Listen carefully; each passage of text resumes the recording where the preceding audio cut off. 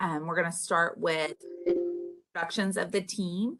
My name is Colette Podgorski. I'm the Director of Development at FSU, and we're excited to be here this morning. So my teammates are going to introduce themselves, and we're going to end with our timekeeper, and then if you guys could introduce yourselves, and then we'll start your time. Gabrielle, you want to go next? Sure, I'm Gabrielle Gabrielli. I am a leadership coach, speaker, and trainer.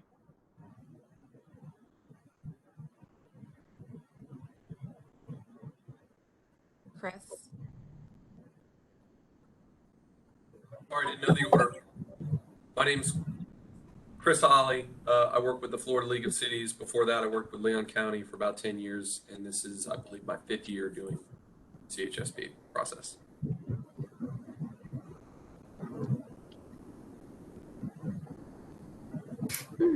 Hi, I'm Elizabeth Loffelman. I'm a public information specialist with Leon County Government.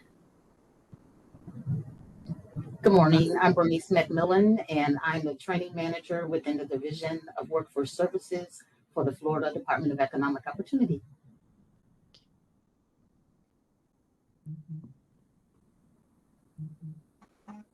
Rosalind? Good morning, I'm Rosalind Lynn. I'm a registered paralegal at Brown & Brown Attorneys at Law, and this is my first year serving.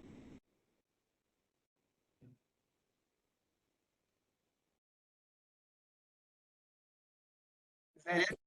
Yeah, I'm Betty Rivers. I'm retired and so happy to be here with you. I am a timekeeper, and for your program, you will get 15 minutes. And then toward the end, 5 minutes, I'll let you know that you only have 5 minutes left. And then we'll let you know at 2 as well. And for budget, it'll be 5 minutes. And then we'll let you know toward the end that you have 2 minutes left. And the rest of the people on our city and county staff, and they will have their cameras off, and Robin will be doing your slides. So we're going to turn it over to you, Stephanie. Okay. Let me have Leslie introduce everybody.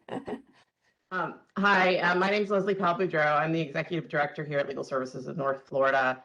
And with us, we have Stephanie Johnson, who's the Managing Attorney here in our Tallahassee office, and Ashley Nevels, who's our Finance Director. And we have the program, the slideshow laid out before you. And I guess just tell me when we're starting time, and we'll get moving. Okay, well, you may start now.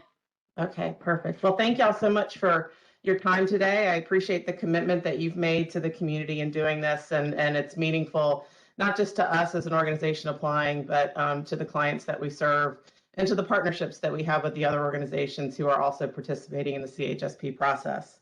To give a little history to the next slide for Legal Services of North Florida, we've actually been in Tallahassee since 1976, and over the years have grown. We now have offices throughout the Panhandle. We cover 16 counties from Jefferson over to Escambia. And this office predominantly serves the Second Circuit, but with a real focus on Leon County as the most populous county that is served. Our primary mission, really the thing in that I want to focus on, is that opportunity for justice. We want to make sure we give those low-income and vulnerable individuals in need an opportunity to access the justice system, to be heard, to have their voices heard, and to do it in a quality way. We did expand in 2021. We added an office in the South City Tech Hub in partnership with the South City Foundation, and have an attorney who's stationed there to focus on the needs of that community. And we have continued to grow. You'll see that we now have 11 attorneys and 10 support staff members working in our Tallahassee office in service to Leon County. We have a board that is 21 individuals that are ranged geographically, racially, ethnically diverse group of individuals. By federal statute, we're required to have 13 attorneys and 7 client board members, leaving us room for 1 CPA to help manage our fiscal needs as well. I did want to add, when we talk about that access to credibility, there was a study done, and we can go ahead and flip to the next slide, that access to services that was just released last week, that found that only about 39% of low-income individuals have any belief in the systems that serve them. And that is compared to 59% of those who are better resourced. That same study found that only 92% of low-income Americans get enough or any real legal help when they have legal problems, with the cost involved in getting legal help being the main barrier that was reported. We've looked at our own numbers. We're doing better than 92%. We're serving closer to about 25 to 30% of those who apply for services, but we're not always giving them the level of service that they're asking for. We may give them advice and counsel when they really want full representation. And so what we're talking about in the application before you is really what we talk about as capacity building. We looked at our own client data, we looked at the level of service we were providing those individuals, and we identified areas where more assistance would make the most impact in our community. Those gaps that were identified really focused on the homelessness. That's been consistent throughout the years, and also support for Social Security and other benefit programs, support for returning citizens who've been incarcerated and are coming back to our community, and then support for those who are at risk of homelessness, with affordable housing being a predominant issue in our communities, seeing more and more people who are having to double up, live with family members, couch surf, those sorts of things. We're seeing that as a different risk and that imminent homelessness that they may be facing. So that really is the core of the proposal that you have before you today. The next slide, we provide a little bit of data that backs that up on a broader level, that there are a lot of people in Leon County who are living in poverty or on the cusp of poverty. Whether you look at the data that's in front of you or whether you look at the ALICE data that comes from the United Way, there are many people who are one flat tire, one new car seat, one medical bill away from not being able to pay for their basic necessities. And so just looking at the data here, many people are not making a living wage. Many people are struggling. And for example, that third bullet point, there's only 98 units per 100 renters. In other words, there's not enough housing for people who live who exist in that income range. And that more than 21,000 families in Leon County have housing costs that exceed half of their income. These last two bullet points I just want to hit on quickly, because we are going to talk about partnerships with CCYS and others, where there are a lot of homeless youth in our communities. 45 are unaccompanied, meaning they're not even connected with their family. 521 are connected with families, and trying to make sure that those families have stability so that those children can truly gain an education is really critical. And then that last piece of data is that as of the end of March, there were 19 children age 16 or older in the foster care system who are likely to age out of foster care. We hold hope that they might get adopted or have something else as their end result, but the likelihood of that is slim. And those are individuals who lack support and are frequently found falling into homelessness. So next slide, what we propose to do is to dedicate and hire a paralegal to focus on case management and support for cases referred through these providers that serve those communities. What we do in that process, and what we've been able to successfully do with the limited funds we've received through CHSP so far, is to increase the intake and the access at points where these individuals are likely to come into the system. We have funds to handle many of these cases, not all, but many, but we don't have the staff to be able to go out and create those access points to make it easier for these at-risk individuals to get services and to access the legal system, to build that trust and create that credibility. So we would continue to organize legal clinics at the Kearney Center and other locations. We would serve at least 100 individuals through direct representation. That number is closer to 200 per year when you talk about community education and sharing legal information with those providers and with others who touch those clinics and those education and outreach events. And we would continue to recruit law students and other volunteers to support this. Frankly, we've been able to maintain the level of services that we have over the past 2 years with assistance from some COVID funding that we've received through various sources, which we know is short-term, and through the support of some law students who've come in to get their pro bono credits. That's not a consistent support. We don't know when those students are always going to be available, and they're only required to do 20 hours before they graduate. So it's a limited tool, and it requires us to do training every time. And with that, I'm going to pass it on to Steph to talk a little bit about the kinds of cases and the outcomes that are achieved. So thanks, Leslie. Yeah, one thing we mean by closing the gap is we can represent someone in an eviction and we can stop the eviction. But if they have a huge Social Security overpayment that won't let them pay the rent going forward, we're not helping them in the long term. Or we can help a homeless person and win a Social Security appeal so that they have, some income coming in. But if they have a debt with the Public Housing Authority, they're not going to be able to get back on public housing. So we can also represent them. We're trying to provide holistic representation that can fill in those gaps so that these people can be independent going forward. So here we have some of the cases we do. For homeless clients, we do housing foreclosure, landlord tenant, eviction, substandard housing, probate, Social Security, food stamps, child support, income tax collection and refunds. For those returning citizens, we represent them in child support, self-employment support. We get their Social Security reactivated since they're no longer incarcerated. We represent people in Social Security and benefits advocacy. That includes denial of benefits, overpayments, representative payee issues, appeals, fair hearings, reduction in services. For those at risk of homelessness, again, we do housing, landlord-tenant disputes, and eviction. We also help them with real property disputes, and we help them clear their title so that we can keep that property in that family. In consumer cases, we help people with bankruptcy, debt collection, credit counseling, income tax disputes, domestic violence and sexual violence. We do injunctions, related family issues. That often includes housing because when there's domestic violence, both parties will be evicted. In disaster, we do FEMA and related post-disaster issues, insurance issues. We do community education on disaster preparedness. COVID-19 relief has been a huge struggle for us. We've had tons of cases. We do unemployment compensation, housing assistance. We've helped the homeless get their tax and their stimulus checks, which has so greatly benefited them. We also help with advanced directives.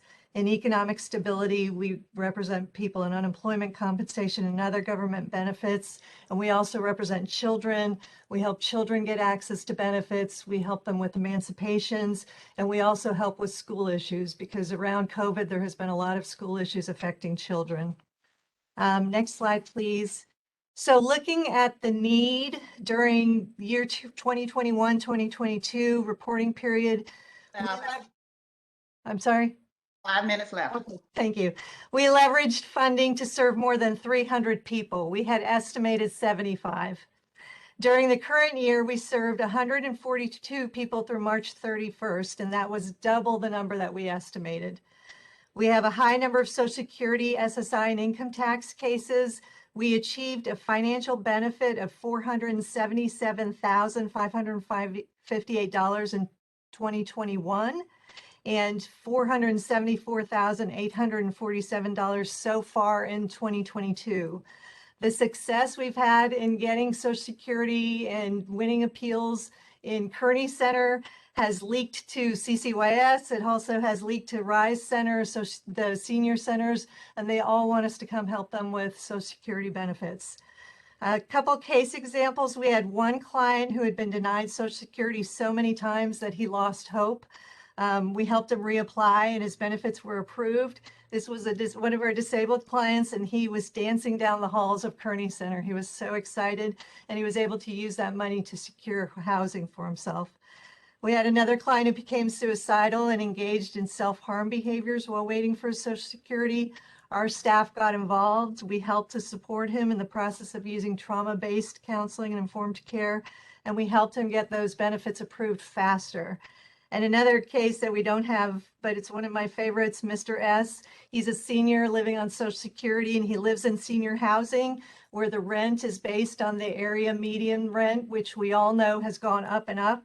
So we represented him in eviction and we won, but he didn't have enough money to pay his rent ongoing. And we were able to increase his food stamps by $100. So he had that cushion. And I'll hand it back to Leslie.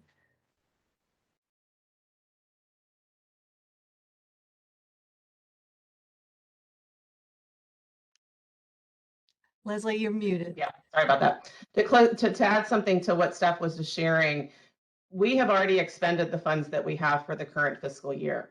And so we are already trying to figure out how to sustain those access points through other resources. We've reduced the number of visits that we're making to some of these sites because we simply don't have the resources to maintain that.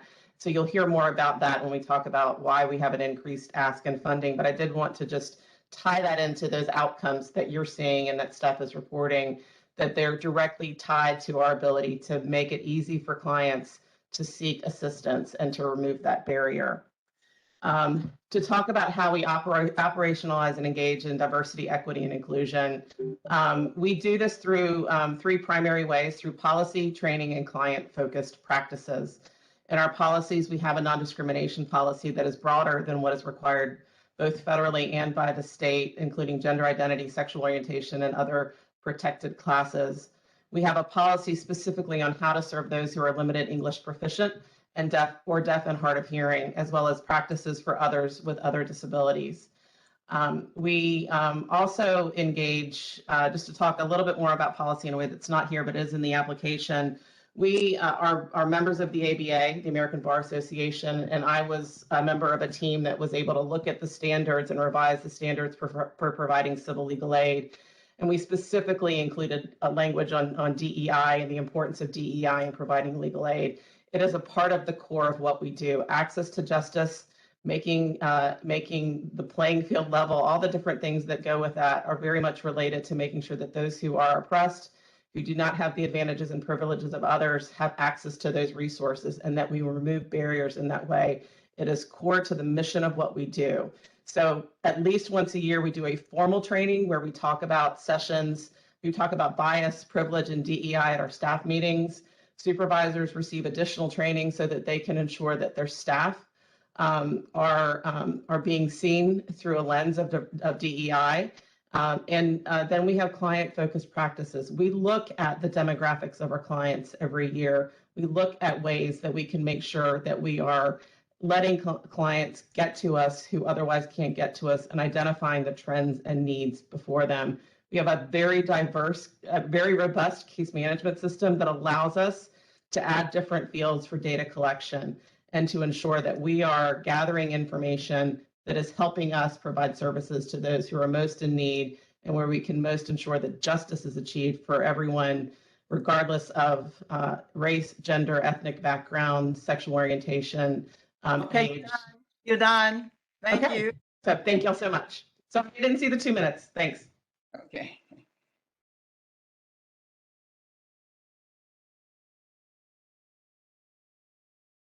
you want to go into the budget section? Sure. That will be Ashley. That'll be good. All right. Our budget request is for $51,475, which is an increase over our current funding, which is $15,000. Our request is to help pay for a half-time paralegal and 10% of an attorney, their wages and benefits. And then the only other expense that we're requesting is the 10% de minimis, which pays for such as finance, HR, payroll, IT services, which goes to benefit the program, but is not a direct cost associated with the program. And this is in accordance with the federal uniform guidance. On the next slide, we'll talk about significant budgetary changes. The Florida Bar Foundation, our funding is uncertain at this time. And once we get it, it will only last for 1 year. Our Department of Justice grant, it ends in September of this year. And our low-income taxpayer clinic through the IRS ends in December of this year as well. So those three funding sources help support the program. And we just have uncertainty in regards to funding for the DOJ and the LITC grant. We have requested funding, but it's uncertain whether we'll be funded, but most likely we will, but there is that uncertainty. On the next slide, the reason that we're asking for this is, as you've heard, there's many gaps in the services, and your increased funding will help us fill some of those gaps. For example, to get disability benefits from the Social Security Administration can take 2 to 4 years if we're not involved. It's just a long, drawn-out process. For these positions, the half-time and the 10% of an attorney, we're utilizing over $12,000 to help support those programs using other funds. That would be the office cost audit. We're audited annually, liability insurance, and so on and so forth. We have 4 grants which require a match, and we're able to use CHSP dollars in order to draw down additional funds from the federal government. Our LITC grant requires a dollar for dollar match. We have 2 elder grants. One requires a 25% match, the other a 10% match. And our Victims of Crime Act requires a 20% match. We estimate that based on our funding that we would have over $7,000 in match funds. On the next slide, we're talking about if we don't get it, all of our funds, then the most important piece is the paralegal for $40,000. Paralegal communicates or is a liaison between the attorney and the clients, and it allows the attorney to serve more. You've heard about the services that we do provide that prevent homelessness and recidivism. And bottom line, reduced funding equals less clients served and or less intensive services. On the next slide, our fiscal management, we do undergo an annual financial audit. There have been no findings. There's CHSP review findings. There's been none. Other funders review us. There's been no findings. We have a strong board. As Leslie mentioned, there's 21 board members. We have a financial oversight committee. We have a CPA on our board. We have a strong fiscal manual. We have cloud-based timekeeping and accounting system. Our fundraising and accounting percentage is 11%, which is well below the average. And on the next slide, just other grants that help and funding sources that support this program. The Low Income Taxpayer Clinic, the Victims of Crime Act, the DOJ. We have Legal Services Corporation, our Elder Grant. Locally, we have Leon County, which also includes the American Rescue Plan Act funding. And then we also have fundraising events. Okay, stop. Okay, we will move into questions now. Okay. Does anybody want to start? Anybody? Stop. Yes. Can you verify that the Department of State registration was renewed? Yes, it was. I believe it was renewed in December of last year, right, Ashley? Okay, I noted on the report card, it says it had expired, so. You're talking about the state registration? Yes, That was in March, and I can certainly send that over. That's with the SunBiz. that'll be good to go ahead and get that. Thank you. Yeah, I can send it over. Thanks.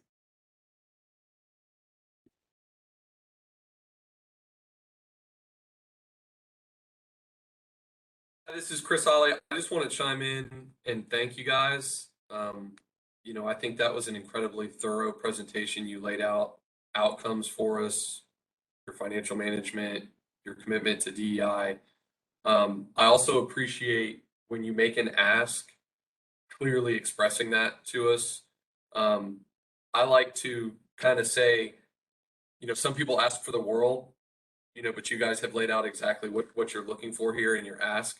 Can I just throw a softball to you and say, if money wasn't an object and you were to need additional funding, what else would you want or do if you had, I don't know, an extra $100,000 or something like that?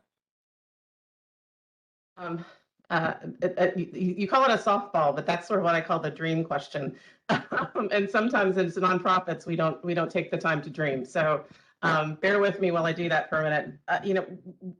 With focusing on a paralegal being there, it means that many of these folks don't get immediate representation, and that can be a challenge in the homeless population.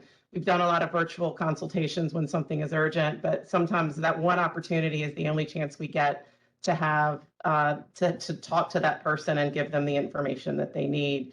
So additional funds, that 100,000 you talk about, would allow us to commit more attorney time to be on site to give that advice in real time and avoid some of those challenges in connecting back with homeless individuals in particular. A lot of the populations we talked about are homeless by definition or at risk of homelessness. And so I think being able to dedicate some more attorney time to that on site would really make a difference. Steph may have some other thoughts on that just from her team's perspective, but that's what I see. Can I ask a quick follow-up to that? And do any other committee members have a question that's specific related to their application? No? I have one about application, but I can wait until you're finished. No, go, because we only have 5 minutes. So I want to make sure you guys get your questions in. Sure. So I just wanted to ask, Elizabeth from Leon County Government. So I just wanted to ask about your, so your diversity statement says that you're reflecting diversity of the client population, race, gender, etc. And then looking at the numbers of your staff as well as the board. So it looks like your staff is approximately 2/3 are identified as white. But the population served is equally white and, African American, other races. So I just wondered what steps you're taking to kind of address that to make it more of a balanced staff diversity, just based on your diversity statement that you provided. Sure, it's a great question, and it's a continuing challenge.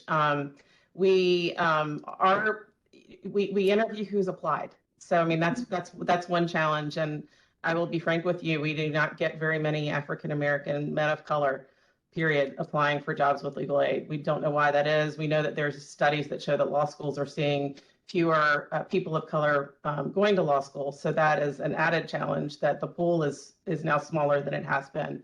But we are connecting with Tallahassee Barristers, Black Lawyer Students Association. FAMU has a law school down in Orlando. So looking at those connections where it is likely that people of color will attend law school.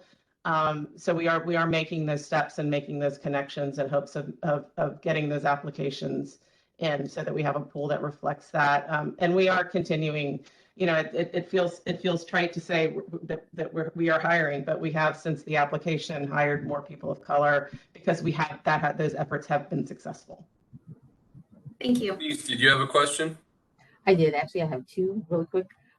So within your board, there was note of like your staff members who received, seems more comprehensive diversity training in other areas as well. What about your board of directors? How much training do they actually receive? Or maybe the better question is, because you did note that they do receive some level of training, but how many of them are trained? Like, are all of them mandated to attend, or what is your policy or process with that?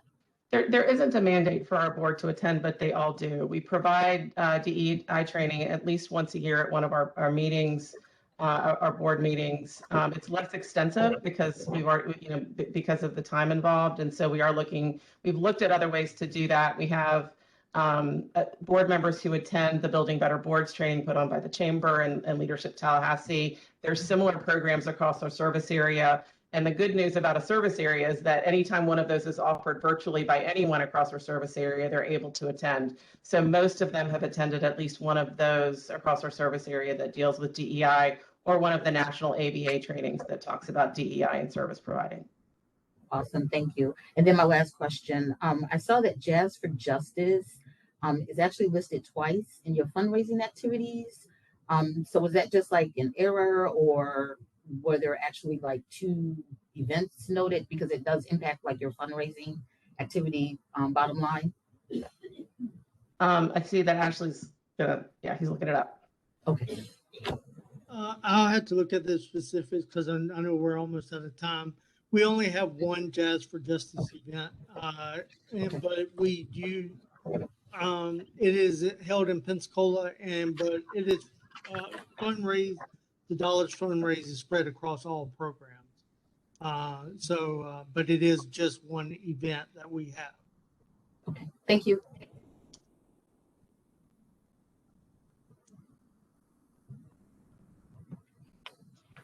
Chris, it looks like you got 1 minute if you want to ask your last question. I was just going to ask, we talk about like how many people you served, and it's, do you monitor how many people you actually have to turn away? When you look at the need, I always wonder like how many people are going unserved. And I know that's kind of a ambiguous question, but how do you monitor people that fall off or that you're unable to serve because you don't have this additional staff? Sure. Within our case management system, we're able to track who is denied services at all. We're able to track who receives advice when they really wanted additional services. I don't have those numbers handy. We actually had to report that to Legal Services Corporation as part of the study that I mentioned. I can certainly send the executive summary for that whole study, but our data was incorporated into that. We haven't fully broken down what we submitted to them for this last report, but we also have a helpline staffed almost exclusively by pro bono attorneys where they make phone calls when we can't serve them. So that's why our number of levels is higher than that national. That's why we're serving closer to 30% instead of the 8% that's the national average of those people who apply. Thank you. Have you been pleased with the participation of real low and moderate income people who attended your clinics? Participation in terms of how many people come and yeah, we have been. It does take time to build those. It takes a little time to build trust, and doing it with partners who already have community trust makes a difference. But we've been able to build those numbers. Our most recent clinics have been fairly significantly attended. We think it's because our Florida is there helping provide rental assistance, but that was very intentional on Stephanie and her team's part to bring in someone who is going to help really resolve the problem. Those partnerships are absolutely critical. If we don't do these things without partners, then we're only solving one problem, not the whole thing. And so when we add those other components, it does make it more successful. Thank you.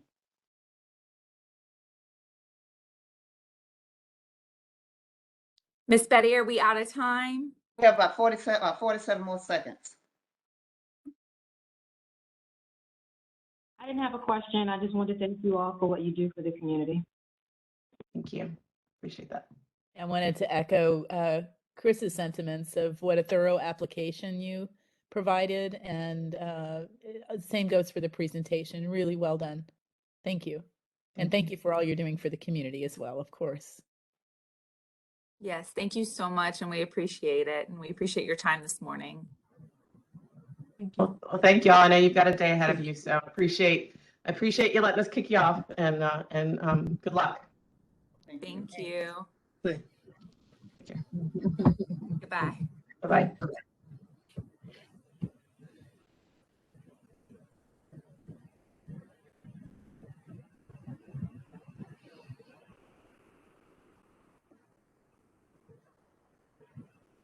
Good work, team. Good questions. Like that softball question, Chris. Sometimes it helps break the ice. They're a little tense. Yeah. You know what I mean? And they're going through their timing. Yeah. And I mean, we'll get to it eventually, but. My name is Colette Podgorski, and I'm the team leader for today. And we're going to start with introductions of our team, and then turn it over for you for introductions, and then for the presentation to start. The city and county will have their screens off, and then Robin will be sharing the slides for you. And if ever you need to say just next, just let her know next slide. But again, my name is Colette Podgorski. I'm the Director of Development at Florida State University, and I'll turn it over to Chris. Good morning, everyone. Thank you for being here. My name is Chris Hawley. I work for the Florida League of Cities. Prior to that, Leon County Government, and this is my 5th year in the CHSP process, and appreciate you guys taking the time to make a presentation for us. Turn it over to Elizabeth.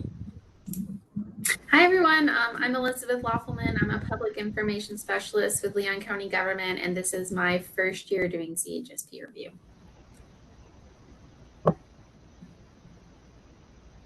Hi, I'm Gabrielle Gabrielli. I'm a leadership coach, speaker, trainer. I've been doing this for 19 years.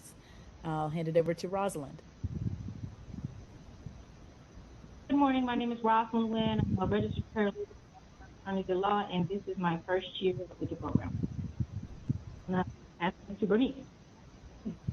Good morning. My name is Bernice McMillan, and I am the training manager in the Division of Workforce Services for the Florida Department of Economic Opportunity, and it is my first year here as well. I believe it's on me now. I'm Betty Rivers, and I'm your timekeeper for your program. You get 15 minutes, and I will let you know at 5 when you have 5 minutes remaining. That we're headed toward the countdown, and then 2 minutes, and then that will end your presentation for program. And for budget, you have 5 minutes, and in the 2 minutes remaining, I'll let you know then that that's all that you have left. And so, if you're ready to start, I will go on and start now. Well, good morning, everyone. My name is Tori Greer. I am the president of 211 Big Bend here in Tallahassee. And I've been with the agency for just over 4 years and just started in this new role January 1st. I took over for someone who had been here for 36 years. So it was great to have a long transition and work with him as I moved into this role. So just a brief introduction to 211. You can go to the next slide. We have a 52-year history of serving this community. We are the 24/7 suicide prevention and crisis intervention hotline in the Big Bend area.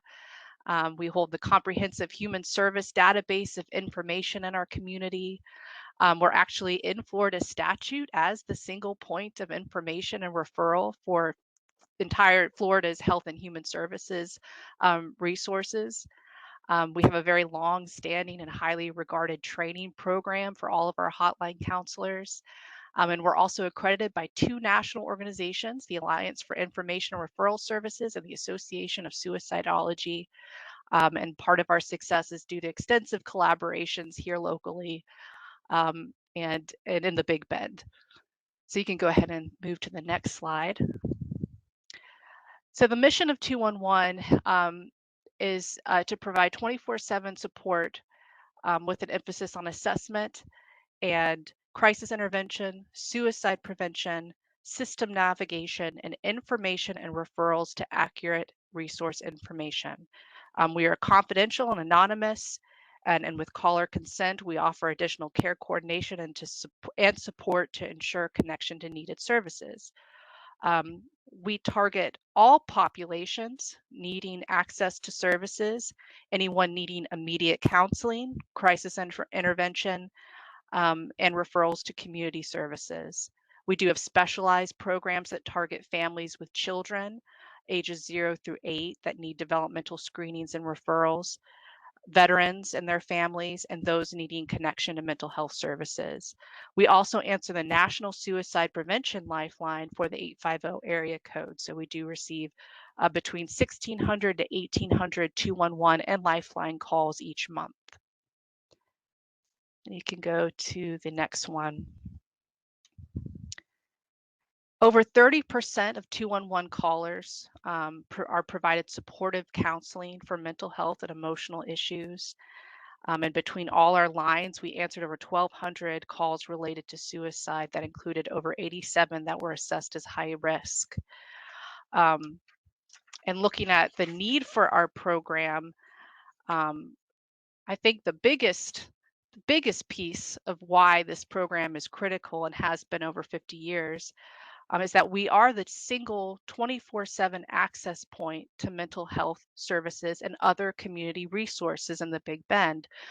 Based on data obtained through our call records, as well as many local data and needs assessments that other agencies have done, we often hear that Leon County children and adults lack sufficient access to resources, specifically mental and behavioral health and community resources. And furthermore, many residents and visitors struggle to navigate the system of available services and programs to meet their needs.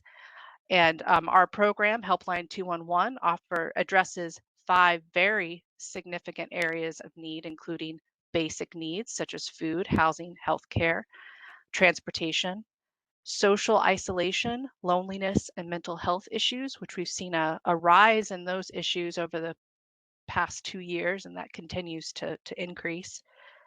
Suicide prevention and intervention, and then early identification of children at risk for developmental delays, and peer-to-peer recovery support for veterans. So often callers reach out with multiple needs, and our hotline counselors are trained to identify what those underlying needs might be, and even if there isn't a resource available to support them, to help them work through what their options are. If you want to go to the next slide.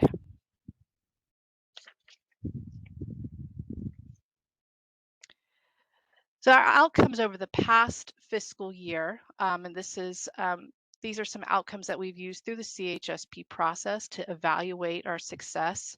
And one of those is and looking at calls that are identified as high risk suicide calls. And what that means is that there's an imminent risk. So if there's an attempt that's in progress, a caller has made a plan, has access to means to carry it through.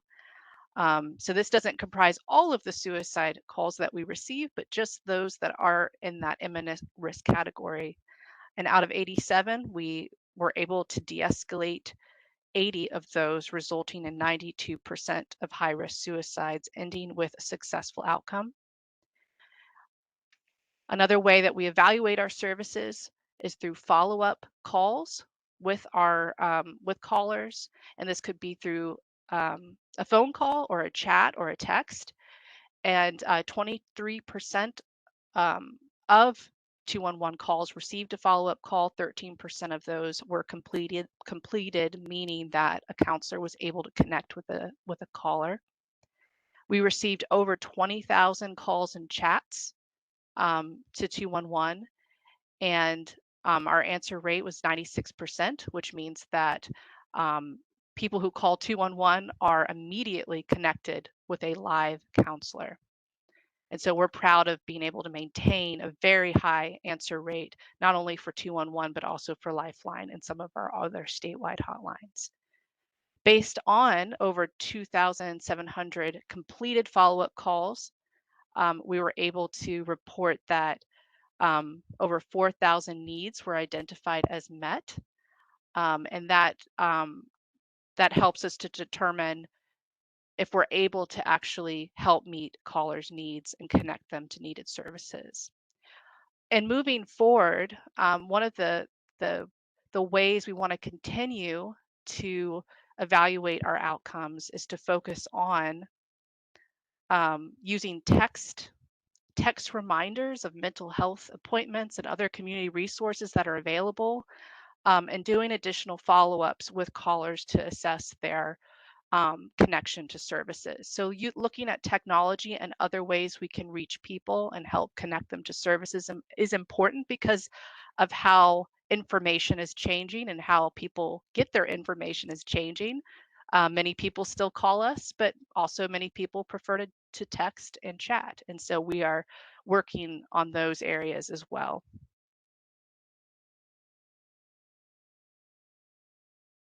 So on this slide, this is a little bit about the social return on investment.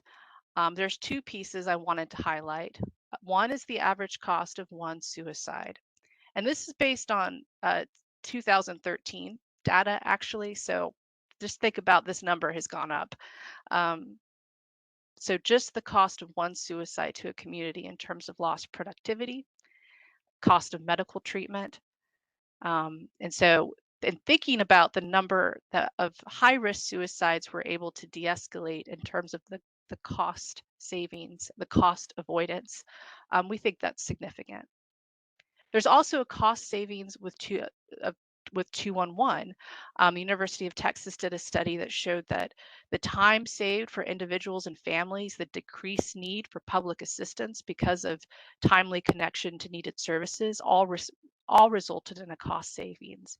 And there's also a lot of studies that show that diversion, 911 diversion, so any non-emergency calls that can be routed from 911 to 211 is also a very significant cost savings. It allows 911 to focus on those immediate emergencies and not the non-emergencies. So we can go to the next slide. So on this slide, we're going to talk a little bit about our diversity, equity, inclusion, and I'm going to turn it over to Summer Boggs, who is our Director of Administration and Special Programs. And she also holds a certificate in DEI from the University of South Florida. So I'm really pleased that she has joined our team in October because she brings a lot of great experience. Summer? Thank you. So I wanted to talk briefly about some of the things we're doing in relation to diversity, equity, and inclusion at our organization. So as it stands, all of our staff and volunteers each year are required to complete cultural competency training annually, and they're encouraged to pursue continuing education in a broad range of DEI topics. This year, staff have attended the Amplifying Black Excellence Summit. Minutes remaining. Thank you. Next week, we have the Celebrating Global Asian Identity Summit. And in June, there is a Pride at Work Summit as well. These are just some examples of the continuing education opportunities that our staff is taking advantage of. I also wanted to mention that we implemented an internal DEI task force. We're going to be conducting the UPHS agency assessment that they put out in the last year. We know that in this assessment, we know that we have several of the areas covered, already. So for instance, we have a whistleblower policy, we have a conflict of interest policy, we have a unisex bathroom. We have included sexual orientation and gender identity and expression in our policies. These are just some of the examples of things that we know that we've already accomplished that are on this list, but we'll be going through the list to identify deficits to see where we can strengthen our organization moving forward. Additionally, our President Tori is working with the Board of Directors on a matrix to strategically chart and expand membership based on a range of various factors. And I also wanted to mention that we are working on attempting to diversify our volunteer base. For instance, we're working with elder care to try to get a pipeline of maybe some volunteers age 50 and over that might come to us to be volunteers for us. We're looking at strengthening our relationships with the universities and TCC to try to maintain maybe a veteran pipeline of volunteers coming into us. So we're excited about that. I'll turn the last slide over back to Tori. Thanks, Summer. So one thing I did not highlight in great depth was our partnerships and collaborations, which is a very big piece of what we do. We are tasked with updating hundreds, thousands actually, of individual programs in the Big Bend. And so we work very closely with partner agencies to make sure we have all of their eligibility and intake information correct in our database. And we're also part of the Mental Health Council of the Big Bend, the COAD, which is Community Organizations Active in Disasters. And we're part of a lot of we're part of UPHS, and we're part of the Career Source Partner Council. These are just a few examples of ways that we work to try to work with our partners and help identify gaps in services and help connect people to the right resources. So those are just a few of those collaborations. So lastly, in the time that we have left, I'll just reiterate that 211 helpline 2 minutes. Okay, so 211 is a local program, serves 8 counties in the Big Bend with a focus on Leon County, and it's a critical part of this community. And the CHSP funding and partnership has been critical as well to ensuring we're able to provide these services locally. One thing I did not mention is that, as we've seen our call volume increase, the length of calls has increased. And what that means is that people are experiencing more mental health and um, emotional distress, and that requires longer calls with a counselor and sometimes involves a supervisor. So it's not simply giving someone a number or referral. It's not that simple. We're often having to use active listening skills to try to figure out what's going on in someone's life, identify what those underlying needs are, and help them through whatever situation they're in. And we're seeing those calls, the length of those calls increase steadily. And I think a lot of that has to do probably with the lasting impacts of the pandemic, and the impact it's had on families and children. And so I think in that way we are a critical part of the human service sector and the infrastructure here. I'll go ahead and end there because I think I'm probably running out of time. 20 seconds. 20 seconds. Okay. Yep. Okay. We'll go ahead and end there. Okay. I'll get you ready for the budget. Okay.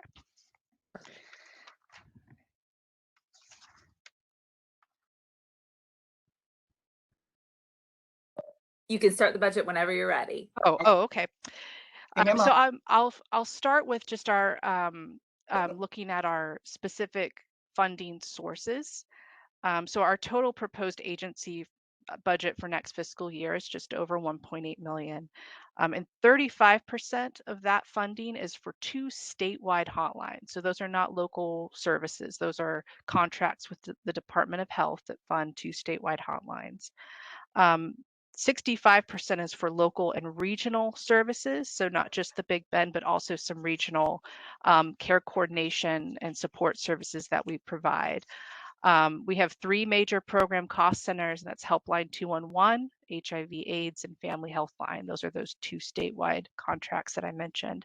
And most of the programs have some similar staffing, so costs are shared across staff positions. And we are in the process of reviewing our cost allocations across all of those programs. 73% of our total funding is from state government, which means there's a lot of restrictions in how we're able to use that funding. And that includes 2 statewide hotline contracts and 3 local contracts through My Florida Vet, Help Me Grow, and the Northwest Florida Health Network.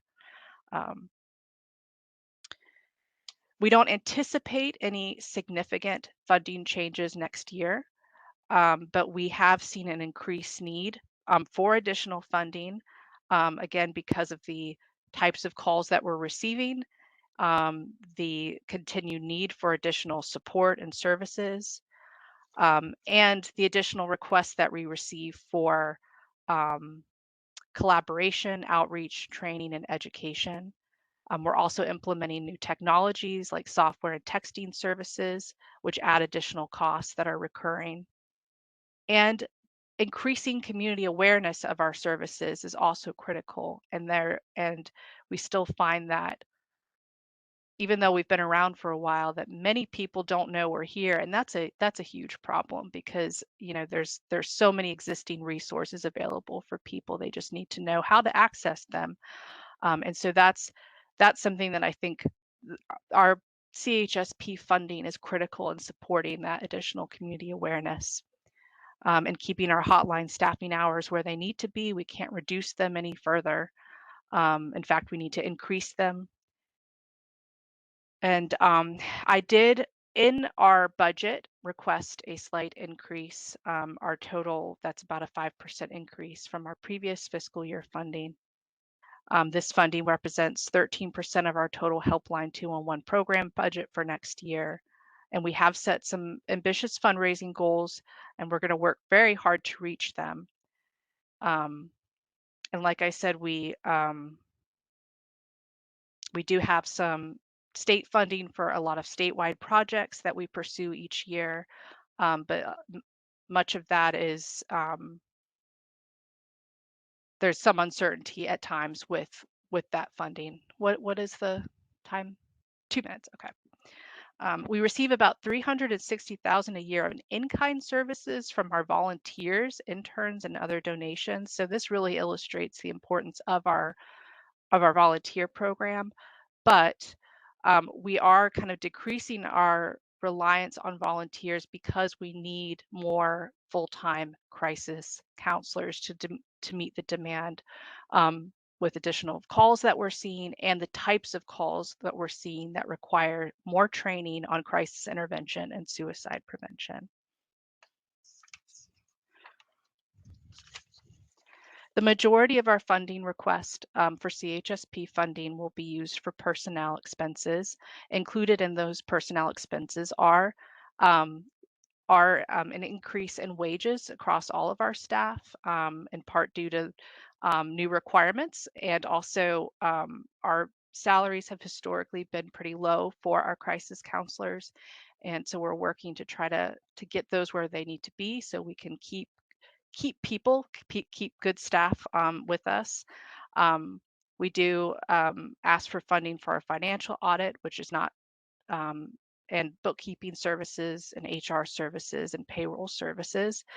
In addition, part of our funding, CHSP funding, supports IT, telephone, and texting services, which are absolutely critical to our operation here as a call center. And then in addition to those expenses, we receive some funding for training and certification fees and accreditation fees for our services. Like I mentioned, we are expanding our texting services, so there will be some additional costs there. You're done. Okay. Thank you. We will move directly into our questions. Give me a minute. Okay. You tell me when, Miss Betty. I will. Okay.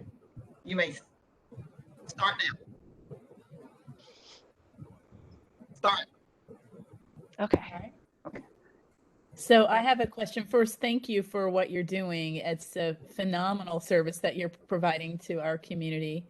And the sheer volume of individuals who you help is just amazing. I did have a question on the report card about the target outcomes from last year that were not achieved. Can you speak to that? I see the justification there with the number of minutes, but I wanted to know, is it just specifically regarding the number of calls or some other thing that was not achieved? I'm not actually aware of any that were not achieved. I think you may be mentioning or referring to the discrepancy in our ACD system. Is that what you're referring to? The note about calls documented versus incoming calls into our call center software? Is that what you're referring to? That wasn't what I was referring to, but you feel free to speak to that as well. What I was referring to was the team report card where it notes that did the program achieve target outcomes with previous funding, and the answer is no. And so the explanation really talks about it doesn't really give me an answer. It says it's rather lengthy, a paragraph or two. And so I just wanted to know which target outcomes were not achieved. I'm looking at our target outcomes and they were all achieved. So that is news to me. That the only I need a little more information because I'm looking at our outcomes. Did the agencies get the report cards? Yes, they were uploaded to their profile. Yeah, so it's in the report card. Speaking to the overall number of calls year over year, and there's a statement here that says, while overall calls for the year did not increase significantly, the length of calls increased, averaging 13 minutes per call. That was my question, was the target outcomes that were not achieved specifically, was it just the number of calls or was there something else? That was my question. So I'll speak to the number of calls, and we can't control that piece in terms of the number of calls we receive. We can control when we receive calls, what we do from that point. But if we, and I apologize that I don't have the information in front of me about with the report card. But that if that's what we're speaking to, we certainly set a goal for what we anticipate in terms of call volume, but in large part it depends on community awareness of our services. And we do see kind of like during the months of the pandemic, our volume went up 50-60% a few months, and then it went back down. And so that piece varies, and sometimes we don't have a lot of control over the total volume. I can also follow up in writing if that is permissible to better answer your question. I would like to do that. Yeah, thank you very much. But yeah, and I have the report card up here. Can you give us an update on the fundraising dollars that we didn't know about, such as the 988 planning grant and the challenge grant and the Department of Agriculture? But I'm not. So the status of those grants? Yes. Okay. So I think in Summer could speak to the AARP grant, but we've not heard back about that one. That would go specifically to Lyft rides to help people get to needed services. 988 is a big project. So the National Suicide Prevention Lifeline will be replaced with a 3-digit number in July. So that's going to increase the volume of calls. And we anticipate some funding coming in for that piece specifically. There is a lot of uncertainty as to when we will see that additional funding, but we are already seeing an increase in those types of calls, and that will steadily increase in July. As far as the Department of Agricultural, we're part of FLAIRS, which is a Florida Alliance for Information and Referral Services that comprises all the statewide 211s. We work really closely together, and sometimes we're able to get little grants for statewide services. And so that piece is for a farm worker mental health grant. So it's just some additional awareness that will be out there. And we were able to get that. That's about $8,500 a year. And I do have the program report card up if I could go back to your question, Gabriella. So I assume that the target is related to the total number of calls. And so my answer, I don't know that I have anything else to add there, that we can't always control the total number of calls that come in. So if that's where we fell short, that's really the reason why. But we did see an increase in the length of calls.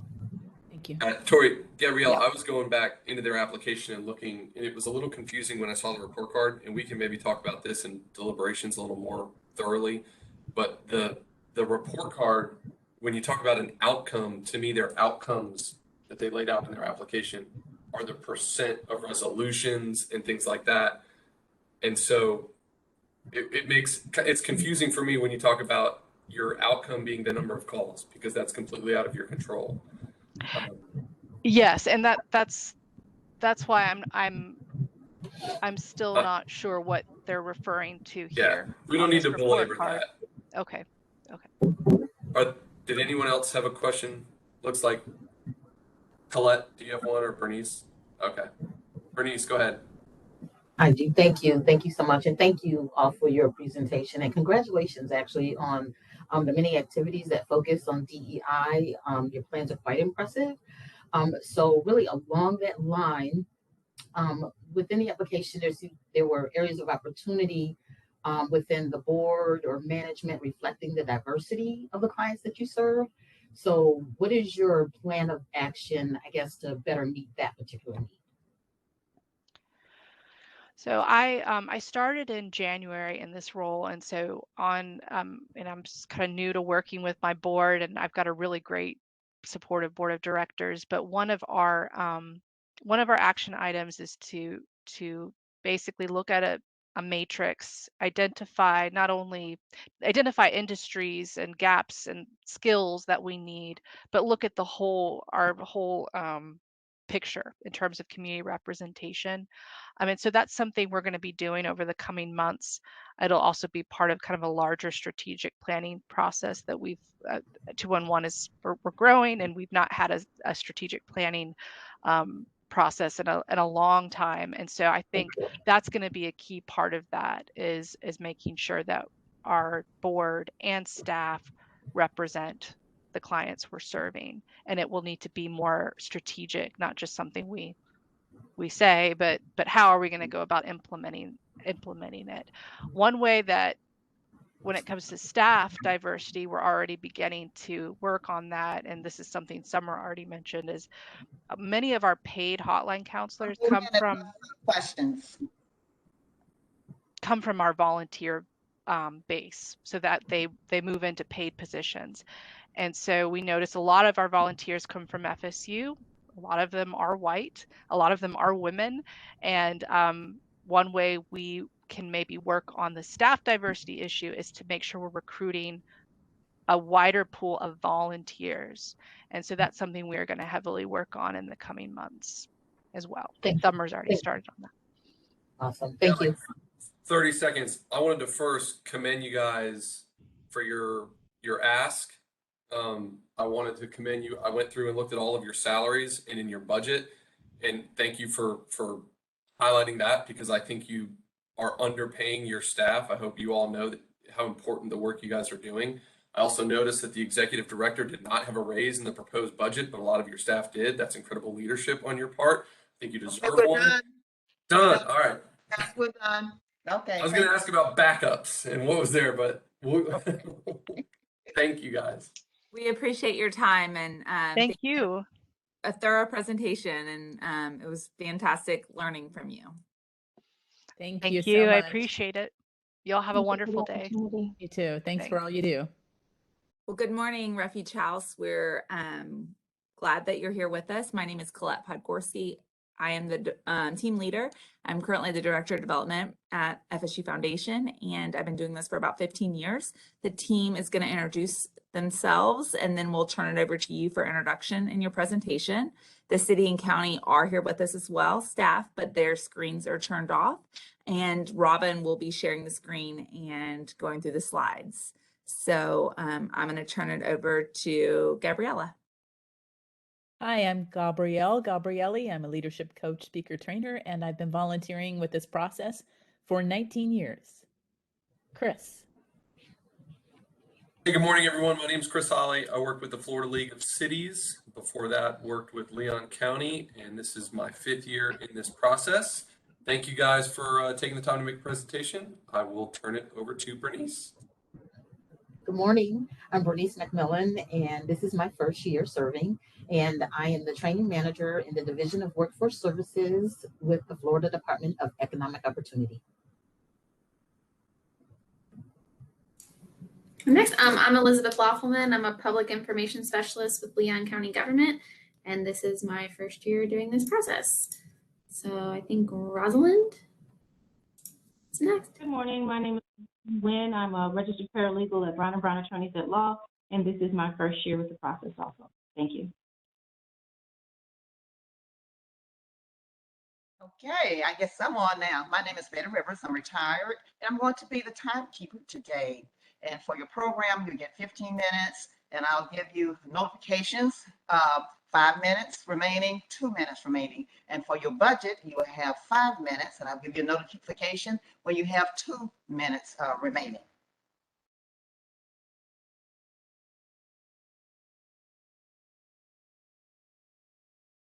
Refuge House, it's your turn.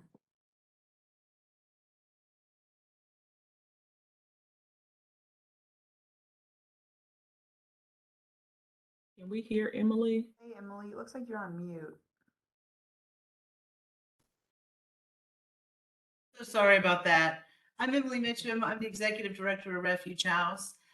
With me today, I have our Assistant Director, Shan Pompey, and our CFO, Scott Oddie. Before we go through the slides, we're just going to do a brief overview of the sexual violence and the INVEST program, and then we'll go through the slides and look at some of the key items that were listed as an interest point. So the sexual violence program at Refuge House, we are the state certified sexual violence services provider for Leon and 7 surrounding counties. As such, we are, by state statute, we're required to provide rape crisis advocates to anybody who's experienced a sexual assault and is seeking forensic care at a medical facility in any of our communities. What Refuge House offers, which is unique, we are one of only 5 rape crisis programs in the state of Florida that have what's called a standalone sexual assault forensics clinic. What that does is it offers victims an opportunity to avoid going to the emergency room for a forensic exam or rape kit, as you might have heard, and instead go to a private facility to be able to get that forensics care by one of our specially trained registered nurses and without having to kind of endure the hustle and bustle and sometimes chaos of an environment such as the emergency room. The nurses that we provide are what's called an enhanced service. So they are special and not every rape crisis program in the state has them. We are fortunate, thanks in large part to CHSB funding, that we are able to provide those nurses to care for victims of sexual assault in our community. We have 24-hour coverage with our SANE advocates and almost 24 hours with our SANE nurses. There are some gaps in our SANE nurse coverage, and in those instances, victims do go to the emergency rooms for their forensics kit. So the way that a victim would access any system of care in our agency, including the sexual assault program, is by calling our crisis hotline. The 24/7 crisis hotline is the access point to any services that we provide. So if a rape victim calls our hotline needing services, the advocate is going to first determine if the victim's immediate safety is intact. If there is any need for law enforcement to be dispatched to go on the scene and help this victim, if the victim needs an ambulance, if the victim needs anything that's on the scene that will alleviate or manage an immediate crisis or medical emergency, we're able to help dispatch that. Once it's been determined, if it's been determined that that's not necessary, the advocate will dispatch the same nurse and the advocate to go to our forensics clinic, and we'll meet the victim there. And from that time, they will go through and do the forensics kit, collect the evidence off of the victim, work with law enforcement to provide statements. At our forensic clinic, we are able to provide them a change of clothes, a shower, food, snack once the exam is over. After an exam, after the rape kit is completed, we're able to offer follow-up care to victims in the form of either therapy or counseling. If there is a safety concern, they're able to go to our emergency shelter where we can provide them up to 6 weeks stay so that they can stay safe and just have a few weeks to heal and think about what next steps they need in their journey away from the trauma. So that is a very quick overview of our sexual violence program. And I'm going to turn it over now to Shan to talk a little bit about INVEST. Okay, thank you. So our INVEST program, and what INVEST actually stands for is Intimate Violence Enhanced Service Team. The INVEST project is a partnership between Refuge House and Leon County Sheriff's Office. And the whole goal of this project is to prevent domestic violence homicides. Through this project, we offer enhanced services to victims and effective intervention on high-risk perpetrators. So you may ask, how does INVEST actually work? There are 3 steps to the INVEST protocol. The first step is to identify high-risk perpetrators so that services with victims can be actually be focused on immediately. This identification step happens in 2 stages. The first stage begins every time LCSO deputy responds on the scene to a domestic violence incident. The deputy on the scene will first separate the victim from the perpetrator so that the victim can actually share what happened, what was done to her freely. The deputy will then ask the victim 3 simple screening questions. And it is important to note that these 3 simple screening questions are evidence-based. If the victim answers yes to any of these questions on the scene, the deputy will immediately connect the person to our 24-hour crisis hotline, and they'll assist the survivor with any supportive needs or whatever she may want to do next in the process. The on-site screening is followed up by our dedicated INVEST advocate, usually within 24 to 48 hours.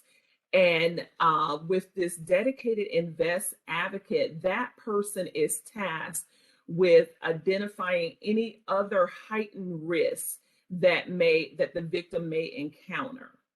So after they review that report that comes from LCSO, then the second step is actually activated. That second step of the INVEST protocol is really very different than our traditional services where victims actually call us when they want services. So this protocol allows for the INVEST advocate to reach out directly to the survivor by phone, sometimes making multiple calls if necessary to make that connection. Usually victims are sometimes burdened or even, perplexed about what should they do next. Should I actually tell somebody this is something that is very tragic that has happened to them? And so us actually having the capability to actually make the call is very impactful for them. Recognizing the urgency to connect the victim with supportive services. Now with this project and with our most skilled advocates is very important and very key in the immediate aftermath. The INVEST advocates can have a strong understanding of battering behaviors and various dynamics of domestic violence. This advocate is trained to utilize specialized critical thinking skills to understand how domestic violence can lead to the victim's homicide. In addition, the advocate is skilled in their ability to engage and challenge systems that impact the victims of domestic violence and in achieving their personal safety. This intensive outreach approach reaches out to moderately 28 victims to the volume of 41 victims per month. This means that supportive outreach is conducted by a trained, dedicated INVEST advocate almost 7 days a week. The primary advocate is alerted and has the ability to review referrals electronically during and after business hours. In the initial contact of services, she will work with the victim to determine the level of services that will work best for the victim. Some of those voluntary enhanced services include crisis intervention, multi-layered safety planning, supportive counseling, advocacy within the criminal justice system, information and referral, and intensive case management services. Over the last fiscal year, the collaboration with Leon County Sheriff Office Partnership and the INVEST protocols have taught and continue in learning more about the pattern of behaviors and outcome needs prior to any domestic violence murder. Screening victims for risk factors at the crime scene and linking those most at risk with immediate crisis intervention services can and does help prevent the most dangerous cases of domestic violence. The youthfulness of the INVEST project, even the availability of shelters, injunction services, domestic violence hotline, and other interventions continue to offer a first point of connection to resources that can reduce homicide. Data collection shows that more than a third of the referrals were not aware or would not have reached out for services. And in 2016, 2017, there were 266 referrals reviewed. 116 victims have had direct contact with Refuge Health Services. And what we've learned is that 48% of the calls deputies responded to were between the ages of 30 and 55. We invest to prevent. There is a lot that can be gained from being involved in INVEST services. And I'll turn it back over to Emily. Thank you. For the sexual violence program, the need for services, national statistics indicate that 1 in 3 women and 1 in 4, one in 3 women will experience domestic violence, 1 in 4 sexual violence. We can start the slides now too, I'm sorry. Every year, over 2,000 incidences of domestic and sexual violence are reported in Leon County. In 2021, there was 104 victims that we provided forensic exams to, and 162 sexual assault survivors called our crisis hotline. The next slide. People seeking assistance call our hotline 24 hours a day, 7 days a week. It's available. The statistics are listed here for last year. There was 39% African American, 56 Caucasian, 4 Latina, and 1% other, 134 women and 34 men. The next slide. Our sexual assault program is designed with best practices that have been determined by DCF, the former Florida Coalition Against Domestic Violence, Florida Council Against Sexual Violence, and we partner with FSU FAMU TCC to talk about our SART. I'd like to scoot ahead in the slides now and talk about our outcome measures. We exceeded both in INVEST and in our rape crisis program, our outcome measures for the past year, with the exception of a reduction that we experienced due to COVID-19 on our crisis hotline calls. Our hotline took the largest hit in terms of reduction in victims seeking assistance during COVID. Our next slide is our diversity, equity, and inclusion. Refuge House has a long history and commitment of racial justice. Refuge House in 2021 hired the first ever African American assistant director of any domestic violence program in the state of Florida. And she is also only the 3rd executive leader among all sexual violence programs. Our staff are trained in DEI-related topics quarterly and meet the needs of our diverse population. Our internal hiring, training, and promotion policies support the needs of our diverse staff. Programmatic findings on the next page. On the next slide, we have had no domestic violence homicides among participants in the INVEST program. Marcy's Law does prohibit us from collecting the quality of data that we used to be able to collect regarding domestic homicides because of the protection of victim confidentiality. Let's see, what can I go back to?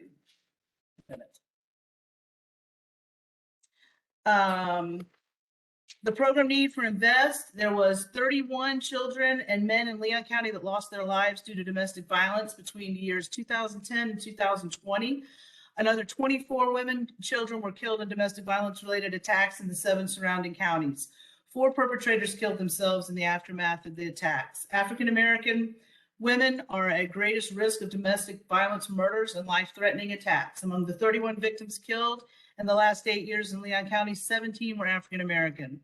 1 of the 12 victims killed in the last 4 years in our 7 surrounding counties. The alarming rate of domestic violence homicides affecting African American women in our community is reflected in national trends across the country. Intimate partner femicides and near fatal intimate partner attempted homicides are the major cause of premature death and disabling injuries for African American women, according to the Violence Policy Center. The INVEST program had 186 women and children receiving services in 2020-21. 72 were African American, 1 Asian, 1 biracial, and 112 Caucasian. Services are available Monday through Friday, 8 a.m. through 5 p.m., with an INVEST on-call advocate also available after hours. The INVEST program is staffed by 1 full-time advocate, which is funded by CHSP, and the program was designed in conformity with performance and certification standards established by the Florida Department of Children and Families, Florida Coalition Against Domestic Violence. Stop, you're done. Thank you. Okay, thank you. All right, well, this will head us into the budget section, and when Miss Betty gives you the go-ahead, we'll go ahead and start that. Okay, you may start. Thank you and good morning. The overall agency budget for Refuge House is approximately $3.4 million in revenue and $3.3 million in expense. Any changes from the prior year, the revenue budget is down about 10%. That is primarily due to COVID funding that came in during last year that was, by nature, non-recurring. That added up to be about $350,000. Revenue sources that come in, there's federal, state, and local revenue. Federal revenue includes funds from FCASV, VOCA, and there are some housing funds that come in through OVW and HUD. State revenues, primarily DCF and FCASB, and there are some local revenue sources, including CHSP, of course, and United Way, and then there's fundraising activity that goes on throughout the year. Expense budget has remained relatively consistent. Very little change, less than 1% change between last year and the current year. With regard to the, excuse me? With regard to the INVEST budget, what we're requesting is an increase of 3.7%, and that is entirely due to the salary and benefits of the INVEST coordinator. What we're requesting is 80% of that individual salary, and that is the only thing that is charged to that program. Now, with regard to the 24-hour crisis program, that one,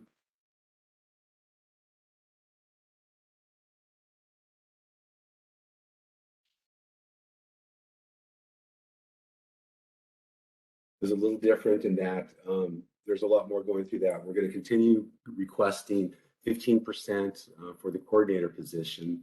You'll see some expenses that are being reduced. You'll see the materials and equipment has gone down a little bit. With regard to the occupancy and utilities, there's an increase reflected in that, and that is primarily due to a rent increase that's associated with the program. Really the highlight of what we're requesting for the crisis program has to do with the same nurses that were mentioned earlier. The cost of that service has increased pretty substantially. So there's about 30% built in there just to cover the cost for their services. The medical director is a requirement that has not changed at all. The 15% for the salary and benefits for the coordinator is very much comparable to what it was through the last go around.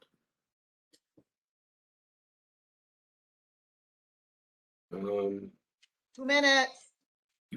Okay, well, I think I covered most of what I needed to, I think, in there. What we tried to do is keep the programs consistent funding wise, reflect certain changes that we really had to address with regard to the salaries and the cost of the specialized services that are provided by the same nurses with their specialized training.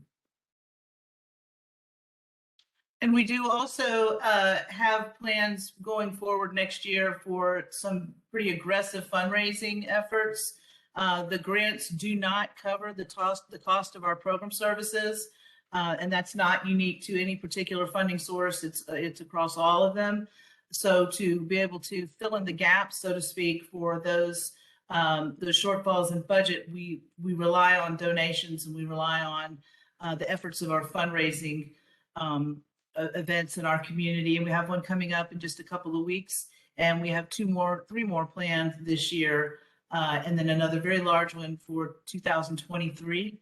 So I believe that probably concludes at this point our budget, the budget portion of our presentation. And I'd just like to thank you all so much. We sped through that. Our programs take a long time to describe. That was the quickest I've ever done it. So thank you all. Thank you. Okay, so now we will go into our questions. All right, we're done? Okay.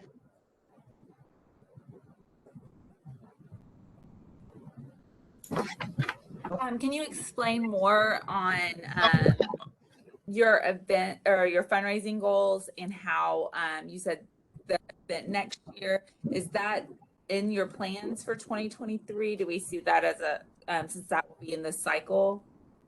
We have not really been an aggressive fundraiser in our community, unfortunately. So our goals going forward is to change that.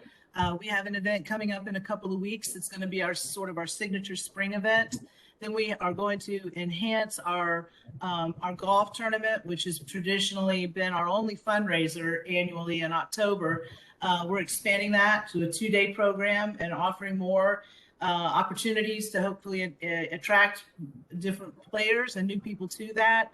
And then going forward, we're going to be honoring our February birthday. Our Refuge House birthday is in February, and have another big event on February annually going forward, so that we're able to attract major donors and attract people who we may not have made contact with in the past.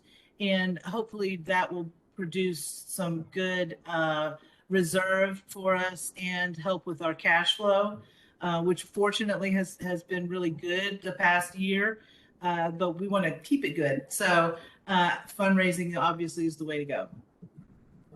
I wanted to follow up question on the fundraising. Yeah, I'm glad you asked that question. When I looked at the previous fiscal year's budget, the revenue there for fundraising was 740,000-ish, but it wasn't reflective in either of these programs that you're presenting on. Obviously, that revenue was used for other services, but the same in the proposed fiscal year, you had $450,000 proposed revenue, but again, no fundraising revenue in either one of these programs. Is that something that you guys look to focus fundraising towards these programs in the future? Absolutely, yes.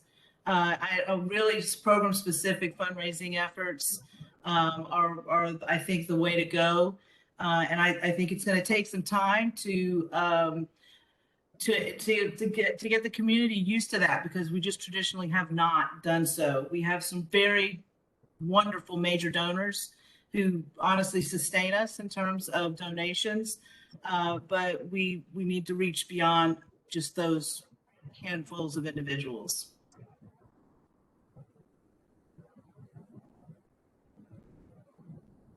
Any other questions? I have another budget related question. I commend you guys for the state and federal grants that you guys are able to get and that funding. I mean, that's obviously very important. How do you feel with those funding sources? How confident do you feel with those moving forward?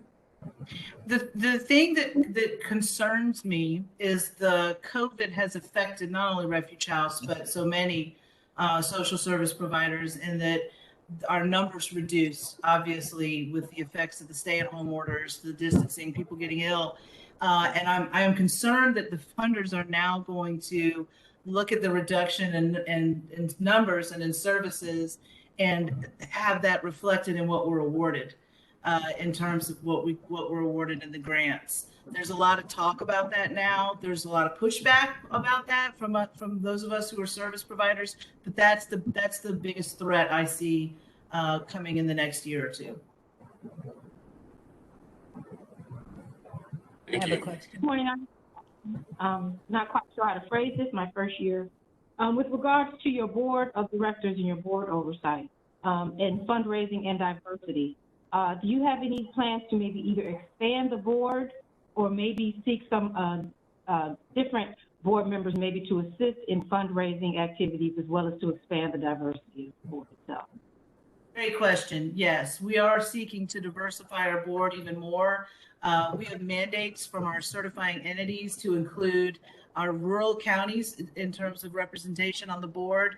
And so we work hard to honor that, but it is a challenge. We are planning to start a capital campaign cabinet, or a fundraising cabinet, if you will, that's somewhat separate for the board, but that reports to the board going forward next fiscal year, to be able to improve our reach in the community with fundraising, and to be able to sort of expand our sphere of influence and reach new audiences, which hopefully will in turn bring about potential board members that will reflect the diversity of the population we serve. Go ahead, Gabrielle. Thank you.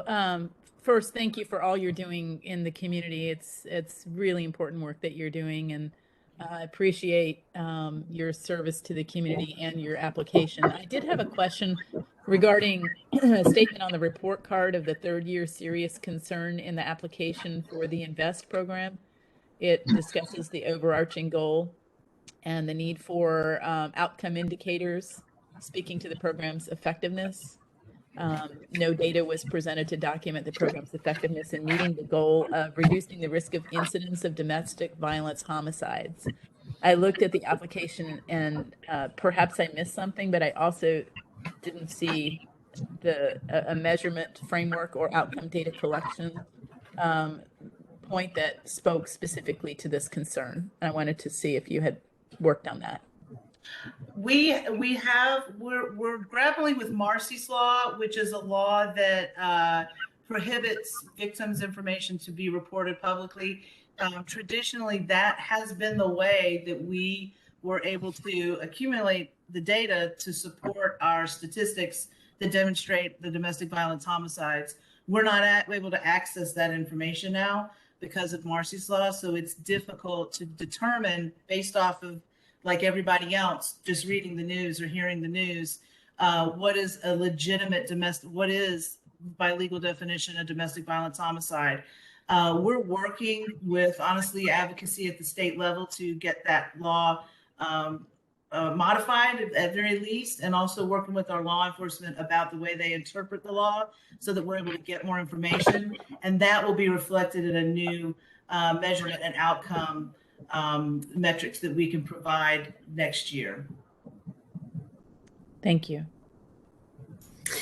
I have a question about the people served by the hotline. So at one point in the application, you said 4,000 people are served by the hotline, but then in your statistics you presented, I think you said only 136. Is that discrepancy because you're not taking the demographic statistics? I know you also said that like it's difficult to get those as you're getting the calls, but I just wanted to clarify that. So are 4,000 people served approximately per year through the hotline? Yes, overall, of all of our services that come through the hotline, it's 4,000, over a little 4,000. For sexual violence calls, I believe that is 162 sexual assault survivors were assisted on the hotline in 2021. Is what I speed talking went through earlier, and then also 104 victims received a forensic exam.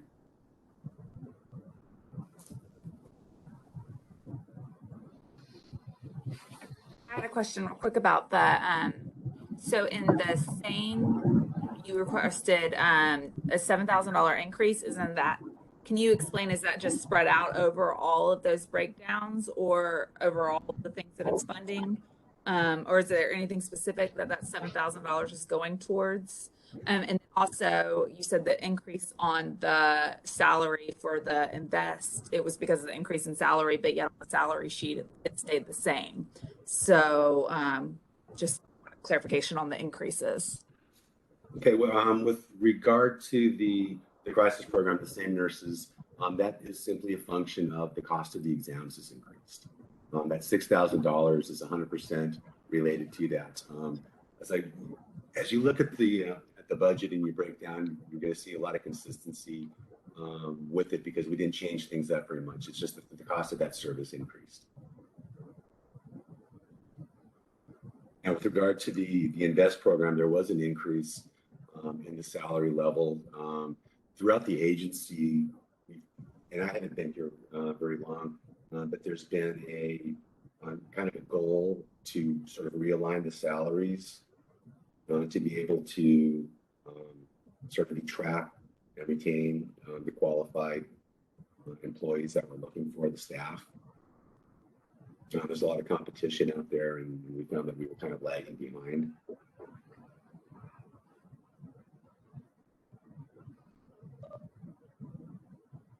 Did that answer your question?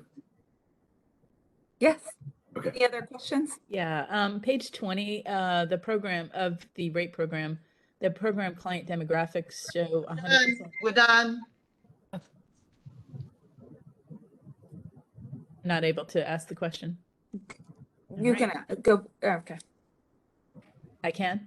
All right, Gabrielle. Is it gonna affect you from? Or okay? I'm sorry, I didn't understand what you just asked. Do you feel okay not asking, or is it gonna affect your in this decision that you need to ask it? I guess I can just not ask the question. Okay. Well, I can say that if it needs to be asked, we can go ahead and ask the question. That's what I was trying to say. Yeah, I think with with you asking questions, we're a little bit more flexible with the timeline versus the agencies in their timeline. So you can go ahead and ask your question. Thank you. Page 20, program client demographic shows 100% white, 116 individuals. At page 22 says services are requested by a disproportionate number of African American and other racial minority survivors relative to that racial ethnic populations represented in Leon County. I just wondered if this was an error, or if there's more going on there. If you could speak to that. Yeah, this must be a typo. The page 20, the demographics is a typo, or the? I'm getting there now. Yes, there's something. Yeah. Okay, can you provide an updated? Absolutely. Thank you. That would be helpful. Definitely. Okay. That's weird. Yeah, I thought so too. Thank you. Okay. Are we good? And if you could get us that information, that'd be great. And thank you so much for all you do and being here today to present to us. Thank you all so very much. Thank you. Thank you. We appreciate you being here, and we're going to introduce ourselves, and then we'll turn it over to you to introduce yourselves and then do the presentation. The city and county staff are with us as well, but their screens are off, and then Robin will be doing the slideshow for you if you have one of those. My name is Colette Podgorski, and I am the team leader, and I've been doing this for about 15 years, and my day job is development director at Florida State University. And I'll turn it over to Chris. Good morning. My name is Chris Holly. I've been doing this with CHSP for, I think this is my 5th year. My day job is with the Florida League of Cities, manager of research and innovation, and before that, I worked with Leon County for 10 years. So I will turn it over to Gabrielle. Hi, I'm Gabrielli. I've been volunteering for 19 years with this process, and I'm a leadership coach, speaker, and trainer. I'm going to turn it over to Bernice. Good morning. Yes, I'm unmuted. Had to make sure. Good morning. I'm Bernice McMillan, and this is my very first year serving with CHSP. Very excited. I am the training manager in the Division of Workforce Services at the Florida Department of Economic Opportunity. I'm Elizabeth Loppelman. I'm a public information specialist with Leon County Government, and this is my first year doing this process. And I think who do we have left? Rosalind. I'm Rosalind Wynn. This is my first year with the process. I'm a registered paralegal at Brown & Brown Attorneys at Law. And now I'll turn it over to Betty Rivers, timekeeper. Hello. I'm Betty Rivers. I'm retired, City of Tallahassee, and I'm the timekeeper today. And for your program presentation, we have 15 minutes, and I'll alert you, give you a notification when you have 5 minutes left and 2 minutes left. And for your budget, you have 5 minutes, and I'll give you a notification when you have 2 minutes left. And after you introduce your staff, then we will start. Then I give you the go signal. So you can go and introduce your staff. Okay, thank you. I just noticed my name is Jay Robinson, and that is me, but that is definitely the lovely JaVale, who is our program manager. My name is Anthony Wright. I'm the executive director. I've been executive director almost 8 years now. I was a little worried because everybody was like, I've been doing this for 20 years. I'm like, man, we got some vets on here. But I guess they saved the freshmen for last. But thank you to all of you guys for stepping forward and doing the work that you guys are doing. Um, we really appreciate it. Okay, are we ready? Yes. Well, we're going to start. You can start now. Okay. So I got it on my screen. Let's see, let me move that there. Okay, sorry. So, as I said, my name is Antoine Wright. I'm the executive director here with Big Bend Habitat for Humanity. And on this opening screen, I just want you guys to take a look at the images that are there. And, think about what you see. And I'm not going to say much about it, but I want you to take some time and think about it. And we're going to revisit that a little bit later. But we wanted to kind of present to you our homeownership program here at Big Bend Habitat for Humanity. If we can move to the next slide. Through Shelter, we empower. So if you think about housing, it is the cornerstone to everything that we do. Any and all of the other agencies that you will talk to and all of the other safety nets that we have in our community, the very foundation is shelter. You go to the doctor, you leave the house from home. You go to school, you leave the house from home. All of those things, start with the basic need of, food and shelter. Next slide. So our vision is a world where everyone has a safe and decent place to live. We do that through a number of partnerships. There are a number of familiar faces on this call today. So we can't do it alone. We partner together with everyone from local governments to individuals, businesses, you name it. Our goal is to come together to be a hand up for folks that can kind of be a step out of poverty. Next slide. So let's talk about a little bit about why. We talked about housing being the foundation, having that safe, decent shelter. In Leon County, over 44% of households are cost burdened. What that means is you're spending more than 30% of your income on housing. And, those numbers kind of sound funny and they sound vague, and nobody really thinks about what 30% of their check is or their income is. But I tell a story. I remember at a very late point in my life, I was probably 35, 30, 38, late 30s, where my income finally got to the point where a whole check was not going to cover rent. So I lived the first 30 years of my life with that first paycheck, put it away because it was going to take my whole check, right, to pay the rent at the end of the month. But, if I wanted to eat or get gas or party, do anything else, that was a second check. You got to that part later. And having that feeling where, like now at a point, there's only a small portion of my check that goes towards housing. And that opens up all of the other things that you can do in life. And we all got friends and family where both paychecks are going to rent, and at some point in time it might not even cover. So if you're spending 30, 40, 50, 60% of your income just to put a roof over your head, there's so many other things in life that are not getting met. So that's the definition of cost burden. We can go to the next slide. On average in our community in the state of Florida, you'd have to make $20 an hour to afford a typical 2-bedroom. If you're working minimum wage at $7-8 an hour, you're going to work 2 or 3 jobs just to be able to put a roof over your head. The cost of rent, the cost of housing is astronomical right now. So we are definitely in a housing crunch. And you guys know, with mortgages and rates and moving the way they're moving now, it's only going to get worse. So we got so many confluences of problems, on top of the pandemic, on top of an existing housing crisis that existed prior to the pandemic. prior to our new economic, conditions, we just don't have enough housing. So it's market driven, supply and demand. You guys all know how that works. But it's tough. So we try to make it easier for the folks that we partner with. New slide. So we talked about what that means.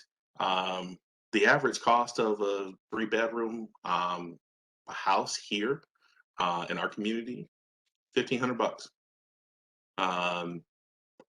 Our program, our homeowners purchase a brand new house for a 0% interest mortgage, and their all-in cost, meaning their principal payment, their taxes, their insurance, their total cost to be housed is on average less than $400. So think about this slide here. An efficiency, a one-room hotel room is upwards of $830. 3-bedroom, 4-bedroom, we're talking about $1,500-1,600. Let me go to the next slide, please. So how do we do that? We do it with a 0% interest mortgage, a 30-year mortgage. We do it with a number of down payment assistance programs. We do it through some CHSP funds. We do it with bank partners. We do it with city and county partners. We bring the community together to work together in an old-fashioned, kind of barn raising style to house those that just need a little bit of help, just need a little bit of, just need a helping hand. All of our homeowners, they do 400 sweat equity hours. They pay it forward into our organization. They also do sweat equity hours on other people's homes. So they're helping to build other folks' houses before they ever get to start working on theirs. And then they got skin in the game. They do 100 hours, 100 sweat equity hours on their own house. And you think about youth, kids, what does that etch into their mind in terms of empowerment to be able to say, I worked on my own house, I worked on my own home, and through my, tedious one nail at a time, I was able to build a safe, decent place for my family. So partnership is amazing, support is amazing, and the product that we end up with in terms of being able to put people in houses that they own for less than $400 a month is amazing. New slide. So let's talk about what does it take to become a partner. There's 3 basic selection criteria. Have a housing need, have the ability to pay, and then the willingness to partner. And what that means is housing need. It could be cost burden, like we talked about earlier. It can be all of the stereotypical things that you think of: a hole in the roof, you look down on the floor, you can see dirt, mold, mildew, terrible neighborhood. So you can be in an area that has a really lovely house, but it is, in a terrible area where you fear for your kids' lives every time they walk to school. You could have the perfect house, a perfect picket fence, perfectly sized, and be cost burden. So there's a number of different ways that you have a housing need. Ability to pay. All of our homeowners have to have a 600 minimum credit score. You don't have to have that when you come in the door. We partner with TLC and our housing counselors to help get them to that credit score. But in the end, they get their credit up to a minimum of a 600. Also, we serve between 30 and 80% of AMI, which is the average median income. So the average income for our area. And that is the widest range of affordable housing that you can serve when it comes to home ownership. Anything below 30%, you don't have enough money to pay a mortgage. You are extremely low income. Anything above 80%, you are, pretty much out of poverty. You're on average, you really don't need the help that we offer. So we serve the full gamut of some folks that really need help and folks that are almost not needing help. So ability to pay, we talked about there. Last one is willingness to partner. So willingness to partner, it takes about 12 to 24 months to make it through our program. A big portion of that is sweat equity. We talked a little bit about the credit score as well, but that sweat equity piece means I'm willing to invest in this organization as a partner. I'm going to come and work in the office or a restore or walk down the street in one of our parades or something like that. I'm also willing to help someone else build their home. So I'm going to come show up on a Saturday morning at 7 o'clock and help Miss Susie build her house. I'm going to be there for someone else. I'm going to pay it forward. But I'm also going to show up for myself. That partnership piece in terms of helping myself, self-help is critical. So willingness to partner with us or allow us to partner with you um, for your success. So that willingness to partner. Um, Last, application process. We are open to everyone. You can apply on our website. You can apply in person. We do a credit check, and we put everyone through a series of workshops in terms of home buyer readiness. We provide some additional workshops throughout the process, and then even after. So in terms of home maintenance, how to be a good neighbor, and that different things. Got you. Thank you, Miss Betty. And so a number of different things there in terms of home buyer readiness and transitioning from rental mentality to home ownership mentality. We talked a little bit about sweat equity hours, so we're going to move on to the next slide. So the benefits of home ownership, we talked a lot about that. I mean, home ownership is the key to financial wealth building, is the key to home and self-sufficiency and safety. It is just a fundamental bedrock of sufficiency. Next slide. So we talk about some goals. If you look in the background, that house there, or the picture there, those three homes we did out off of Eddy Road. We've been able to help a number of families into home ownership, not just by building houses, but also through the counseling and the recommendations and partnerships that we do. We have developed 4 new units during the pandemic, so we're talking about 2021 in the peak of things. We also have completed 3 subdivisions, which gives us almost 22 lots to be able to build new houses on when we're ready to go. So we're pegging away at it, and we've been doing this without our normal way of bringing all of you guys together on a Saturday morning. We've still been in somewhat remnants of the pandemic. So we're just now opening back up fully on our build sites. A new slide. So that first picture I asked you to think about, right? If you look at the background of this picture, this is what our build site looks like. So we talk about diversity, we talk about DEI. Habitat is founded on a small farm in Georgia where folks decided that Black folks and white folks could get together, gotcha, and live and build and be prosperous. And you're talking about in the mid-50s in Georgia. So DEI is what we do. We welcome anyone who looks like us, who doesn't look like us, who doesn't talk like us, who can't walk like us. It is literally what we do. Next slide. And I believe the next slide after that, I'm sorry. So in closing, this is who we are. This is what we do. We are an affordable home ownership program that empowers people through shelter. We help them to build their dream home, to step into home ownership and recognize the American dream of being self-sufficient for yourself. And we do it through partners like you. So thank you.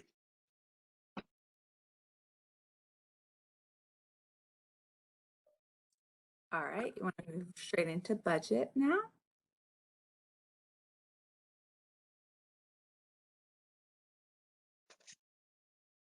Okay, you ready? You can start now.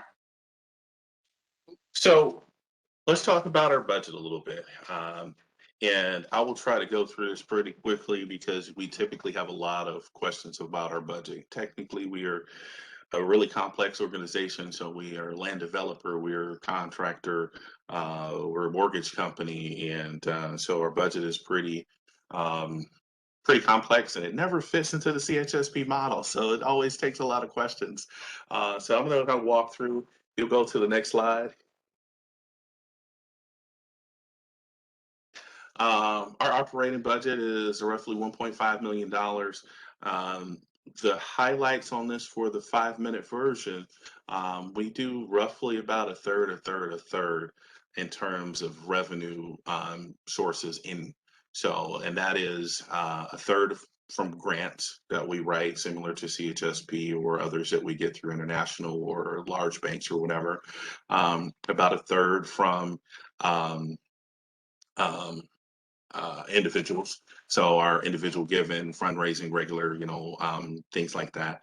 And then roughly a third from our mortgage portfolio. So all of our homeowners, they purchase their homes for 0% interest mortgage, and they are partnering financially for the next 30 years paying that in. So typically those dollars go to cover our overheads and allow us to be an organization, whereas when you give $1, 85 or 90% of that goes directly into building a new house. So we've got our admin covered mostly by our homeowners mortgage portfolios. So in our ask for CHSP, we are looking for $25,000 to fund a part of a new construction manager, $65,000 to build one new home, and $40,000 to acquire new land. In today's housing market, we know that everybody's going crazy. Land is hard to find, so we cannot compete with big builders in order to purchase new land. So our overall ask is $130K for the three things that we just mentioned, and that is our overall glimpse of our budget. So I'll reserve some time for questions.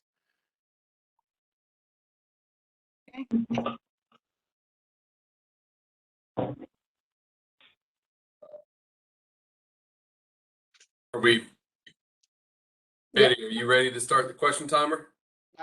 Just, yes, now I am. Okay.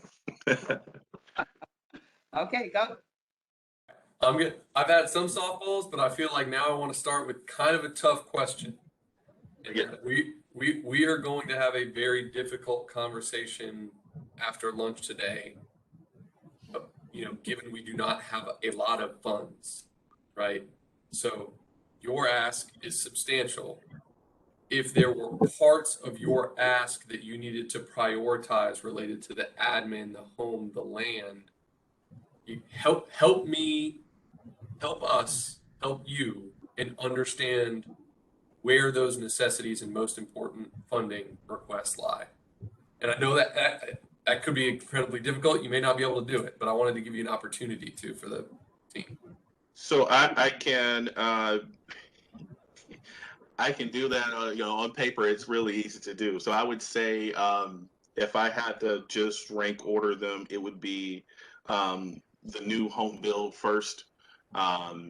Because of some things that we have done recently, we have, I would say, a 60%, 60-40 kind of shot at pinning down the final versions of the subdivisions that we are working on. So it slightly lessens the burden on land, but unlike most other organizations where if you gave me, medical supplies today, I can get them to people today. Like our game is so long. So anything that we start to buy or plan or get under contract today, we're talking about 2024, 2025 before we build a house on it. And so that being said, I would probably say land would be number 2 and staff would be number 3. Is this staff position that you listed a new position, or I was a little concerned, couldn't figure that one out if it was new or not new? So yes, it would be a new position, and probably better described as an additional position. So it is not that we don't have a construction manager. It is that when in a perfect world, I've got 10 houses all on the same street and he can look at both with one trailer and one truck, and that would be so perfect. Our world doesn't work like that. Our world is like we have one house on the west side of town. We have another one in Quincy, and we also don't make any more money the more houses we build. So all it does is give my construction manager like a haircut like I've got, and it all turns gray and he gets very, very angry. And no, he does never gets angry, but we just stress our folks out more the more we stretch, and it limits what we can do. So yes, it will just be an additional position. I have a question. Why did the program not achieve target outcomes with previous funding? No explanation was provided according to the report card. Which particular target outcomes do we not achieve? It's in the report card. It doesn't specify. So that would be something that I'm sure you could look at your previous target outcomes and see which ones were not fulfilled.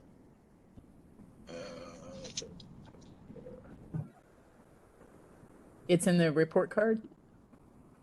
I don't have a report card in front of me. Do you know what the report card is? No, we didn't pull the report card, so I'm not sure what she's speaking of. I'm sorry, I don't have the report card in front of you. I can answer it if you can tell me what it says. But I don't have it in front of me, and I can take a blind shot at it. I know typically, historically, with a number of grants like this, we have a pretty large ask. And if we were fully funded on the large ask, we could do X, Y, and Z. Typically, we are partially funded. And in that partial funding, we are only able to do a portion of whatever the targets were. And I believe our last award was mostly funded around land. And I want to say like we asked for 4 lots or something like that. So I know we have acquired 4 additional lots, at least the minimum threshold of what we had there. But without seeing the report card in front of me, I would be hesitant to give you an answer directly. And if you have it, you can just tell me what it is, and I'll. The report card simply says that the target the question is, did the program achieve target outcomes with previous funding? And the answer is no. This was provided to all agencies, and it says that no explanation was provided by the agency. So I will just say we must have missed that question or the report card wholly, because either Javelle nor I know even what the report card is. So that would probably explain why we have no response either. But we will look for one of those. I know you guys are going to deliberate this afternoon, so it won't really help on that. But for the most part, most of the metrics I'm aware of, we're pretty much on target. Even during this crazy time that we've been in the pandemic. So for us, pandemic wise, I mean, our cost to build has gone up by roughly $30,000 per house on a house that we really cannot pass that additional cost on to our homeowners. So the cost of lumber, the cost of labor, because we used to have all of our friends like you show up on Saturday morning and do a whole lot of stuff for a very reasonable price. We no longer have done that for the last 2 years. We've had very limited volunteer capacity or participation. No, that's not the right words.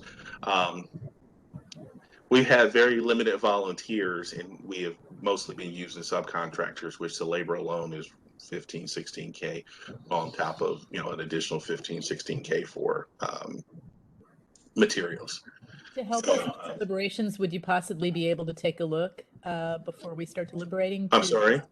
To help us with deliberations, would you possibly be able to take a look at the report card and your previous target outcomes and just give us an explanation? Yes. Would that be in the portal somewhere? Yes, Would it is. that be the best place to find it? It is. It's based on whatever you presented the first time and however you reported to the city and the county. So that's where that answer has come from. So if you look at the previous application and go to target outcomes, you should find that information there. And would you like for us just to email it to you sometime before next hour yes, or so? If you could send it to Anita or Robin, that would be great. Robin, that would be great. We'll put that down. Okay, Yes. Perfect. May I add that when FSU was doing the metrics review, we weren't involved in the previous year. So that was a problem in terms of them trying to evaluate our program. So I'm not sure if that is what is reflected in the target report. Just do your best. I think that's a needs assessment. Thank you. Thank you. I have a question about, let's see. So in one section, you said that clients with disabilities have not been served by your organization. So I just wanted to see, is your organization able to accommodate clients with disabilities if they do apply and get approved for the program? So actually, I'm not sure what section we have, but we definitely serve clients with disabilities. We have done a number of variations of houses for various steps or levels in ADA. All of our homes are ADA ready, so meaning that all of the doors are already, wide enough to get a wheelchair through. Everything's blocked, so that you can put handrails up now.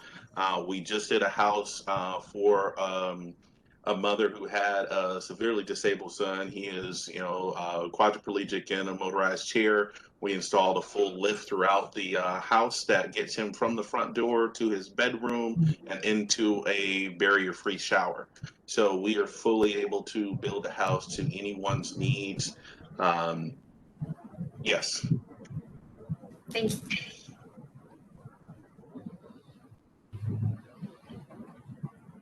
We only have like 1 minute left. I wanted to ask about your goals or the objectives moving forward. Got in here that your goal is to build 10 new homes in this current year, and then 15 new homes, which would be a 50% increase in 2023. That seems big goals. Big goals. And it's really a good point, Chris. Two things have happened. When probably when I first started, we were around 8 or 9 homes, 10 homes a year-ish. As we've gone into the pandemic, there's obviously been some contraction for a number of different reasons, from financial to participation, but also land. And as I talked about land before, we had gotten to the point in the last 3 years, like we've been building on lots that we would not have built on 10 years ago. Now, some reasons, some neighborhoods are changing and progressing, right? Because we don't want to put folks in unsafe areas, but also the competition for available land is it's a competition, and we don't have a big checkbook. So we're finally in a spot where we have the magic confluence of things. So we have land, we have some available dollars, and we've got a very robust pipeline of people. So yes, it is possible. Yes, and that's it. Thank you. Thank you guys so very, very much. Thank you. Yes, thank you for your time. And if you could get us that information in the next hour, that'd be great. Yes, we will do that. We'll work on it right now. Okay, thank you. Thanks, guys. Have a great day. We really appreciate your time in this effort. You too. Much for joining us. We are going to introduce ourselves, and then we'll hand it over to you. My name is Colette Podgorski, and I'm the team leader for today. And I've been doing CHSP for about 15 years, and day job is development director for FSU Foundation. We also have city and county staff on the screen. They will be, their screens will be off, and Robin will be doing your slides. So I'm going to pass it over to Bernice. Good morning. I'm Bernice McMillan, and this is my first year serving with CHSP. So excited to be here. I'm the training manager for the Division of Workforce Services at the Florida Department of Economic Opportunity, and I will send it over to Dr. Gabrielli. Thank you. I'm Gabrielle Gabrielli, and this is my 19th year volunteering. And by trade, I'm a leadership coach, speaker, and trainer. And I'm going to toss it over to Rosalind. Unmute yourself.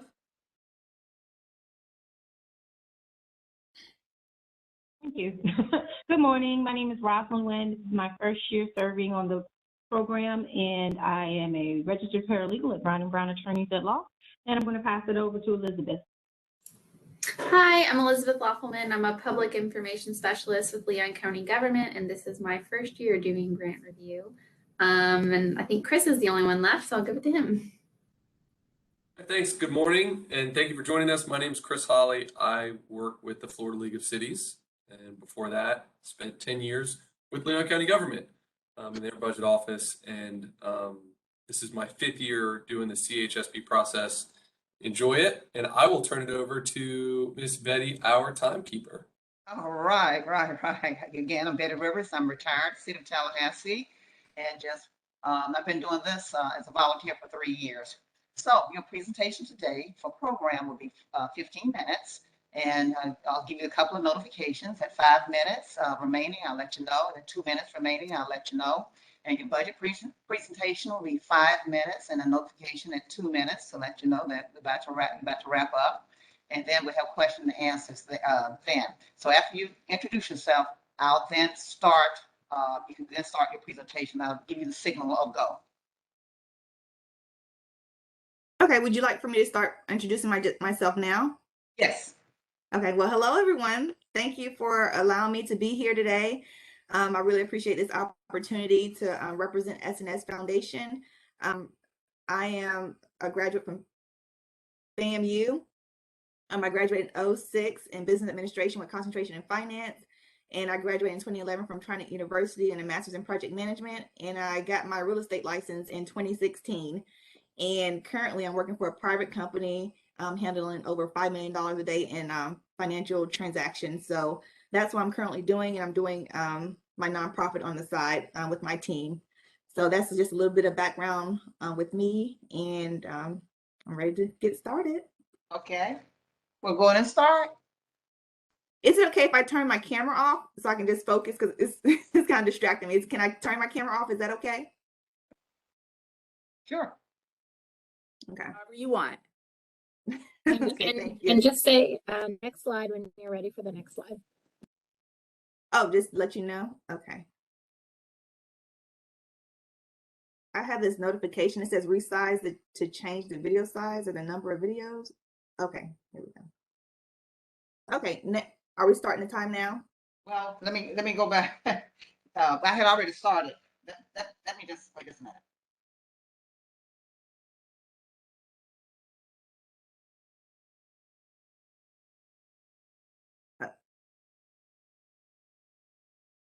Okay. Start now. Thank you. Next slide, please.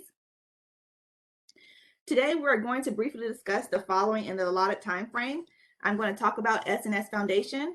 I'm going to talk about our quote, our mission, the need for SSS Advancing Homeownership Program, the overall description of Advancing Homeownership Program, the client's outcomes accomplished for SNS Foundation's Advancing Homeownership Program, the social return on investment with using our program, our internal and operational DEI, our overall budget for the program, and our overall budget for the foundation. Working with us, worry-free grant making, what we can do for you, and how you can find us online. Next slide, please. Our story. We began on June 20, 2019. We are a nonprofit organization in Tallahassee. Our vision is to provide home repairs to develop rural and impoverished areas in Tallahassee for affordable housing and to work with veterans, extremely low to moderate income individuals and their families, and the homeless with income to become homeowners. Next slide, please. What we believe. We believe the steps taken today will lead to success as a homeowner tomorrow. We believe homeownership is possible, but for many, it doesn't happen overnight. And as a realtor, I came across many people who desire homeownership. However, many minorities and some majorities did not have the qualifications needed to get a pre-approval letter to start the house shopping process. Therefore, SSF was created to stand in the gap as a bridge to help people cross over into home ownership. Next slide, please. Our mission, what we aim to achieve.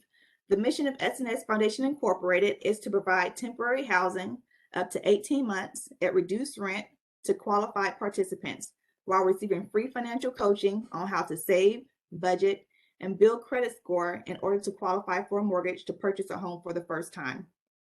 This program helps eliminate homelessness, creates more homeowners, provides financial education to sustain home ownership, and builds a resilient community. Next slide, please. The need for SSF Advancing Homeownership Program. Currently, the local and current social problem is at an all-time high. I did a little research, and according to the Tallahassee Reports article dated December 17, 21, it stated that Leon County received increased complaints regarding individuals exhibiting indecent behavior in public areas, and in most cases, it involved individuals experiencing homelessness. Another article dated the beginning of this year, in January 26, 22, the Leon County Commissioners voted against an ordinance addressing homelessness issues. And I agree with this decision because an ordinance does not solve the root problem of homelessness. This picture is not a free photo stock that you're looking at. This is a picture of an actual elderly couple sleeping on the grass near a busy road in Tallahassee, Florida. This was taken 2 weeks ago, and we believe this is unacceptable and the sensitivity to this issue has to be heightened. If left neglected, homelessness will continue to get worse and more will continue to spread throughout Tallahassee, Thomasville Road, Capitol Circle, Tennessee Street, and even in neighborhoods. I sometimes see them, walking aimlessly around. And this is currently in our city an epidemic. Next slide, please. Next slide.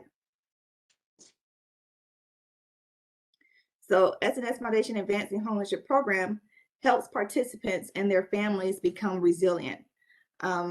We ease the stress of households facing life-altering decisions because of an inability to save or get ready for home ownership. And our program allows participants to rent our housing below market rental rate. The average going rental rate in Leon County, next slide, please.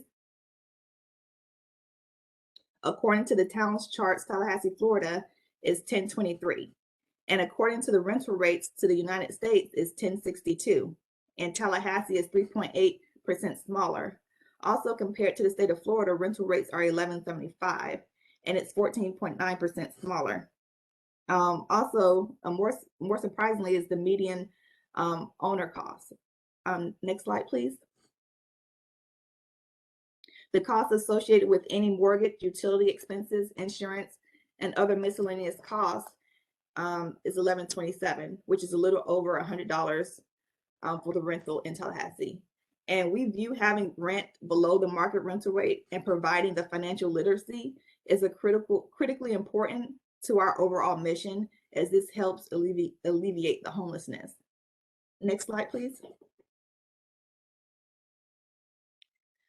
The impact of SNS Foundation is substantial to the generations to come that will be better prepared to avoid an eviction or prevent experiencing a foreclosure. Next slide, please. 89% of millennials want to own a home, and only 4.9% of millennials are ready to buy a home right now. Next slide, please. 67.4% of people own their own home, but 3 out of 10 people currently rent their home. Next slide.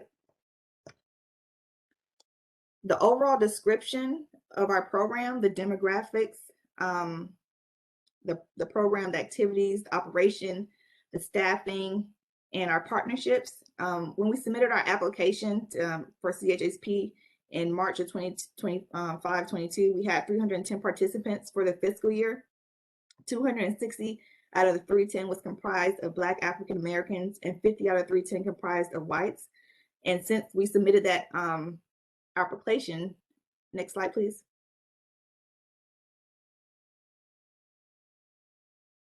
The number of our participants continues to increase. The majority of our participants we serve are minorities. Therefore, the board reflects the participants we serve, and the rental portion varies per the participant. The cost for each participant is like $400. Oh, next slide, please. Sorry. And it's $75 for the home ownership education. But none of these expenses are charged to the participant. Our participant is someone who meets the HUD limit income guidelines and has income for at least 2 years. The participant has been served after they received a pre-approval letter from a lender to purchase their home. Next slide, please. In order for a person to become a participant, whether it's through the Advancing Home Ownership Program or to qualify for the home repairs, the individual must qualify based on the income threshold. And we have a non-paid staff team of 11, and that currently comprised of 1 male and 10 females. And we work with local agencies and refer clients to other agencies that where we do not provide services. We are also in partnership with the VA and with a local real estate agency. And I have put the letter of support for those agencies included in our application for your review as well. Next slide, please. So our overall goal is to have our participants to become a homeowner. And in order to do so, we partner with Panhandle Educational Consulting Services, who will strategically create a budget, financial goals, and build credit score with the individual participants to help reach the goal of home ownership. Next slide, please. By partnering with counselors who have worked in corporate America and have extensive experience, it gives our participants a huge edge to get ahead financially at no cost to them, but a willingness to learn and take initiative. After participants complete the survey and attends a mandatory training via Zoom, they work with PHECS for a total of 8-hour sessions. Next slide, please. And afterwards, depending on their goals, they should be able to be in a position to qualify for a home. So we want to couple the financial education, and we're striving to also have the housing portion so that the rental budget can be decreased and the participants can save even more money with that difference in savings that they're getting. Next slide, please. So the goals are to prepare individuals and their families to become first-time homeowners. Those that can own a home but cannot afford it, we try to help be in that gap for them. Next slide, please. This particular person I have worked with for under 2 years. She has 4 kids. 5 more minutes. 5 more minutes. Thank you.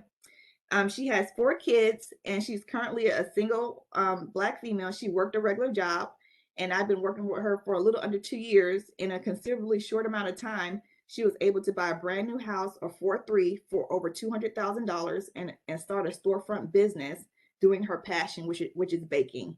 This is an example of what we consider a success, going beyond home ownership and truly enjoying what you do so you can sustain home ownership. Next slide, please. We have also included a feedback received by a participant in the financial literacy portion of our program. And I just want to point out with the feedback, we like to give that while they're in the program so we can make any adjustments. One of the concerning parts is I had asked the question that she left blank was, what is your greatest financial achievement? And to me, this is concerning because this indicates there's no vision here, there's no goals to reach, and we have to address this in her sessions. Next slide, please. The social return on investment for our program is a family owning their own home and changing the trajectory of an entire generation. Our program will affect the root cause of homelessness and create a pathway for home ownership. We currently get up to 4 inquiries a day about our program through the Google Nonprofits 10,000 a month grant, of people wanting more information. They want to be a part of the program. And one person said that they are willing to pay costs to have her son fly from where they are to relocate to Tallahassee, Florida, so that they can be a part of this program. Next slide, please. So we're predicting that the participants are expected to increase for 2022 to 2024 from where we are now to a little over 1,000. Next slide, please. How S&S Foundation internalize and operationalize DEI. We do that through our policies, our programs, and our trainings for staff and leadership. We internalize diversity, equity, and inclusion by including people from a range of different social and ethnic backgrounds, different genders, different sexual orientations, different race and age into our organization by creating policies, programs, and trainings for staff and leadership that legally binds us to these duties. Next slide, please.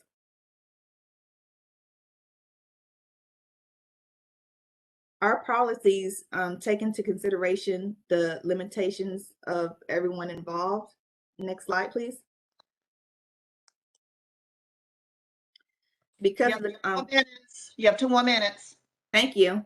Because of the complex systematic issues around DEI, one of SSF's goals is to have financially vulnerable participants become financially strong and gain home ownership in spite of differences. All of our marketing and promotions are created with DEI goals in mind. Next slide, please. Okay, so can I go straight into the budget? Because I think I have 6 minutes for that now. Yes, if you're done with this, Yeah. make sure, because you have a minute and 27 seconds. So you done? Yes. Okay, let me go in and set that up. Okay. And I'll let you know when to go. Okay.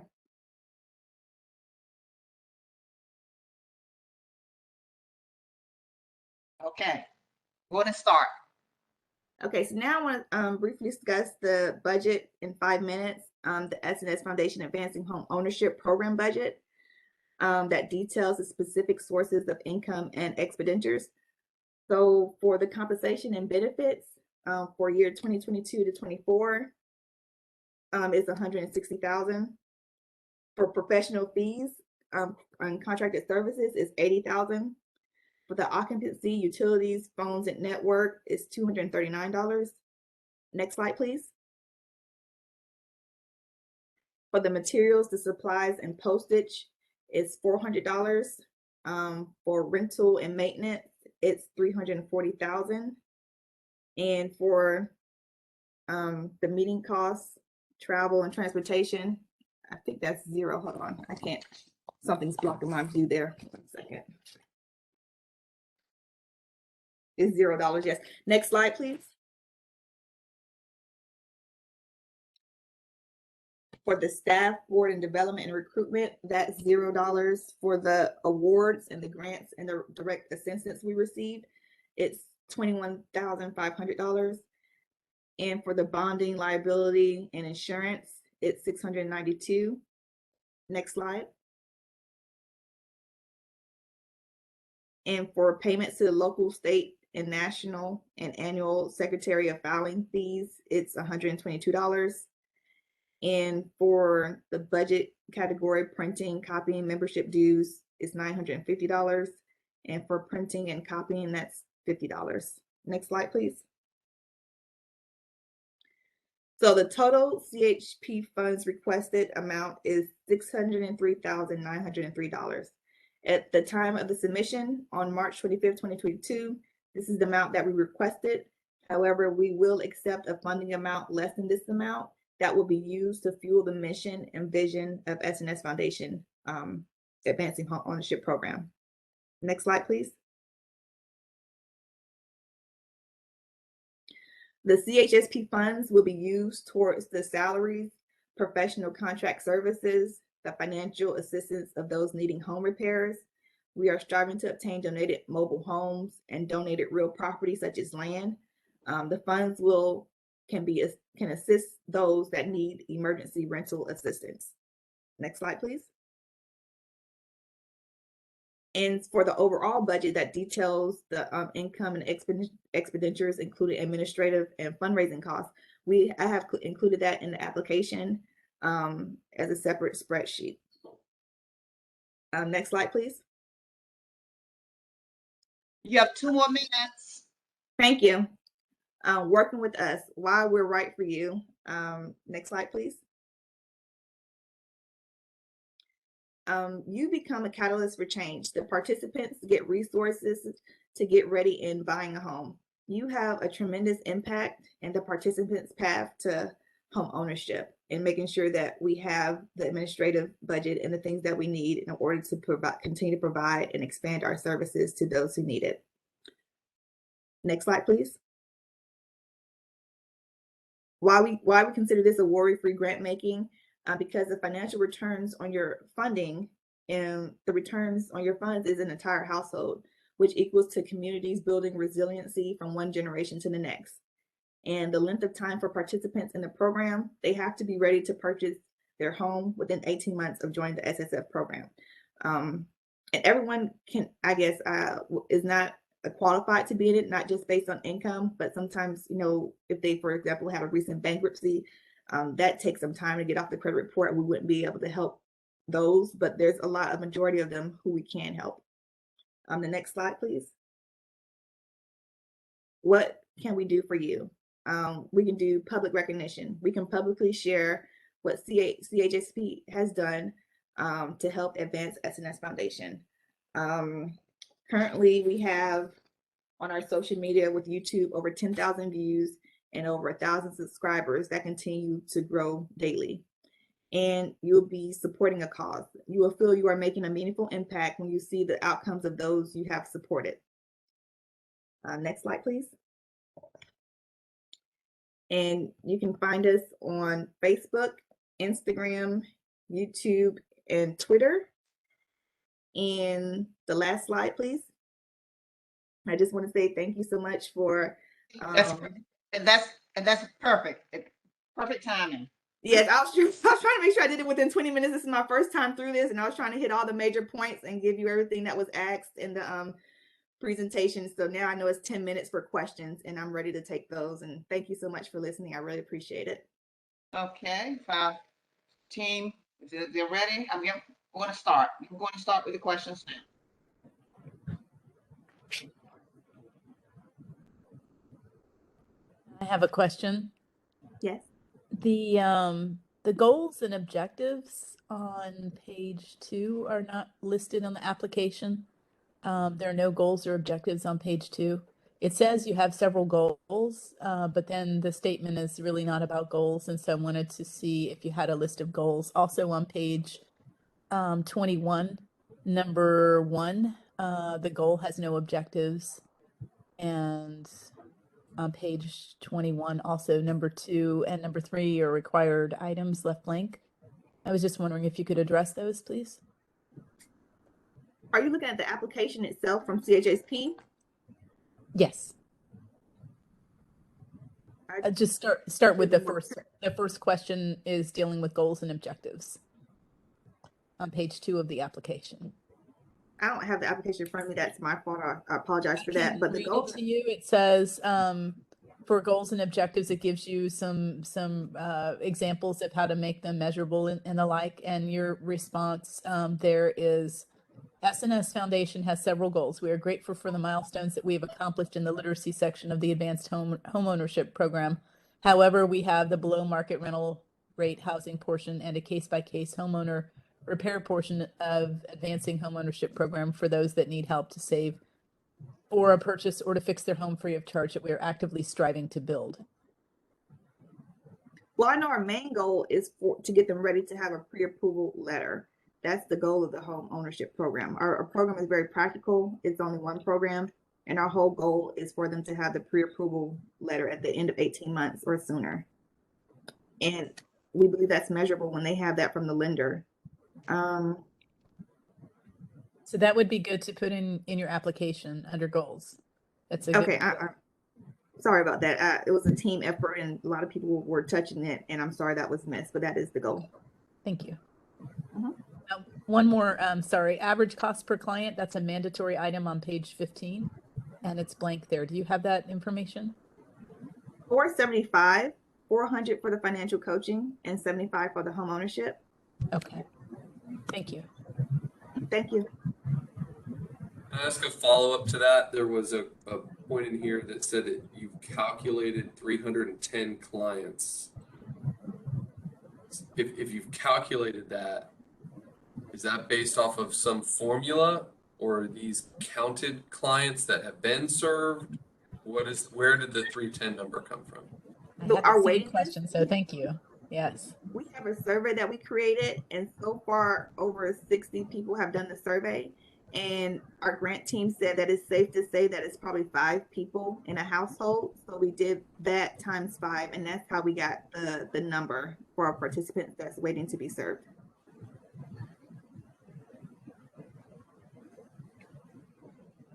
Got another question related to staffing and then some of the budget, the way that it's laid out. It stated in here that there were 11 FTE members, but in the proposed budget, the salaries were only listed for one executive director, and it says the employees, you have one male and 10 females, but no ethnicity stated on that staff. So of those 11, are those paid or are those volunteers?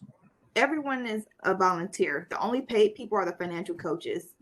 We received a grant from the state of Tallahassee for $20,000, and all of that money goes to the financial coaches to help with the participants. But as far as the team with SNS Foundation, everyone's a volunteer. No one's paid. There's one male. He's African American, and there's 2 females, myself and the board secretary, Quintilia Cato. We're both Black females, and the others are Hispanic.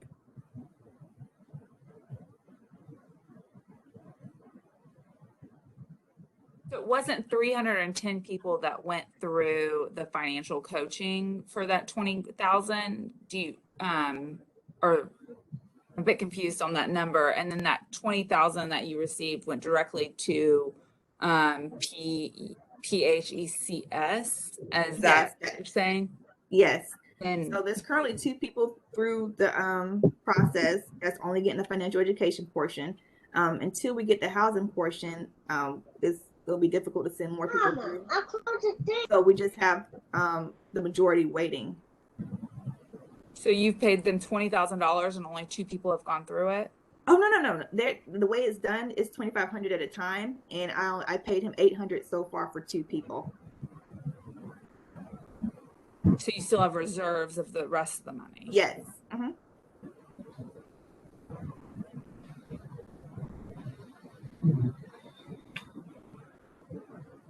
I have another question about the outreach. Do you have any plans to incorporate partnerships with other human service organizations or other marketing strategies outside of social? You say in your application, social media and word of mouth. Is there anything else outside of that? Yes, in our application, I included a letter of support from the VA, the Department of Veterans, and Berkshire Real Estate Services. So I am going to rely a lot on the VA to send clients my way who they feel are ready for home ownership. And I have a question. So related to your board, it looks like you have 3 board members. So what are your plans on expanding your board? I haven't made any plans as of yet on expanding the board. I just know it's at 3 right now. I'm really just trying to get that housing portion up and running and really get fully funded so we can really make the progress we want to make. The first few years of starting, it was mainly only administrative, and a lot of the costs came out of my pocket. I had to do the administrative fees. That was $600. It took 6 months just to get 501c3 status. Like, it takes a lot of work just to build the framework of a nonprofit. So the first few years was just really administrative, the solicitation, the filing fees, and really just trying to get the paperwork. So I haven't set any goals as of yet of expanding the board. Okay. So it does sound like you have opportunity for capacity building. So, I know oftentimes we do recommend organizations that can help do that for you. So for example, United Services for Human, UHSB, they are really good at helping nonprofits, especially newer nonprofits to build. So I would definitely recommend that to you. But I also have a question about the land purchases. So previously, it seems like you, and I could be wrong in this, but it seems like you sold houses basically. So that means existing property and such. So what is your plan of being able to to being able to buy the land that you need? How are you going to go about doing that? Well, a lot of the lands and in the housing that I need, I plan on I have been going to the local county for that. They have surplus property. I know that they have the power to donate. So I have been going through different means and mediums of trying to get land and houses donated to us for our cause. So that's what I'm in the process of doing right now. I'm going to the different near counties, Leon, Gadsden, and I'm asking for the surplus property and letting them know what I would use it for. So, and trying to see if I can get donated mobile homes and things like that. So that's what I've been trying to do. Purchasing, I really don't want to purchase because that would defeat the whole purpose. It'll put a mortgage on it. Right now, I am a landlord and I rent out to veterans, and I'm even renting it out to below market rate. I could easily rent one of my properties out for $900, but I'm only doing it for $750 because it's a mortgage on it for like $500. So I can't do the the $300-$400 rent rate that I would like to do to help people save. So it would defeat the purpose to get a mortgage or anything like that. So I really am just trying to get the surplus property. Thank you. I have one quick question about the board. And you had 3 members, but it said your meetings were once or twice a year, and it didn't meet quorum. So did your board not meet then, not get together, or is that? It was very informal. Our board meetings. We did meet and we did discuss a lot of things about the nonprofit and what we hope to achieve, but it wasn't formally done. I have a couple of questions too. So of the 2 people that have gone through your financial education program, did they end up purchasing a home, which I know is the goal for your foundation? Need to call it a wrap, you all, not unless you really need that information. The 2 people are still in the process. They're not Yeah, we done need yet. to have those questions answered. Okay. The 2 people that's in the program, they're still in the program and they're not done yet. And the one that has the feedback survey in the application, she only went to 1 session. I'm working with her. She has about 3 kids and a job, and she's always working. So we have to sit down with her and have her dedicated time to it. So they're still in the process. They haven't reached the full program yet. Okay, and then I had a question about your budget. So on your first page, you listed your budget as $9 million, but then on the information worksheets, it only lists your budget as $21,000. So I'm kind of just wondering where that different monies comes from. Well, $9 million is the vision of how much it would cost to get this program off the ground. Okay. 21,500 is the amount of money that was granted to us so far. Okay, so what's listed on here is your completed fiscal year and your current fiscal year as 9 million is not what you actually have. That's your vision for the future. Yes. Okay. All right. Well, that is all the time we have. Thank you so much. And we appreciate you taking the time to meet with us today. All right. Thank you so much. I really appreciate this opportunity. Thank you. Thank you. Take care.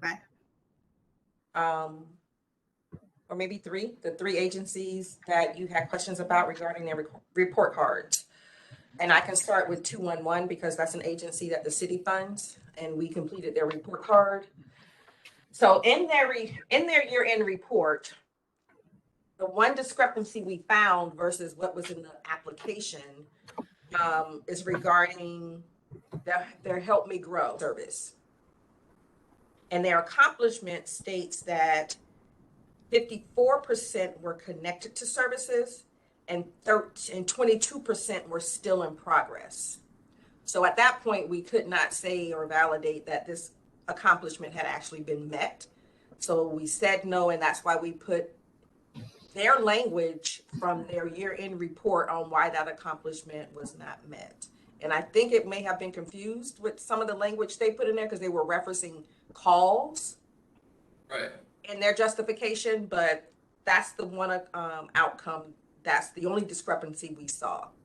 So for clarity, the text that's in here, this isn't like you all notified them that they didn't meet this and this is their response. Staff pulled this text from an application and put this in here. So, yes. So the agency wasn't aware of what we're referencing in here unless they went in when you guys uploaded it, pulled it, and then remembered where they put it in their application. Well, during training, we told them that we would pull whatever they put in their year-end report as any obstacles that they had encountered during that year. We were going to take it verbatim what they wrote in their year-end report and put it in their report card. So they knew exactly where we were going to pull that information.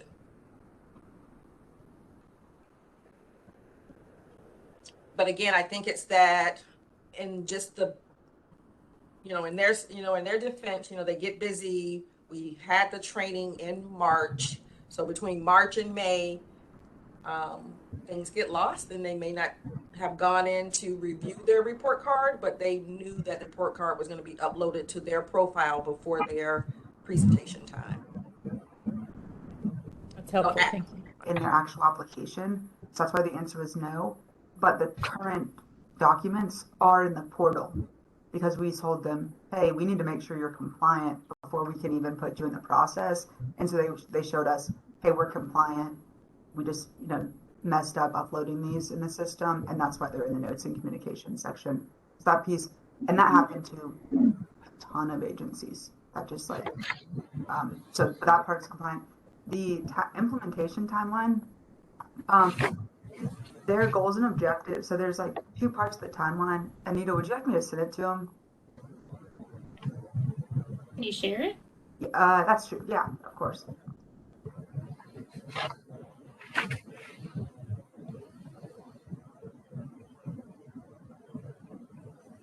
Okay, so on this screen, this is what they present in their year-end report, and it's about their activities and outputs and their specific achievements. Can you zoom in a little bit? Yeah. Thanks. You can click right above the screen. You should have the ability. I've got a zoom in, zoom out function. Yeah, can you guys see that better though? Yeah. So we put no, they accomplished some of them, but not all, and so provided up to 8 virtual homeownership educations. They provided 3. They said they would acquire lots. They didn't. They did purchase, and then the construction, they did construct 4. So it's, some they hit, some they didn't, and they didn't provide any explanation under obstacles and challenges. They put none. That's kind of why that was the way it was. They did do things, so not to say they didn't, but that was what we were basing it off of. That makes sense. It's also not a very good goal to say up to a certain number. You should be specific with a number. Like if they had said provide 3, then they would have hit that goal. Right. Or provide at least. Yeah, Just exactly. set the number. Yeah. And it did seem like they were crafting a response to that, and I haven't received anything yet. I have to hop off in a minute for about an hour, but I will forward, if I get something in the next hour that Anita doesn't also get, I will forward that, and then I'll be back. That's helpful too. Thank you. Alrighty, so any other questions about those 2 agencies? I think Mr. Neville from Legal Services sent something. Oh, he did. They sent their updated Department of State registration. So I didn't know if you wanted to see it, but it was filed on April 19th, 2022. So it's good for a year. Now, as long as they send it to you, I think we trust that I got it too. that it's now current. Yeah. So it's good. All right, so we're ready to move on to comments. All right, Virginia, if you want to go ahead and share your screen, please. And Anita, while she's doing that, can I just ask, please, for clarity? And I'm sorry if you said this and I missed it. So the agencies were advised that we will be using the report card or referencing the report card during this process. Is that right? Yes, ma'am. Okay. All right. Because to give you some historical knowledge or information, we used to get asked these questions all the time, and staff tries to not give input, although we want to give you information, but this is your process. So, we used to feed you a little bit of information at a time. So to make it consistent across the board, we created these report cards to be able to let you know if they spent all of their money, because that was the number one question. Well, did they spend all of their money last year? Because if not, that's concerning. And again, with this past 2 years with COVID, is kind of understandable for if they did not spend all of their money the last fiscal cycle. So that's the rationale for the report cards. But yes, they knew that you guys would be using this during deliberations. Okay, thank you.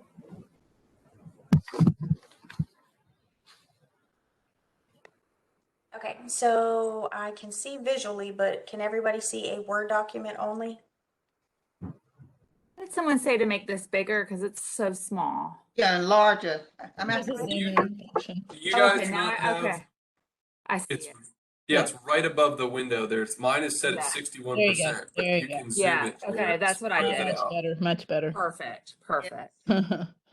Okay, Anita? so are we good? Sorry, I don't want to Hey, assume. Virginia. I was just going to say that Javel from Habitat just sent us a response. Oh, great. If you all would like me to share my screen to show you that right now before we get into it. Yeah, that'd be good. Just brought up.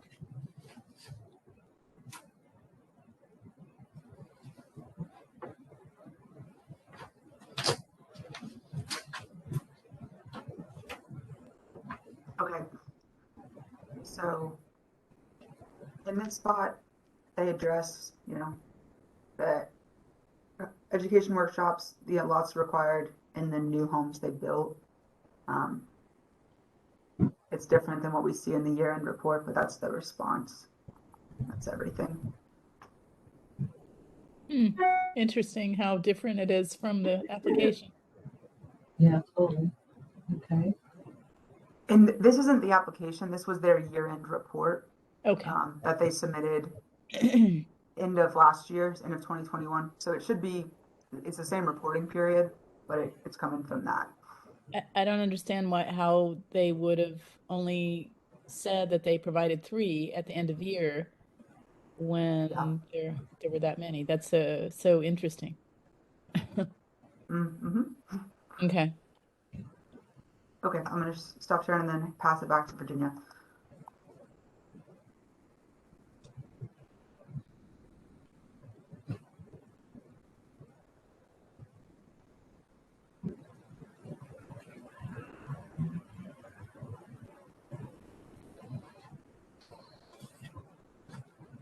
You ready, Virginia? 2 seconds, it's stuck on my side.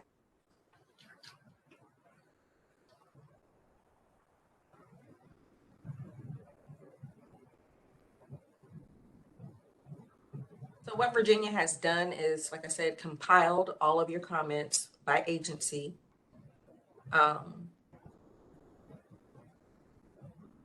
So this is an opportunity for you to just see the compiled list. We can go one by one and decide if this is a comment that needs to stay, which will be sent to the agency in their award letter. If you want to add more comments, we can definitely do that here since you've heard the presentation now. And again, we can delete an application since maybe you've gotten some clarification on maybe some of the comments you may have had prior to the presentation. I know Gabrielle had mentioned earlier in our interviews, I mean, not our interviews, but our introductions, is that, this is consensus basis. So nothing will stay, no comment will stay if everyone does not agree to the comment. So if we want to start with Legal Services of North Florida, are you ready, Virginia? Okay, so like Anita said, these were taken from the assessment guides. These are only the narrative as previously informed from the additional comments, concerns, and questions. So first team, Legal Services of North Florida, program closing gaps in legal aid. We had 4 comments. 1, fulfills an extremely necessary function for an often overlooked demographic. 2, the application stated that the board of directors defines diversity as reflecting the client populations in race, gender, etc. It is listed that your organization serves 5,298 females and 1,979 males, yet the board of directors is composed of 12 males and 9 females. What are you doing to address this? How are you building and maintaining DEI among staff? Where almost 2/3 identify as one race, white, despite the diversity of the population served. Can we pause there? Can we take these one at a time instead of reading through all of them together and then going back through and discussing them? And let's read one. Yeah. Do we agree to that? I think that's a pretty good comment. Yeah, I think that's good. Okay. Personally, I feel like the second one's a little too detailed. I think that was a good one to note and maybe to have in discussion, but I don't know if that warrants being in their general comments. We can definitely address their board makeup. Yeah. And ask that they take actions to better reflect those they serve. Yeah. Everyone agree with that? I agree. Keep it simple. But yeah. Make the point, but it should be simple. Okay. So Chris, regurgitate that again.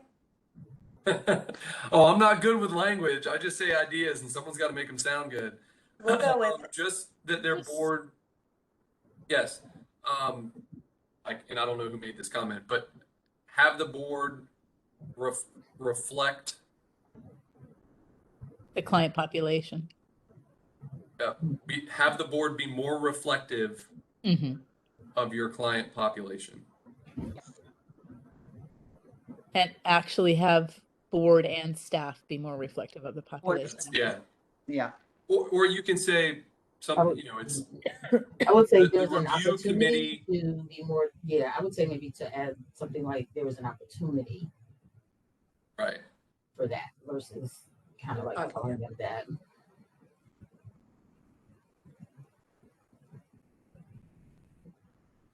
Okay, so add on to it or just that simple sentence? I would just keep the simple sentence personally. Yeah, you can remove that. So I will unhighlight because we have taken care of it. So excuse me real quick while we're changing that. So 2 has been taken care of. So 1, we'll go back to that. Fulfills an extremely necessary. Hold on. And I'm gonna continue. Is it Gabriella? No, it's Gabriella. Gabrielle made a good point that it be the board and their staff. Be more reflective of the client population. Yeah. And I think and what, Bernice, you made a comment about them, it's important for them taking actions. What was the comment you made? I just basically said that there was an area of opportunity for them to, really, I'm not sure how to put that in now with this particular sentence, but there is an area of opportunity for them versus saying just sort of direct. I don't know. Right. So, do it, period, maybe, but there's maybe an area, start there's an opportunity for them to diverse board of directors and staff to be more reflective of their client population. Or continue to make efforts to ensure that the board of directors and staff be more reflective of the client population. Yes. Something like that. Yeah. I was going to say, just to make it like bullet points, make the first word just be prioritize. Prioritize the board of directors and staff to be more reflective of the client population. Well, we're trying to help her put some language in, but missed opportunity. Yeah, but I probably either.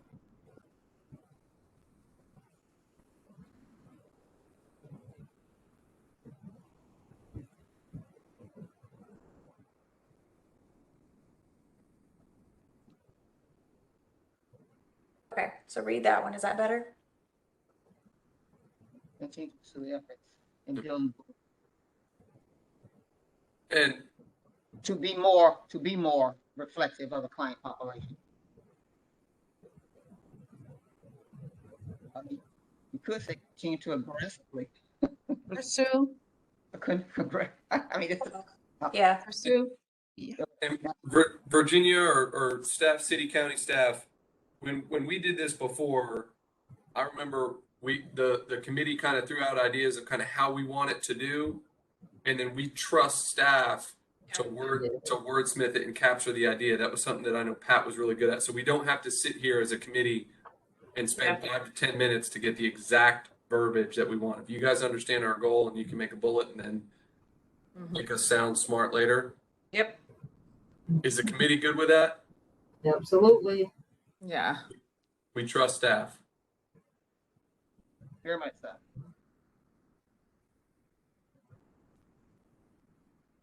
Are we good? Can we go to the third one? Yep. Go ahead and go to the third one. All right, please clarify how the role will be maintained without additional funding from CHSP. Well, does that need to be here? No. I don't think that needs to be here. And, that's like a question you ask in the thing, so that can be removed. All right. And gone. So now we're on to 3. That's a mouthful, so I'll let y'all read that.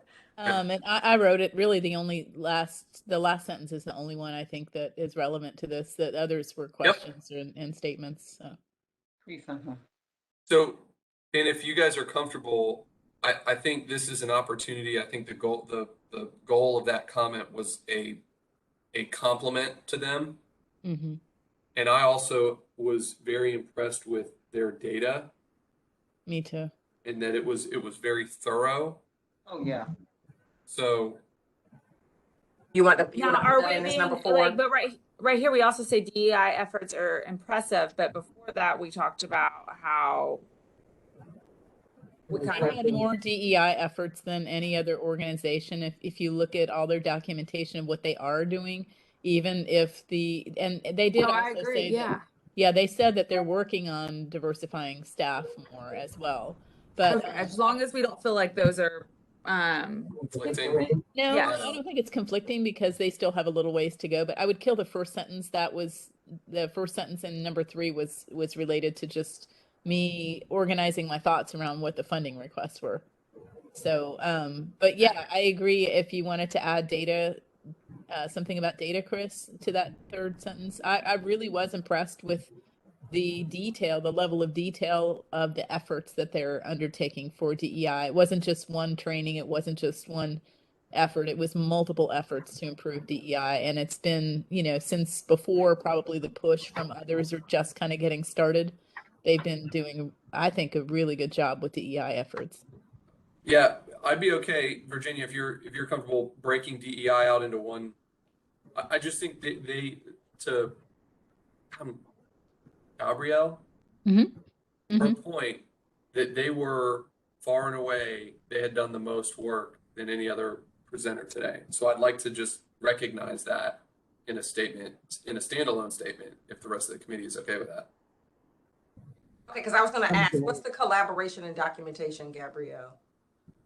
This was referring to the entire application. So they had collaborated with a number of different organizations. Their documentation around their needs, around everything that we asked for was thorough.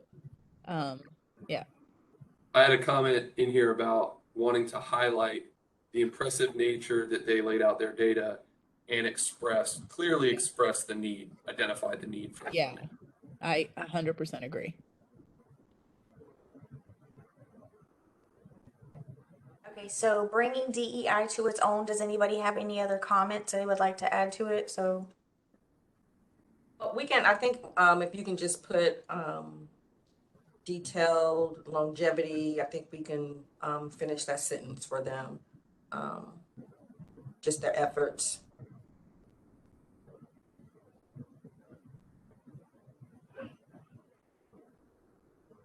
Yeah.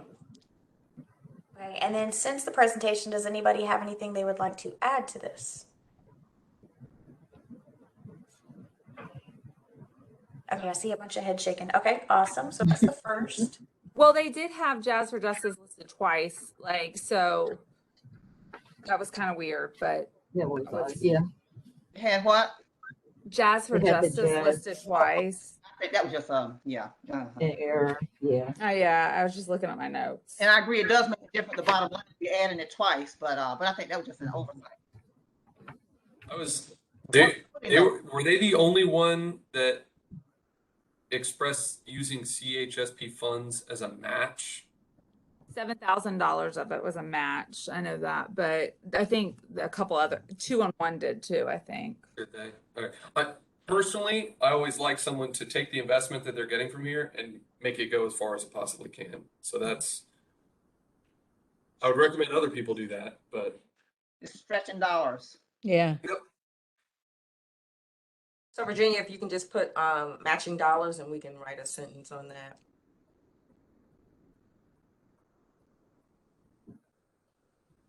Awesome. Okay, so we are done with 1. Yep. Sorry. And I don't know if this goes in here or not, but I was about them reporting they've already served 300 after estimating 75, and that they've served 142 through March 31st, and that's double what they estimated. So we talk about outcomes and documenting service. To me, it was, I don't know, they were the first one to go, yep, we're doing it. We're not only doing it, we're excelling. We're doing it higher. We're doing it more.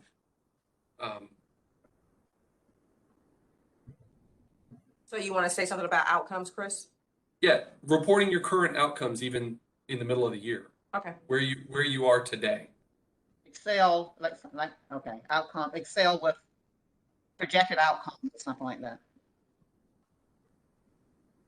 Yeah, to me, their application is kind of, it would be great to hold them as a standard. I think they really paid attention to what was asked of them, and they answered as requested and then some. So it's very helpful. You can put that in there. Committee commends overall impressed with organization, detail, and thorough nature. Nita, don't you laugh at my I'm not. No, because a lot of times I can't think on the spot, but once I'm down and quiet, I can think. So Virginia, if you just want to put detailed application. Okay, what were you impressed with now? Definitely expound on that. What were you impressed with? What do we say? Personally? What do we say we're impressed with here? The level of detail and the thorough nature that they completed their application. So they and presented. Okay, overall.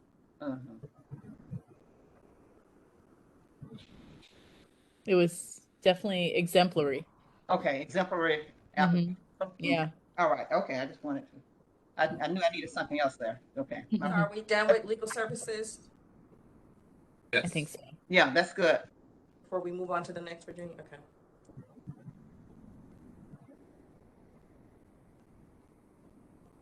So the first one is the current board is comprised almost exclusively of Leon County residents, yet the majority of the clients and FTEs are from other counties. How are you working to expand the board of directors representation to other counties in the Big Bend? And then also client composition is almost equal among white and Black American individuals, yet there are only 2.27 Black African American FTEs, but 19.68 white FTEs. So was that question answered? You take a comment from what we used on 211 about them needing to focus on diversifying their board and staff to better represent those that they serve.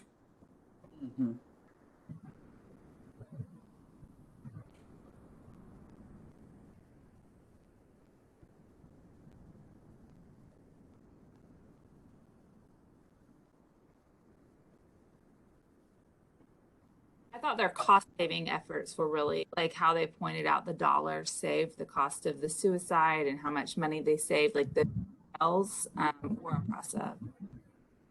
Showing the return on investment. Return on investment and value. Yeah, return on investment, impressive. And how they're being innovative in their ways. And extremely relevant. Yes.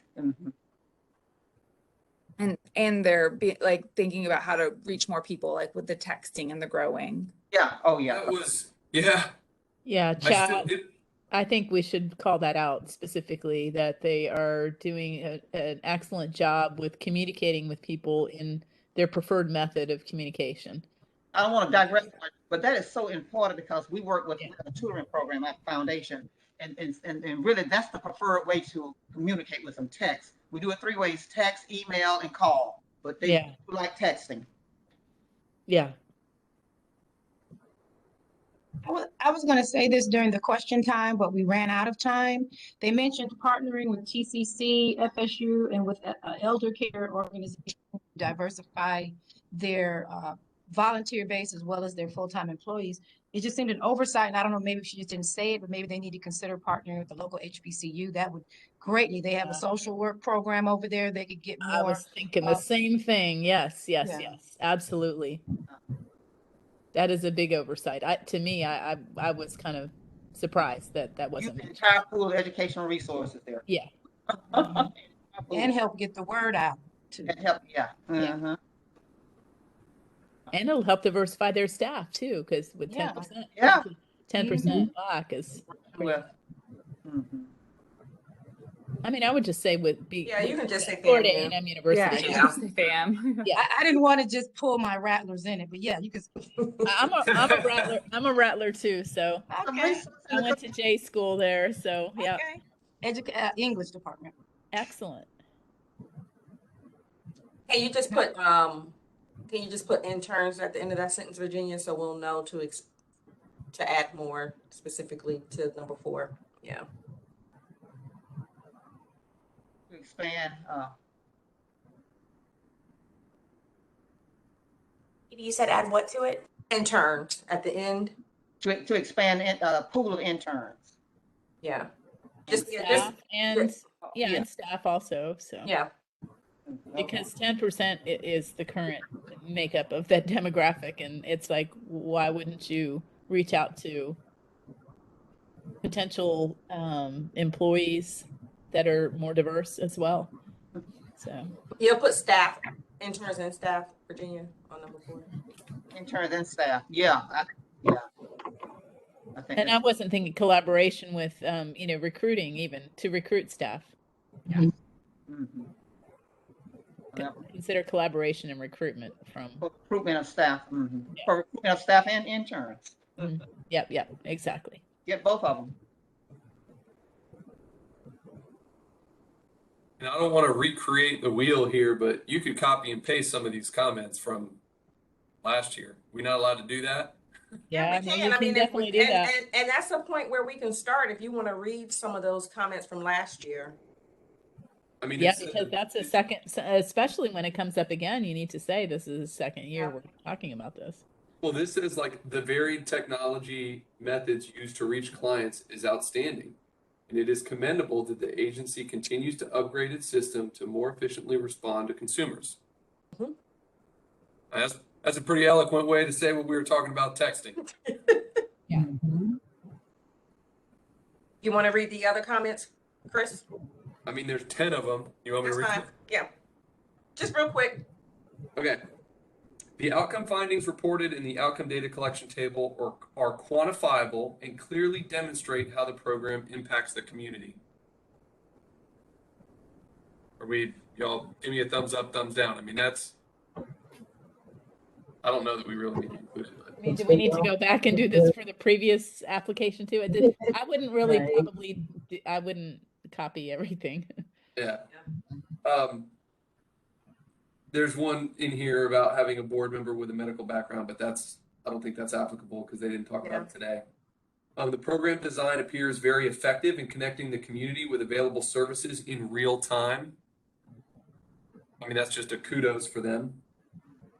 Considering that the agency experienced a decrease in volunteers due to university closings and calls increased by 65%, the agency's caller response rate of 97% is outstanding. I don't know, they didn't really highlight that in their presentation this year, so I don't know if that would be applicable.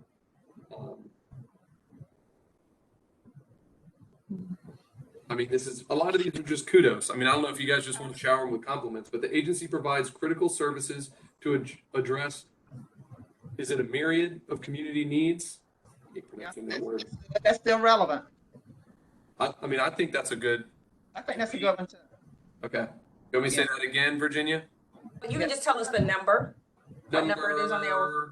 Number 8. Number 8. You can just put number 8 at the bottom. Yeah. Include number 8. Okay. Yeah. The CRT appreciates the agency's efforts to increase follow-up activities to ensure that the client's needs were adequately addressed.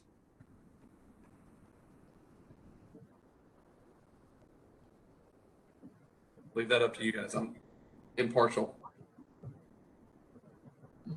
Yeah, they Is kind of it- talked about text reminders for that, but it wasn't really a major focus on this conversation. Yeah, I'm fine not including it. It says the agency clearly explained and justified the need for CHSP funding. I would agree with that. Yeah, that's Yes. What number is that, Chris? That's number 10. That's the last one.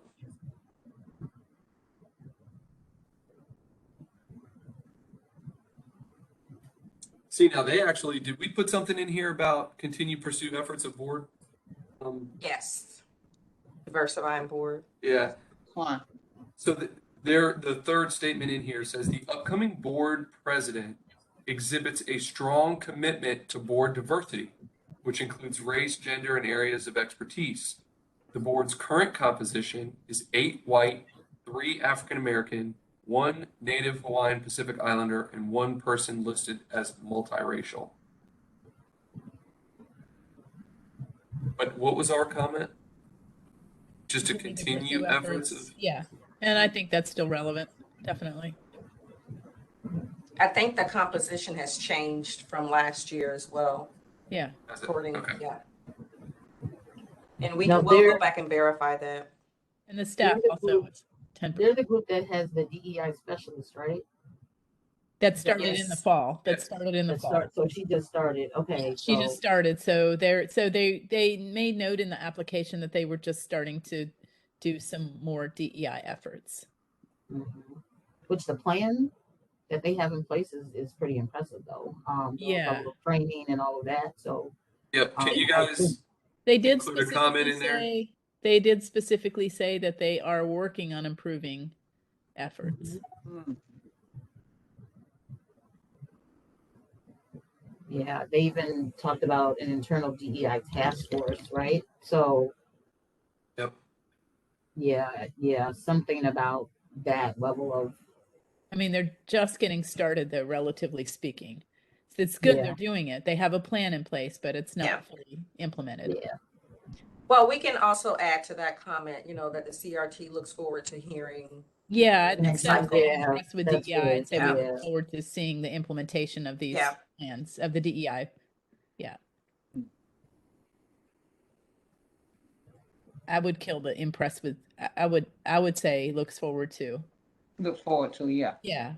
Because the efforts are pretty new, and I think that they do have great plans for them, but I want to actually see the implementation. Yeah. You just put implementation right there, Virginia. Yeah. And so we'll know what that is. Okay.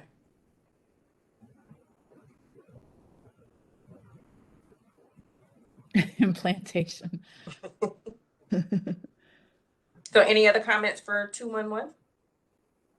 No, I had written the last thing, and it was the specific target outcomes were not achieved with the last award was the only question I had. Okay. Because that was from the report card. Now, I wanted to get into, I know time was cut off, but they said they took over 22,000 calls, which was, just unbelievably impressive for me when I think of like the diversion of those being 911 calls. But they talked about not increasing their salaries and being low paying.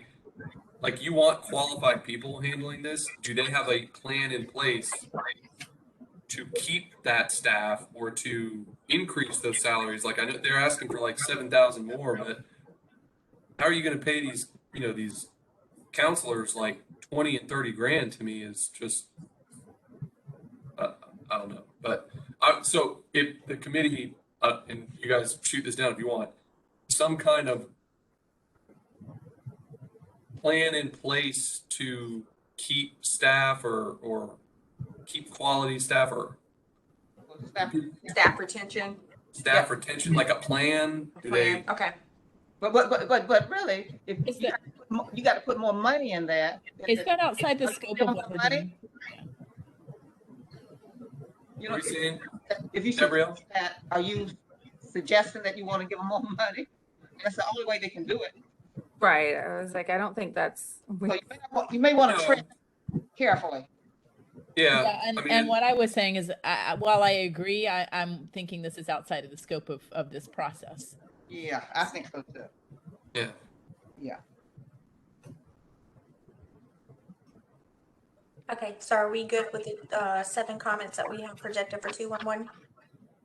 So, I'm good.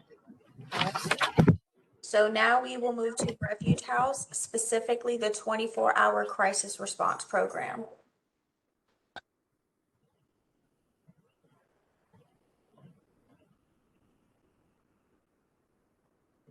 I thought their response to the data with the Mercy's Law and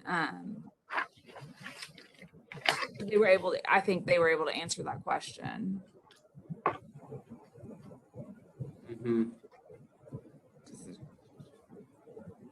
I'd rather see them do it in the application. They could have said, you know, due to Mercy's Law, you know, Oh, yeah. we're not able to track as much data as we would like. They did say they were working on it. So and I thought they lacked clear outcomes, but I don't know if that's shared with the rest of the committee or what. Did they provide any follow-up information with Gabriella's question about the demographics being 116 for white, but their client base being, target base being largely African American? Said they were gonna look into that. I have not gotten anything. Has the county, have you, Abby? Can you repeat that question? Has Refuge House sent any updated information to you about the question that was Client asked demographics. Yeah. Not that I can remember. No. today? And well, it would have yeah, been they today. said they were going to send. Oh, They today? said it was No. an error, and they were gonna follow up and send that information. No, yeah, I haven't seen that response that Emily mentioned during the call. No. Sorry, yeah, I see it in question 3. I wish they would have been more specific on the increases. Like, I mean, their increases weren't crazy, like the 6,000 and then the 2,000, but it just gave that room to question. They didn't say we're going from here to here because it wasn't reflected on salary. They could have said it was going up in insurance. I just don't feel like they answered that question very well. Yeah. Agreed. Well, it lacked clarification of the increase. Yeah.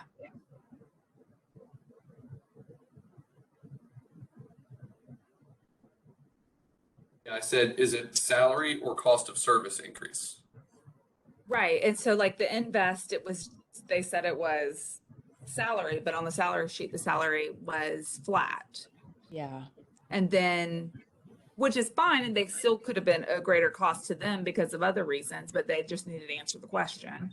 And then the other one, it's kind of spread out through all over. Well, that doesn't really help me explain. Oh, they did say the cost of the exam, but they could have said, this is now how much it costs. And it did used to cost this much. So it's the application and presentation lacked clarification. Mm-hmm. And this is for the 24-hour crisis response or both? Actually, this is for, so I forgot there was 2.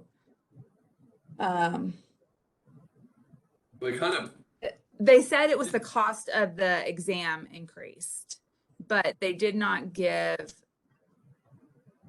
$6,000 of justification for the cost of the exam increase.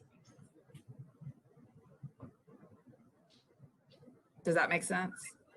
That was for invest, which was the second one. Yeah, and I'd actually like to go back. No, invest was for the salary, is what they said. Oh, I thought the increase was for the rape kits. Advocate's salary, I think, so invest. No, invest was the salary of the person. This one, the 24 crisis, was the cost of the exam kits. I thought I saw the RAPE program was to support the increased costs associated with providing specially trained registered nurses providing their services. Also, a slight increase in the cost of professional liability insurance required to be carried by the MD. Yeah, that was for the 24-hour crisis response. They called it the SANE, sexual assault nurse examiner, referred to as SANE. But their response was they said the exam kit had increased. for this one. When I asked the $7,000 for the crisis, they said that it was very, they couldn't justify it. But they just said it was very gray. Yeah. And I want to go back to the Marcy's Law thing because that was a third year serious concern and that was noted in the report card. So it seems like if you received a third year serious concern that you would at least address it. I know verbally they said Marcy's Law, they're working on it, but the application did not address this. And specifically it was asking for long-term outcome indicators in the outcome data collection table and the measurement framework.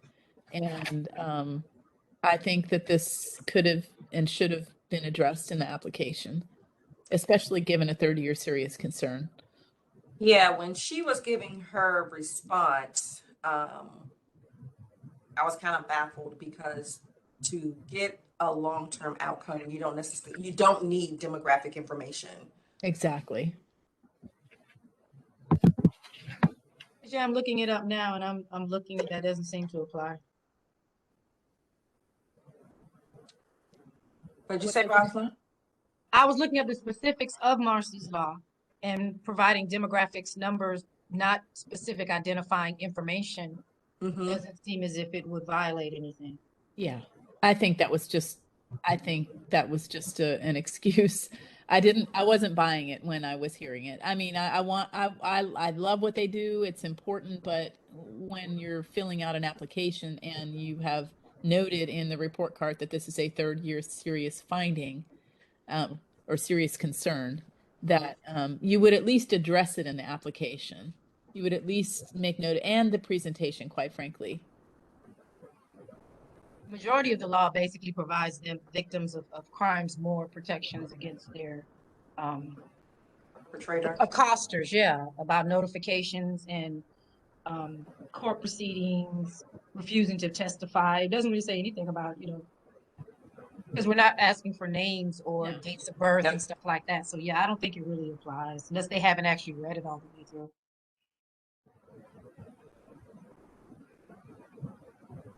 Gabrielle, was there anything else in that award letter that you think you need to read out loud and bring to the attention that may apply? I mean, I just think that it says third year serious concern. In the application, the agency noted the goal of the program is the overarching goal of Leon Invest is to reduce the risk of incidents of domestic violence homicides. However, no data was presented to document the program's effectiveness in meeting this goal. It is important for the agency to include a long-term outcome indicator in the outcome data collection table and the measurement framework that addresses the overall goal of the program. This speaks to the program's effectiveness. So to me, this is now a fourth year serious concern. And if it is related to Marcy's Law, which I disagree that it is, but if it is, that needs to be in the narrative of the application. And they should come up with some other measure. I mean, this is serious. We know that domestic violence homicides are serious problem in our area. And the numbers are increasing and it's a worthy goal, but you can't ever achieve a goal if you don't have metrics to back it up. Can you tell me what number that is? It's number 3. Awesome, thank you. But how do you address it now and make this go away so you want to see this again? What should we have them do now? So it won't come up again. Can it be a finding? I mean, now? it specifically tells them what they need to do. They need to put an outcome indicator in the outcome data collection table and the measurement framework that addresses the overall goal of the program and that it speaks to the program's effectiveness. So they've been asked, they just have not done that. Still, this is now fourth year. Yeah, but we don't need, I'm still trying to keep this from lingering. Like go on and do it now. So we want to see this again. Well, hopefully, with the new performance metrics that we've been included in this year's application, I'm hoping that will solve the problem. So let's look at their application to see what they're proposing for You know, for us or them, if we is concerned, okay, next year's the fourth year, we need to go in and fix it now. Yeah, it does seem like it would move from a concern to a finding at some point. Yeah. Amendment 6 of the Florida Constitution, Section 16, Article 1, which is the Marcy's Law part they're talking about, is the right to prevent the disclosure of information or records that could be used to locate or harass the victim or the victim's family, or which could disclose confidential or privileged information of the victim. As long as you all aren't asking for any of that in your return on investment or your findings at the end of the fiscal year, that they shouldn't be in violation of it by providing. Absolutely. Well, even if we weren't asking for that information, they still should be able to give us an outcome without having to provide us any of the information that's in the Marcy's Law. We just We're want not to asking for know names and stuff. No, we just want to know what happened to Numbers. those clients that they served. Yes. Do we need to say that more specifically? Come here. Like I say, maybe need to define what portion of Marcy's Law is preventing you from giving us this information, something like that. Okay. Yeah, And yeah. that's what they've been saying for 3 years. Right. Yeah.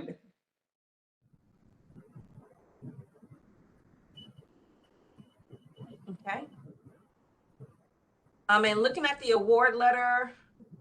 And I believe Marcy's is spelled with an S, not a C.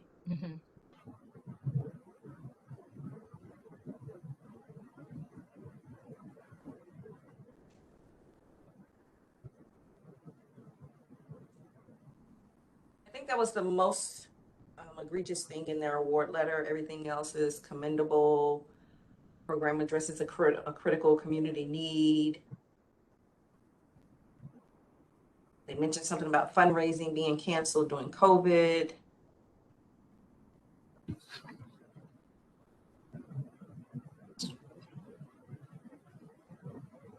All righty, so we did the Marcy's Law. Now, number 3, diversity of the board. Can we just copy paste from one of the earlier ones? Because it's very similar as far as the overall DEI piece. Yep. You said that's number 3? No, from up top, from one of the other ones from 211. That language. Yeah. About the board.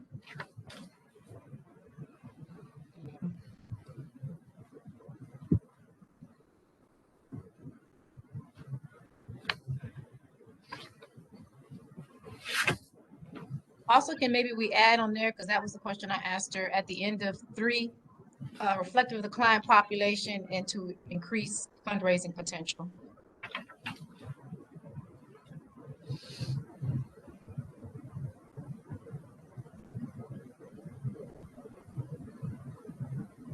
So it is interesting, and I thought I remembered this. I made a note about their board and staff. So it says their client composition is it's like 53% white and 47% black. Call it 50-50. Their staff, 38 38 African American staff, 8 white. So they are vastly, predominantly African American staff. Like, what is that? 80%? Yeah. African American. So their staff doesn't reflect who they're serving, but then their board is the exact opposite. Their board is 8 white and 2 African American.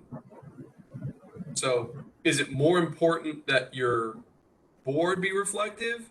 But the combination is pretty. The combination kind of meets what you're after. So I would say I'm happy with that, but I am a white male, so I am not in the diversity conversation. You guys tell me if that is satisfactory or not. Okay, what are we saying here now? I'm sorry, I'm trying to read. So we're saying that the staff is diverse, but the staff is more diverse than the board? I would tell you neither is diverse. Their staff Top heavy. But combining staff African-American. and staff and board, it is 50-50. Oh, so you are doing apples and oranges, Yeah. mixing? Yeah. So everybody is, regardless of who you are, because I teach DEI, everybody's voice is important in the conversation about DEI. Whether you're a white male or a black female or, you know, everybody needs to be part of this conversation. But I think we should use the language from the other two where we said that it should be reflective of the population, and that will encompass both. So yeah, their staff and their board of directors are apples and oranges, but Each neither one is specifically, you know, diverse. Yeah, I think each should carry its own identity. So I Yeah. think that's good. I think also they mentioned in their application that ages were where they were really lacking in diversity. So they have a lot of young people, but like basically nobody over the age of like 40, 50, like those age ranges are lower for the staff and the board, but then the population they serve is significantly within those age ranges. So I think that's another area of diversity. So not just like race, gender, but like age is also something I think they really need to work on recruiting for. Definitely. And I think if we say that it should be reflective of the population that they serve, that would encompass everything.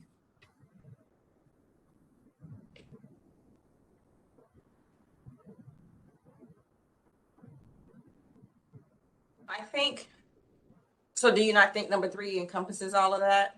We need to. No, I think it does. Okay. Like, Okay. yeah, I think that, yeah, Okay. I just think it should stay there. Okay. All righty. So I'm sorry, Virginia, go ahead. You're fine. You can go first. No, you can go. Rosalind brought up the increased efforts for fundraising, and nobody said anything. So I'm just trying to make sure consensus at it. They did not have a plan. It was not a clear plan, in my opinion. Like it was like we were going to do this in March. So that wasn't on their plan sheet. They're going to do this in, like it feels to me, and they don't have a development director on their staff either. So I feel like I commend them for wanting to start to focus on that, but there needs to be more of a development plan. Yeah, so okay, yeah, I was going to say it's not Agreed. increasing efforts, but yeah, okay.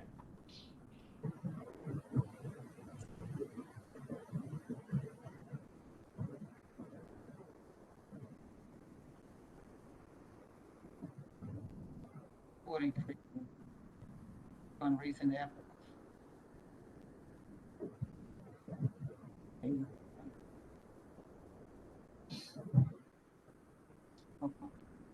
Okay, and then the 5th one, I know we've gone back and forth, but are we okay removing that since we included the board and the staff diversification? Okay.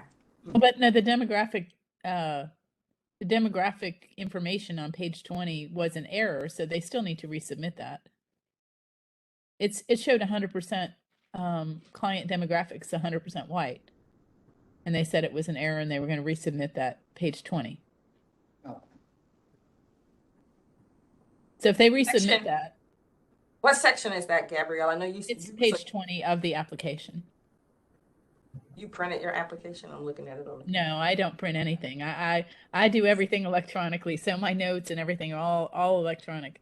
But page 20 of their application, if you look at the demographics, it shows 116 people served in that program, and it shows 100% white.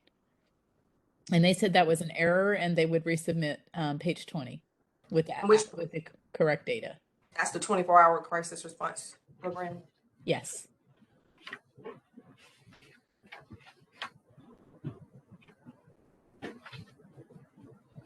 Okay, I see it.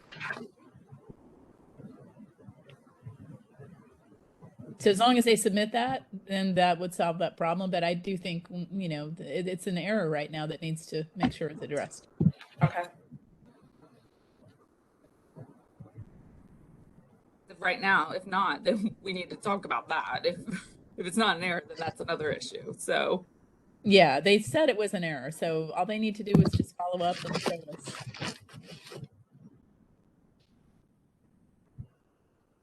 And then my other comment, you know, I personally appreciated without having testimonials, as we used to have when we would do these in person. We would have testimonials, and those client testimonials were extremely powerful in connecting the data to these services and showing us, directly how people benefited from these services.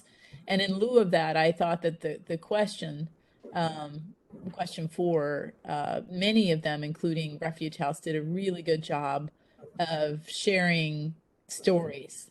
And, I don't know that it's necessary to put on here, but it helped me connect with their data more. I'm a data person, but I'm also like, I want to see people actually benefiting. And so I did note that their example was really powerful. So. No, if it's okay, we can leave it on there. Where it starts at page 24, Virginia, that second sentence, if you can make that number 6. Yeah. And we'll wordsmith that. Okay. Put that in there. All right. Any other comments for 24-hour response or the Leon Invest program? We haven't done Leon Invest Leon yet. Sorry. Invest. Yeah. Oh, I thought we were overlapping. Oh, sorry. Let's go then. Now, if they're overlap, y'all please let me know. Yeah, I love copy and paste. I had a couple of unique comments to Invest versus the Okay. 24-hour program.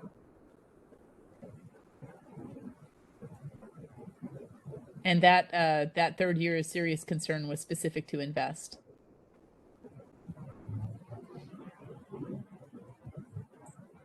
The Marcy's Law? Yep. The Yeah. Marcy's Law is 24-hour and Invest? Oh, Invest. Invest, just Invest. Oh, okay.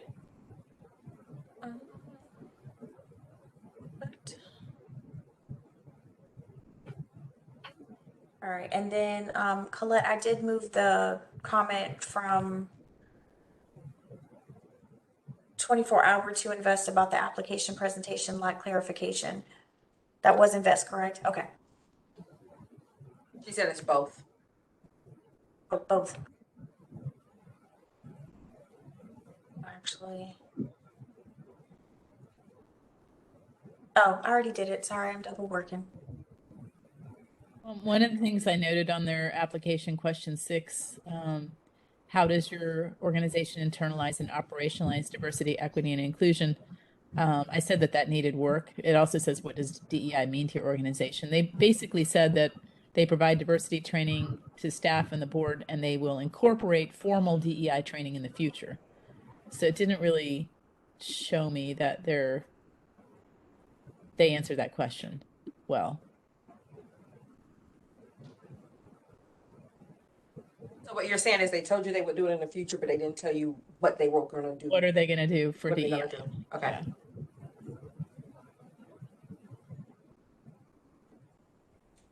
You said question 6, correct? Yeah. Okay. And then I did have a kudos to them because I've been involved with homeless issues for years, especially around animal issues. And I wanted to give them props for having an emergency shelter pet kennel service. I know this has been an unfulfilled need for years, and think that they should get some kudos for doing that.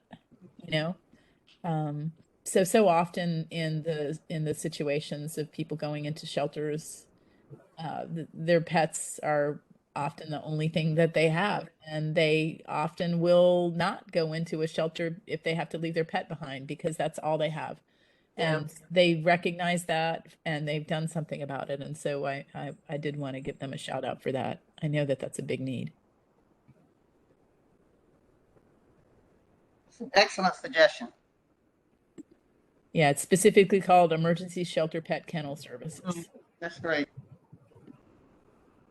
Emergency, I'm sorry. Emergency Shelter Pet Kennel Services. That's through the Invest program.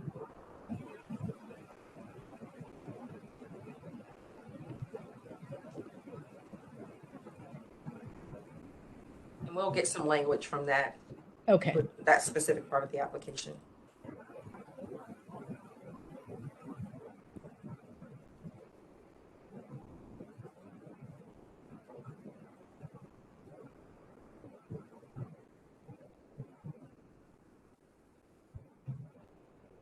So Gabrielle, is number 6, the question number 6, is it yours as well?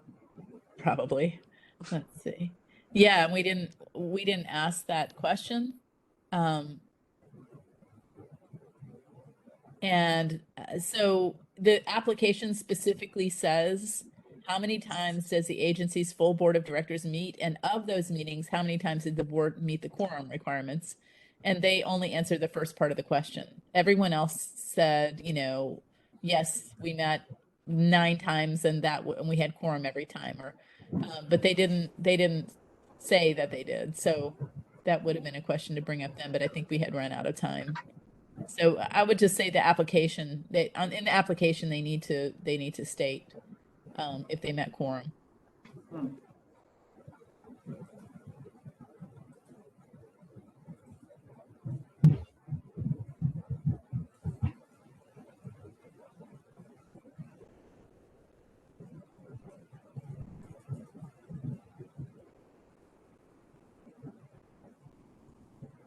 Because you don't know if the 9 is for the quorum or for the board meetings. Yeah, I think you said 9 meetings per year. Well, 9 meetings per year, yeah. I mean, they just didn't answer the second part of the question, really. Yeah. It was about a better explaining answer. They just failed to answer that second part of the question. Yeah. We told them to be concise, but you need to answer the questions. You gotta answer the question. There were 2 questions in question 2, and they answered one of the 2 questions. Yeah. Bernice, do you have anything for the Leon Invest or? I just had noted the level of collaboration that they showed. I thought that was really good as well. So maybe kind of along in the commendation part, that they did really demonstrate that level of collaboration between multiple organizations throughout the city and county.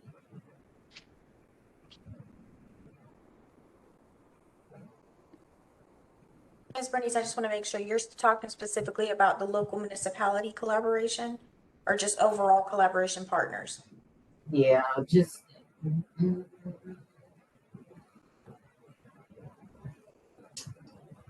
I would say overall community. I would say overall partners. But yeah, there was a heavy focus with the Leon County sheriff. So one of the comments from their last award letter says this program exemplifies an excellent partnership with local law enforcement. Okay. Is that something? Okay. Is that something you want to carry forward, or is everyone okay with that? Yes, I agree with that. I think that's worth noting. So that's number 1 from the last award letter, Virginia.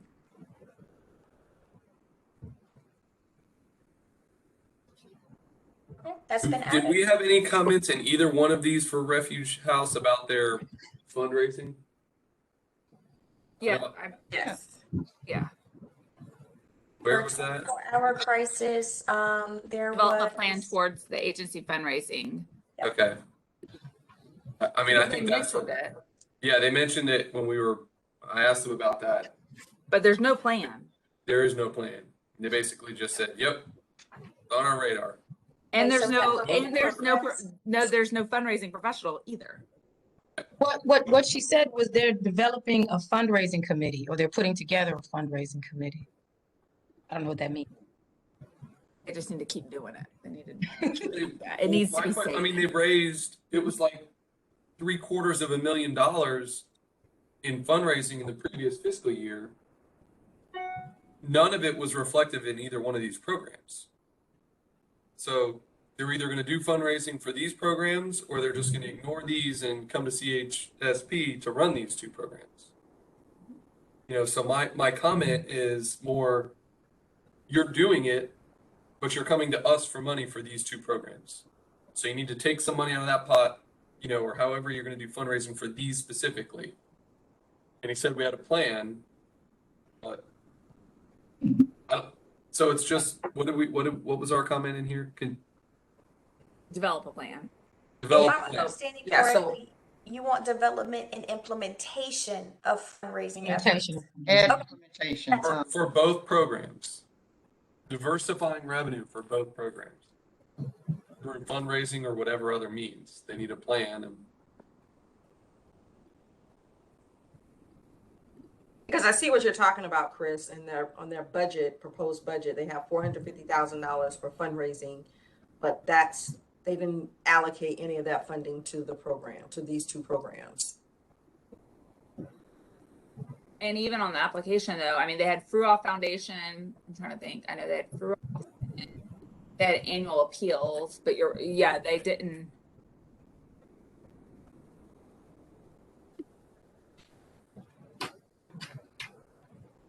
Okay. Yeah, annual fund. They just somehow they 410,000 in annual fund. If you're doing that in annual fund, you need to build a very good program because you've got a lot of prospects and a lot of potential. What's an annual fund? Just an annual giving? Yeah, that's what it says. It says annual fund, and they got 410,000 in their annual fund. Actually, they brought in last year, yeah, 700, and then to date this year they've brought in 286. Did she say why they were expecting less this year? Or I'm guessing they probably got a major death that was an anomaly, and 10 is what was should probably in their pipeline or what they're expecting. She didn't clarify because there was no plan. Oh, hold the phone.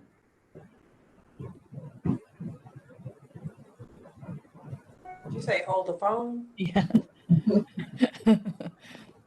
We're holding it. What's happening? So, and this, I just noticed this. Wait, let me get my mind wrapped around this. Hold on.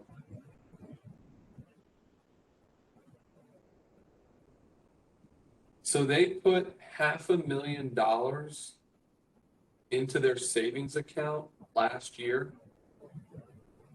If you look at their last fiscal year budget revenues, they took $523,000 and moved it into their fund balance, into their savings account.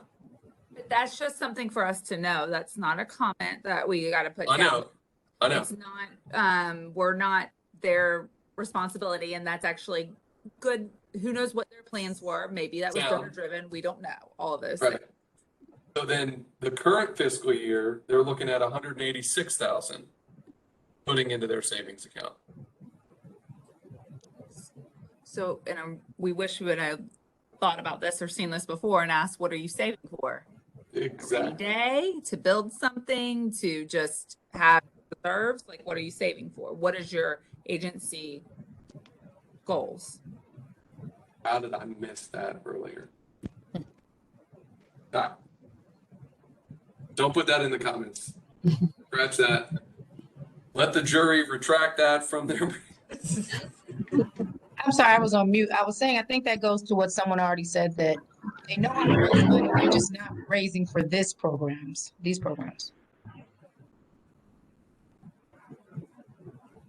And I was just wondering, Chris, if that number 8 there reflects what you were trying to say, or if it should say program fundraising. What's that? Well, no, because still their agency, they said they were going to do a new thing in March. They said, but you could also put funding for these programs. You could add that to number 8 as well.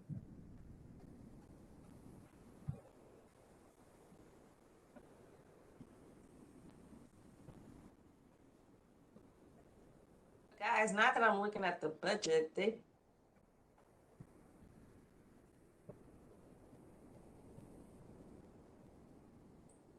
didn't put for the proposed. Is this proposed? Let's see, no. For the last fiscal year, they didn't put any revenue expenses in the invest program.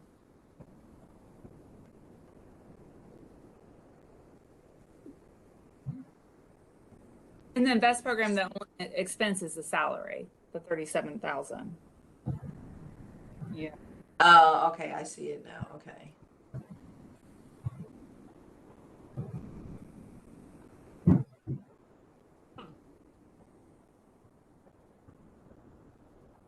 Okay, I see that now.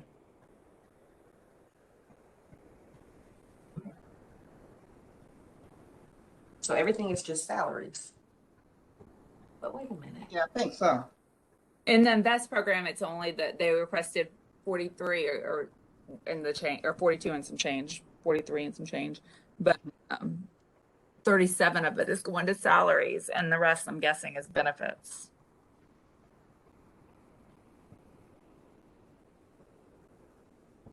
Now, I understand that for the CHSP process, but for their request, but it would seem that this program would still have some other expenses other than salaries if they were just prorated across all programs. So there should have been some other expenses in the overall agency budget associated with this program. So, okay. Anything else? Hmm? Are there any other comments that we want to add to this? We're not going to, I don't know. There's nothing from our budget discussion that needs to be in here, right? Yeah. I mean, we can just say, make sure that the budget is completed accurately or correctly the next time, because it wasn't completed correctly. Yeah. Not really pointing out anything in particular. We'll, she can reach out to us if they need to and ask a question, and we can let her know what that is. And I think in number 8, someone had mentioned to maybe specify there that development piece fundraising is for these particular programs. Because as it was pointed out, they can fundraise, but definitely for these programs.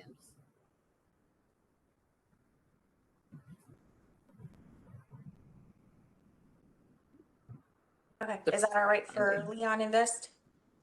They want you to add for number 8 to add programs as well. Diversify funding for this program, for these programs. So develop and implement a plan towards agency fundraising and programs. More like it's specifically for these programs, because as somebody have pointed out that they have fundraised for whatever purpose, but there doesn't seem to be any designated for these particular programs.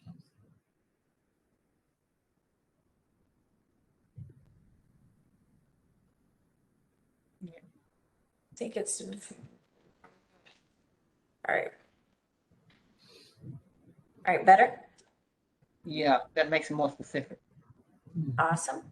Okay, so let's scroll to, oh, sorry, I have to start scrolling. We're good? All right.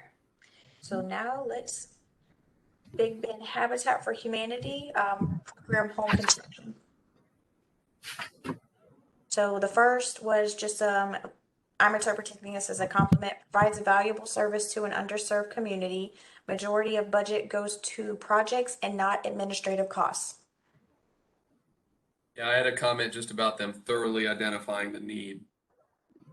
I think that encompasses that. Awesome. Okay. All right. Second, it appears that clients with disabilities have not been served by your organization. Is your organization able to accommodate clients with disabilities should they apply and be accepted into the program? He explained that, so we know that's they corrected that.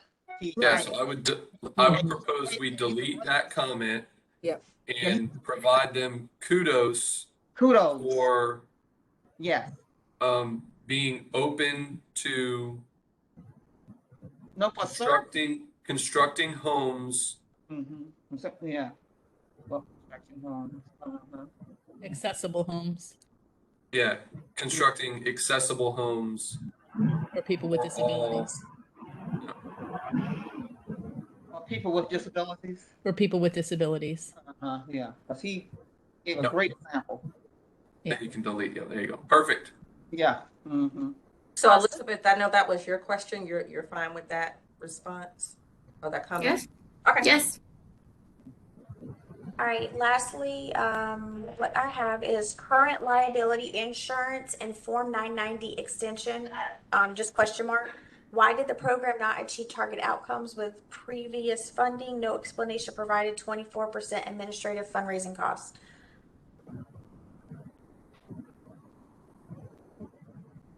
That's a contradiction to 1. No, they followed up with documentation that differed from their end of year report and showed they did meet funding. So they were one of the organizations that we had questions about. Okay.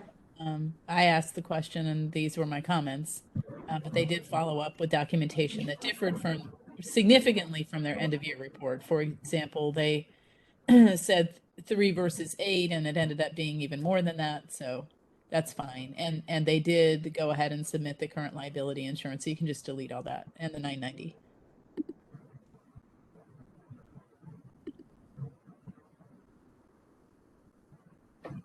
So other comments that they had on their last award letter is good strategy utilizing profits from the retail store to support agency operations. I don't think you guys addressed that.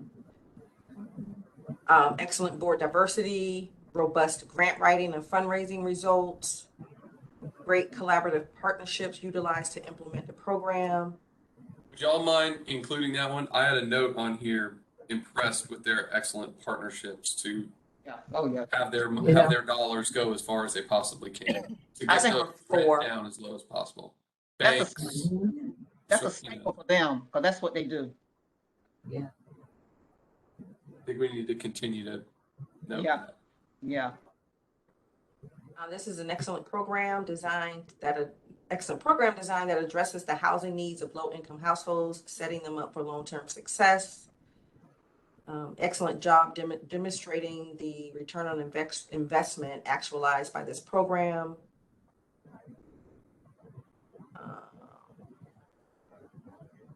Oh, that's true. So I think that's it. That would apply. The other ones have to do with COVID.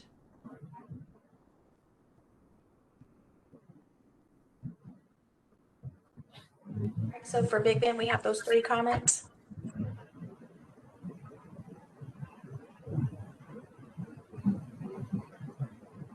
All right. But we can give them a minute to see if they want to say something else, Virginia, real quick, if you don't know.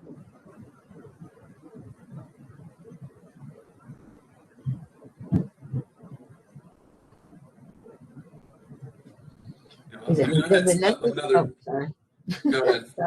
Sorry, because actually I was going to talk about you because you had mentioned something about the 50% increase in their goals for 2023. I think it was this. Yeah, it goes from 10 houses to 15 houses. Yeah. So I don't know if it would be appropriate to put here, but something You could say something about please consider or see what do we call CRT recommends realistic goals or something attainable. Yeah. It's attainable. That makes a difference. Then yeah, attainable, right? Because you don't want them to go over the head. I mean, stretch themselves too thin. Achievable.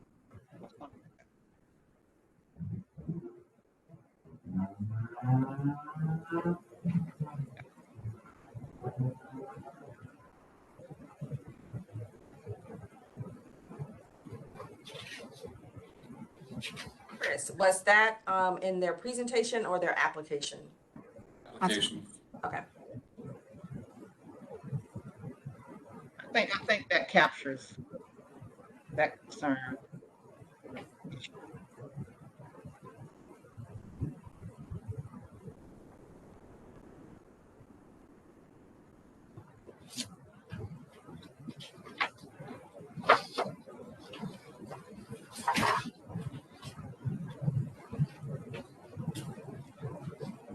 Anything about the board that you wanted to address? Budget? And when we get into deliberations, it was one of the things I thought their ask was a little high. Understand what they need and what their program is and their need, but I commend them for prioritizing as well. yeah, I mean they have to think, like he said, long term, right? Yeah. So that's where they operate.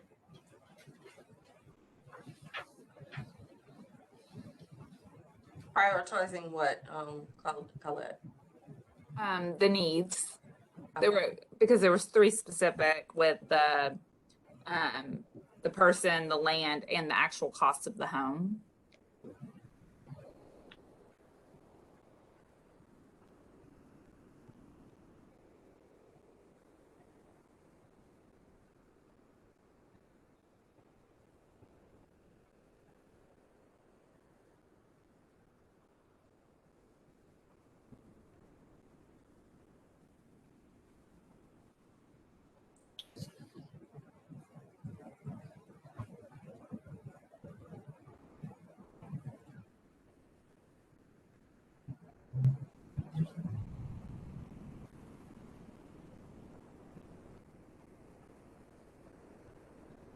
I think I'm good with those. Do you guys have anything else?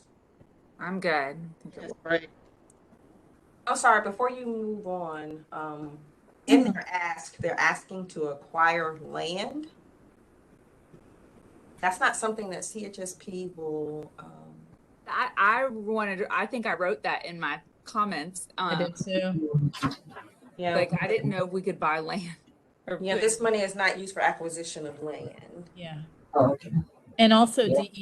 DEI, we need to, discuss DEI as we've done with everyone else. And from what I read in their application, they're just getting started with it. They have some plans, but I think, as with the other applications, we should note that we look forward to seeing them implement some of the DEI plans. Okay. I agree. Oh, okay, we settled that. That's good. Can you adjust the number 5 comment that we commend them for prioritizing their need, but also you can't request money to buy land? That should be separate. Yeah. Now, what do we give them money for? The money is earmarked for what? $65,000 to build a house, $40,000 to buy some land to put houses on, which isn't a qualifiable award, and $25,000 for personnel. No, what I was asking, the eligible, this is not the first time they've gotten money. No, and The CHSP funds is for what purpose in the past? they've actually bought supplies for the houses. Okay. Yes. So this is the first Yeah, I time thought that they've asked for property. Okay. Yeah, I thought he said when he was answering one of the questions that they had purchased land in the past, so that's why I'm Yeah. confused that they can't, because I'm pretty sure he said that they did buy land. So I heard that too. I did. Did Yeah. say that. I wrote that too. Okay. So we're talking about supplies to actually construct lumber, nails, stuff like that. Okay. The 65,000 is what he said that costs. And if I was him writing this, I would have just asked for the 65,000 and broken that down, because then it would have been no brainer. But Do we want to include a comment about making sure funding is used for approved expenses and additional detail for asks for what the When we make our requested- recommendations, we specifically state what it can be used for based on what they have in the application.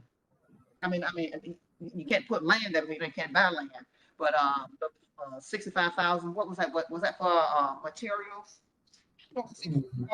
Again for 65 to build a house, he said. house. Okay, so we can do that based on what Anita said. Supplies, what have you.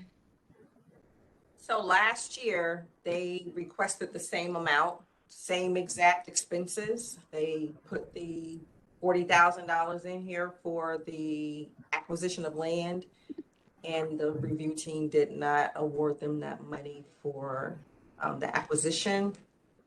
It was for the supplies. Yeah, so I think when we get to and that's the cost of inflation, is what he's saying, is the 40,000 last year for building, and then the 65. Did he ask for 65,000 last year? He asked 2 years ago. No, he said 40,000 was for 4 plots of land at 10,000 apiece.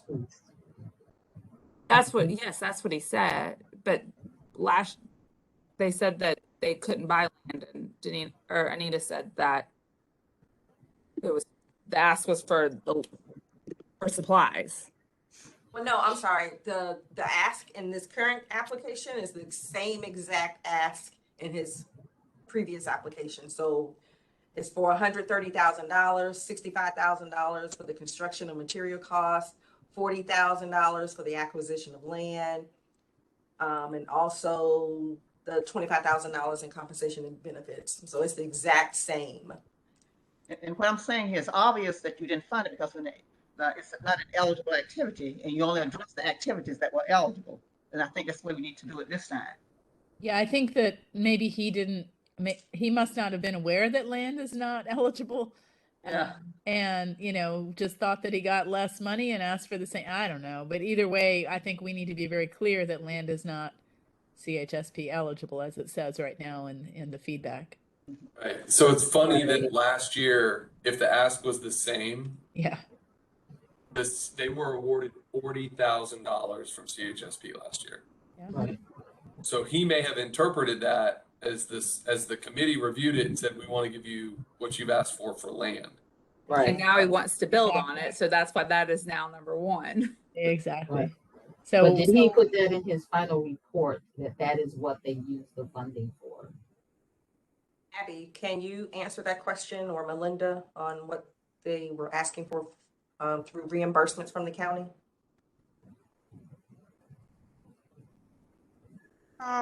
They did a one-time, Anita, and it was for supplies and for building a home, as well as, I'm pulling it up real quick. I think it was just the supplies for the home, but my computer's moving really slow, guys. And they did it as a one-time payment. You mean for the last fiscal year or the current fiscal year? Last. Okay. I mean, I guess either one, because both of it was 2022, it was a 2-year. You want the 21-22 or the 20? Where's it 2 years ago? Okay. Well, I just paid the one for this current fiscal year, and that was the one that they did it for supplies. Okay. Let's see, this one.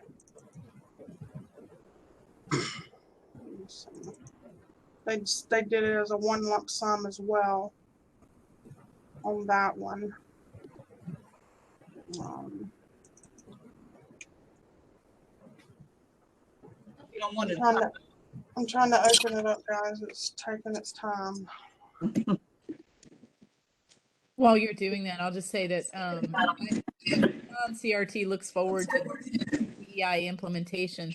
They didn't adequately answer the DEI question in number 6. They pretty much provided definitions rather than discussing how they plan to operationalize DEI. So they're getting started, but they have a ways to go with DEI efforts. So I didn't really want to, just say good job.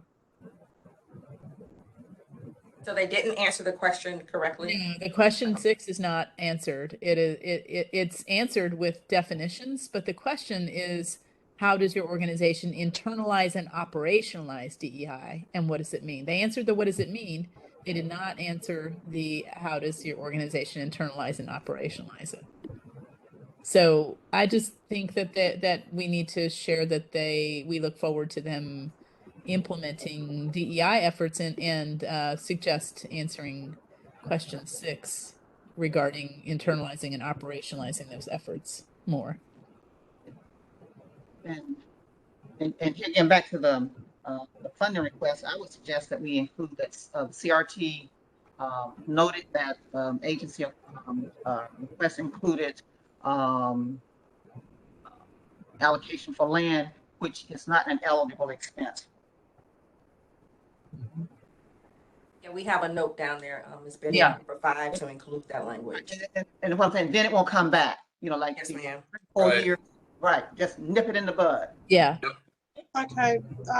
On their request, they indicated as construction cost and land acquisition. But is that part of the contract? Is part of the budget in their contract? Land acquisition?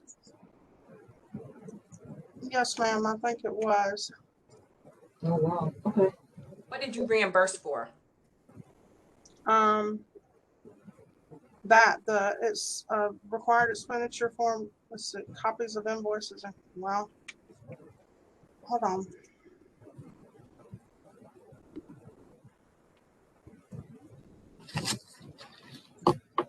I'm really sorry, guys. My computer is just horrible. I don't know what's going on with this thing. WebEx. It must be. I don't know. That'll do it. Because I know it's taking its time.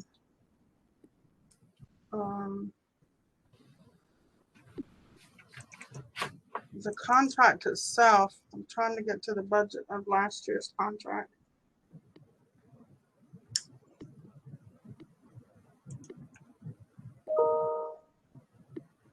I mean, because we have the housing department to help with that type of stuff. I mean, even outside of that, the city and county works closely with Habitat for Humanity and donating land to them for building homes. And I know he mentioned that in his application and on his presentation. Okay, their budget last year was $40,000 will be utilized for acquiring up to 2 lots and purchasing construction materials for the building of a new single-family home. That's what their budget indicated last year. What expenses did you reimburse? It was for that. It was for the construction supplies and purchasing of lots. Y'all let them purchase lots? Well, I think there was more construction materials on it. That's the way it was this year. I'm trying to pull Is land acquisition allowed or is it not allowed? It was in their budget for last contract cycle. Did you reimburse for any land acquisition? Did they submit invoices for land acquisition, Melinda? Everything on it, and legal descriptions on it. Hold on, let's see.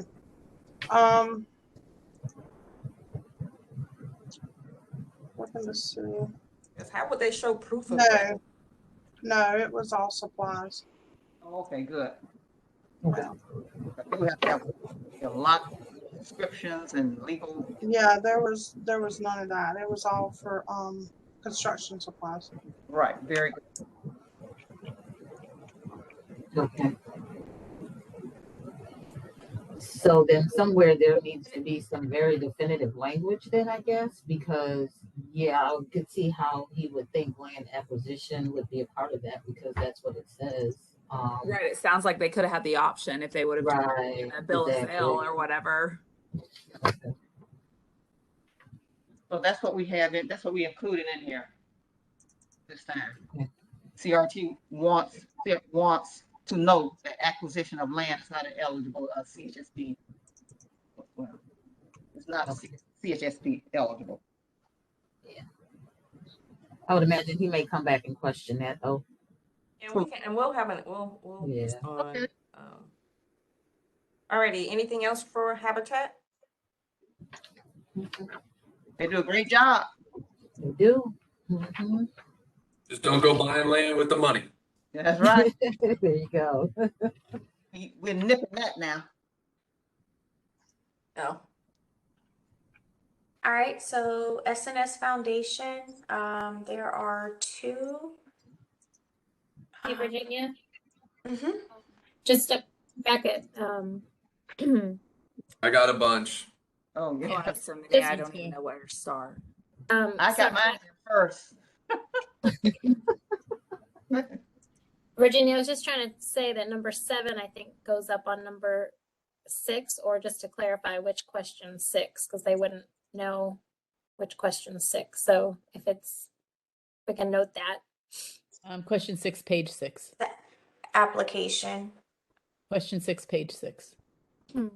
Actually, Robin, that's for us. We're gonna add more language to it. Okay. Yeah.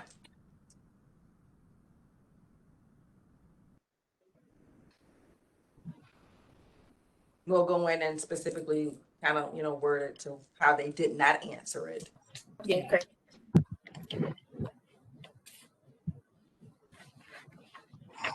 Okay, so with SNS Foundation, start off. All right, the question, if the agency is requesting an increase in funding for the program compared to the previous CHSP allocation, provide a programmatic and fiscal explanation. If not applicable, please enter NA. Was marked NA despite this organization requesting a number increase over the previous allocation. How does financial coaching assist your target populations and extremely low to moderate incomes, referencing veterans and the homeless as indicated in the application, become homeowners? So the first question I can answer, they are new to CHSP. Anita, I think you just went off camera, but they are new to CHSP, so this would not be an increase from previous CHSP allocations. Right. Okay, because I checked their application and it definitely says they received $21,823. Yeah, so the application was not right then because I was very confused about all of everything in their budget. Yeah, I was too. That was So an I mean, answer. I know they didn't now that I like the review of like I now like fun previous years, but just reading their application, you really didn't know. Yeah, Yeah. right. But they had mixed $9 million, the goal of having one, that was also very confusing I too. was So so now I know confused by that that it's not too. real. It makes sense. I was impressed with that $9 million budget. I Yeah. was Yeah. just totally Me too. confused, and then I went and read 20,000. None of it made sense. this Can we is just ask remove that and start with a comment that just says the CRT recommends they work or With receive staff. technical Yes, assistance yes, through yes. CHSP staff Mhm. well in advance of submitting their application. Yeah. why I asked that question at the outset. And yeah.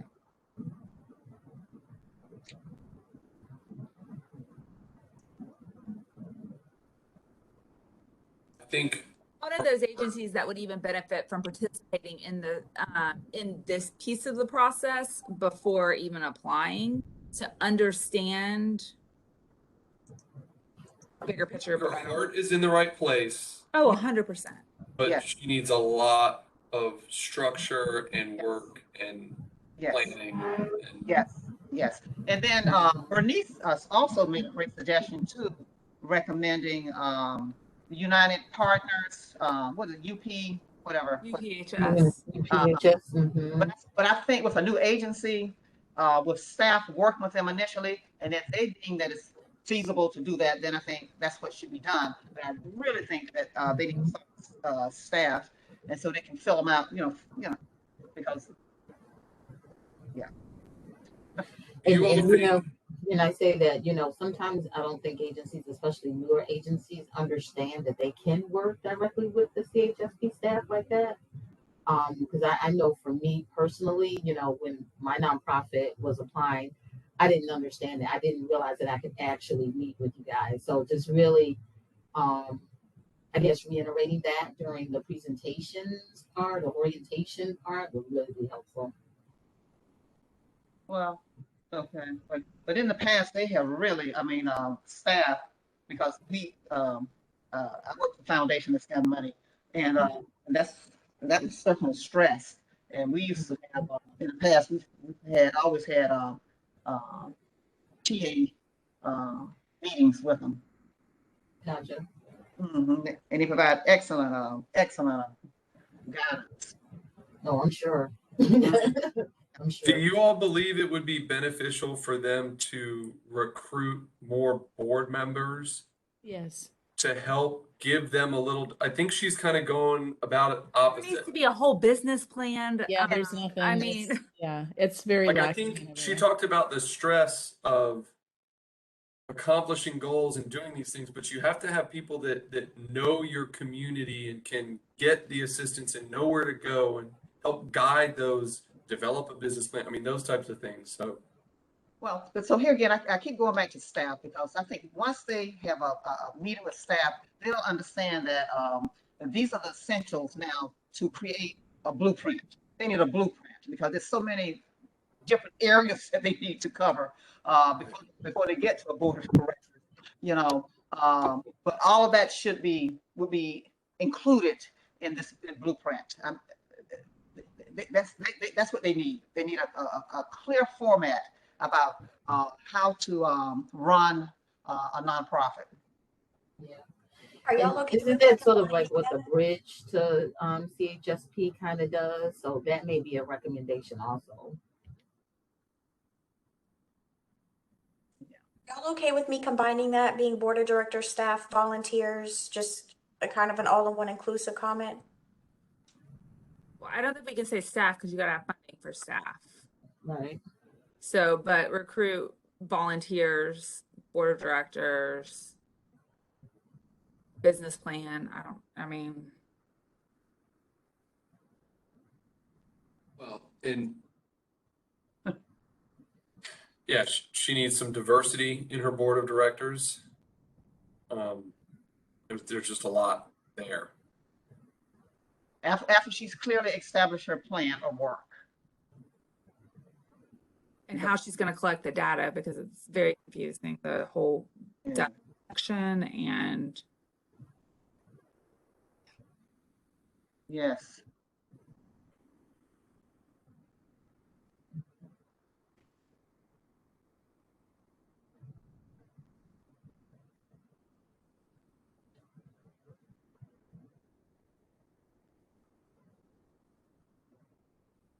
All right, does that feel better?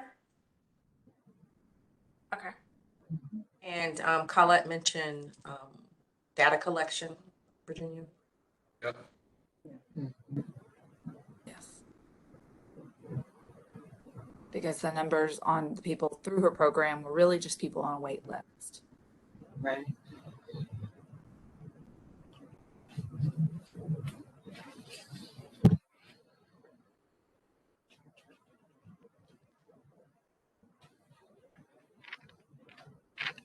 So there's a couple more. How does financial coaching assist your target populations in extremely low to moderate incomes, referencing veterans and the homeless as indicated in the application, become homeowners? So I think what I was getting at with this question was, how does financial coaching really help you if you don't have like a job or if you don't have money to like even afford it? So I get that there's coaching, but it was confusing because it was like extremely low income when it's like, if you can't afford a house, then how does coaching really help you? So I think that's kind of what I was going for. Like the program itself isn't very, like the description of it and how it serves the community and like how you gauge whether it's effective was not very clear at this point to me. So that was kind of what I was getting at.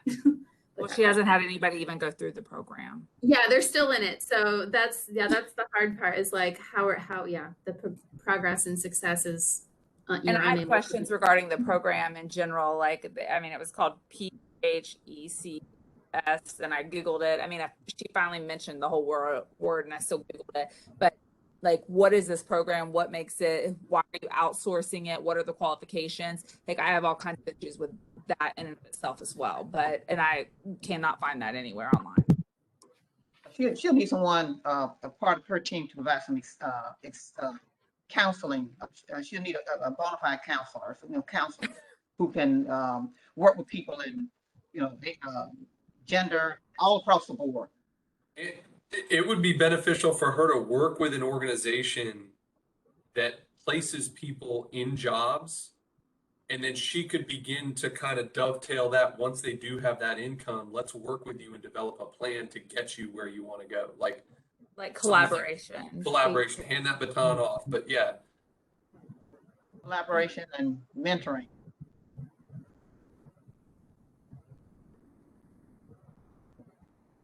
I think to Elizabeth's point, when they don't have any money, what good is coaching?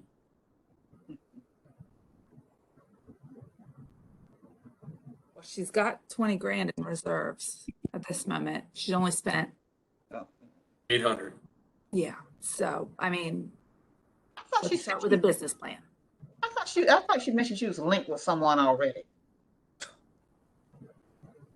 She said the VA's office is one of her partners. She said main partner. So When we talked about recruiting, and I said any other additional outreach other than word of mouth and social media, and she said she's hooked up with the VA to help. That's where they anticipate getting a lot of their customers, clients.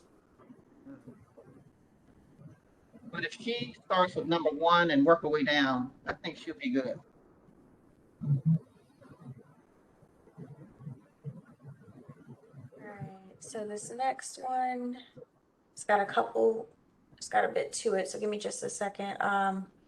Liability insurance and non-discrimination policy, question mark. So I'm assuming you're asking if they have it. No goals or objectives on page 2 of the application. Question about the average cost per client. These were things that were left blank. These were things that were left blank on their application. These are my comments. The application is really incomplete and amazing. So all these things were left blank. Across the board, really. Yeah. You couldn't follow her line of thinking. I mean, you know. I just basically went through the entire application and saw. Incorrect. Yeah. A lot of mandatory stuff left blank. She did provide a cost per client, but I don't know if it's accurate because it wasn't even included in the application. It's mandatory. There was inconsistent budget information. Oh gosh, yeah. And inconsistent is being kind. Yeah. Right. Here again, if she starts at number one, item 1, and work her way down, she's gonna be all right. Yeah, I spent so much time on that application, and I got increasingly frustrated as I went along. Like, okay, this is Somehow I started on that one. That was the first one, and I just was like, that was the last one. I spent more time on that one than any other one because I was like, wait a second, this is not here. I mean, the application is incomplete, so yeah. in and of itself, yeah. I want to sound not clear. Yeah, that's true. I pause my screen versus unmute. Okay. So I did leave those comments. That way we had good reference points to go back when we were touching on the application not being completed accurately. But does anybody have anything else that they would wish to add overall for SNS Foundation? Ability, no goals, objectives. Okay. Y'all want all that in there? Yeah. Okay. I mean, I guess we need to say something nice. Yeah. Well, Chris did say that. I'm in your heart. Yeah, that's what Chris Yeah, said. I mean, and so I mean, I might say something like, you know, it's evident that the needs are there and that the intentions are good. Yeah, you can say that, and we had a comment before about did a good job identifying the need in the community or your. I don't know if she identified the need. I don't know if she knows what the need is yet. It was basically people can't afford to live here, and there's a lot of people on low income. Yeah. I mean, but that's. And for identifying target population. I'm not sure if I think that the target population was clearly identified in the application. I just think we could commend her heart. Yeah, I think so too. You need to do too. You know, I definitely wouldn't say there was no clear identification. For anything. Commend her for identifying for working to fulfill an unmet need. There you go. Right. Yes. I don't even. Well, never mind. And don't say. Yeah. I mean, that way we're not commending her for because there was nothing clear about this application. No. Yeah, and I struggle with even saying it's an unmet need because I know there's other programs out there. Yeah, fulfill a need. There you go. That's a good way of responding to fulfill a need. Yeah. Commend agency for working to fulfill a need. To fulfill a need. Yeah. Okay. Yeah. Yeah. Yeah. And that's really what she did. You can't take that from her. Yeah. Right. Yeah. All right, so with that, then we are done with the comments for the award letters, if all agree. Agreed. Agreed. Give me 2 seconds. Let me save this and I'll switch to the spreadsheet. Can you scroll so I can see the other things that you have in 7? Is there anything else in item 7? Is that it? Oh, okay. No goals. Okay. All right. So you want to continue to dissect the application and point out all this stuff? Yes, ma'am.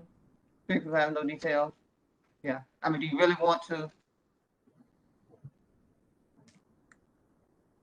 instead of saying the application was not complete?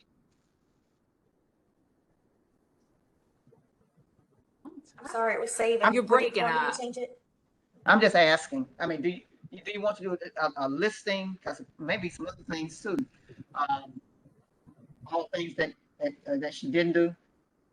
Oh, Yeah, yeah. I think it's important for them to see that. That way, hopefully, they can make corrections and see what was missed in their application. Yeah, I put that there so CHSP staff can reference back to the sections, among others, just to see what was not completed accurately versus just stating it wasn't completed accurately. That way we know what's there. Those are just reference points back for us. Okay. All right. Okay. All right. I think we're done with this one. Oh, All of them. all right, so we're gonna transition. You want to take a break? Yeah. Now and then come back in about 10 minutes and we'll start allocating money.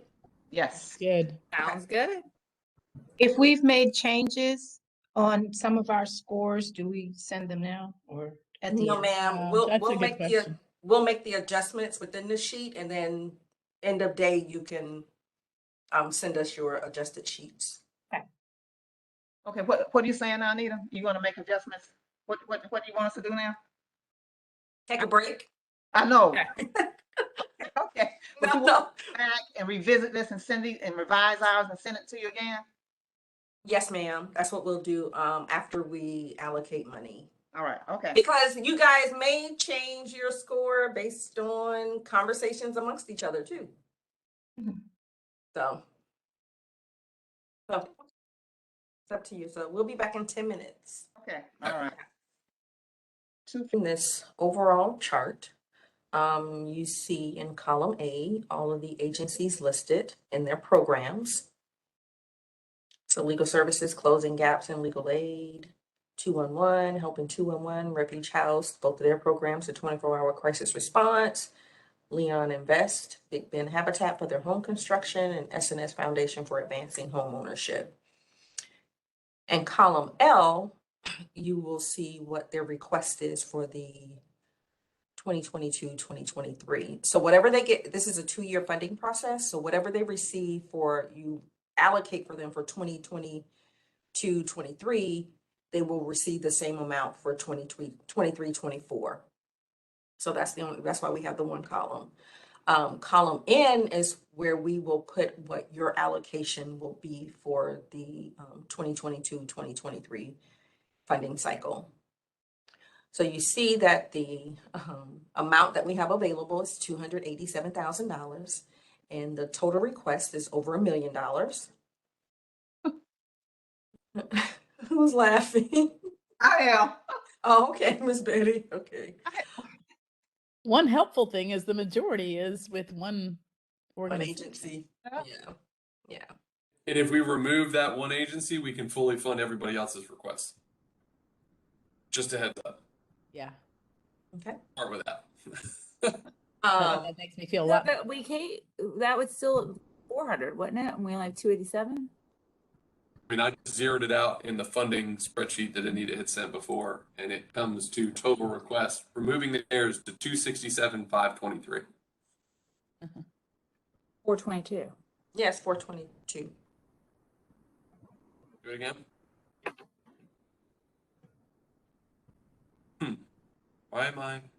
I don't know. That's why I was like, mathematically, I'm not sure. That should be 400 something. Oh, well, that is because the spreadsheet that you guys sent me, the formula doesn't include 211 Big Ben above it. Ah. I corrected your spreadsheet. There you go. Now it's 422, 137. Okay. Either way, it helps. Yeah.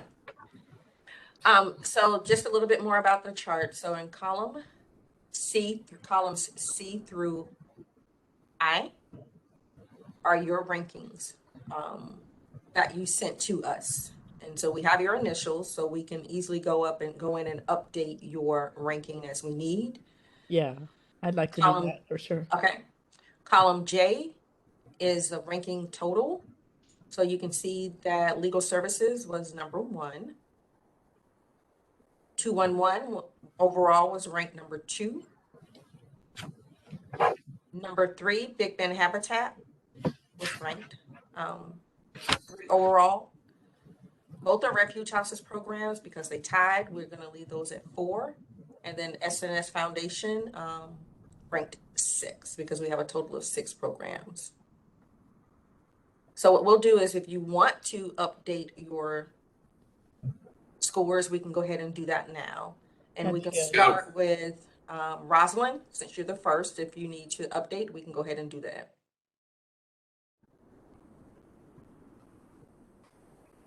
You want us to come back to you?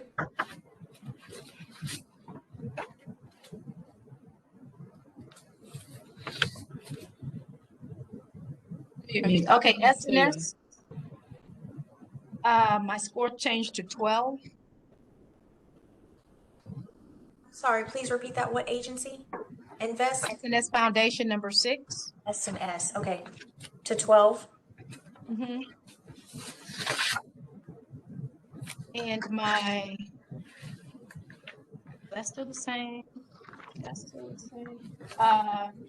211 Big Ben, which is number 2. It's 16 now.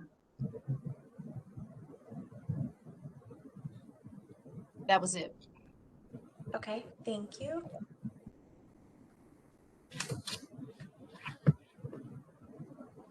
Anybody else have number? Let's just go across and start with E. So who is E? Elizabeth. That's me. Okay, Elizabeth. Yeah. Yeah. So the one that I changed, legal services, I changed to 17, and then Big Ben 211 Big Ben, I also changed to 17. But everything else, I'm gonna leave the same. Okay, those have been adjusted. Just put SNS Foundation at 0. Okay, so SNS at 0, is that what I heard? Yes. Okay, done. All right. Miss Betty, do you have any changes? I'm back. Still thinking. I can come back. That's fine. Thank you. Thank you. All right, Miss Bernice, do you have any changes? My 211 Big Ben updated to 16, and that was my only change. Perfect, thank you. Dr. Gabrielle, do you have any changes? Yeah. If you don't mind, I'm just going to read mine down because I think only one stayed the same. Okay. I have 17, 16, 15, 13, 13, and 7. Actually, I had 3 that stayed the same. I apologize. There you go. Okay. So just make sure 17, 16, 15, 13, 13, and 7. Correct. Okay. Chris, what about you? Oh yeah, legal services 17. Ready? 211 17. Mm-hmm. Both refuge houses. Actually, no, keeping the same at 13. The next one, I had at 16, and then 8 for SS. Perfect, thank you. All right, Miss Betty. Okay, you back to me? Okay. Yep, sorry. Yeah, no problem. Let me see. Legal services, I think I'm going to change that to 17.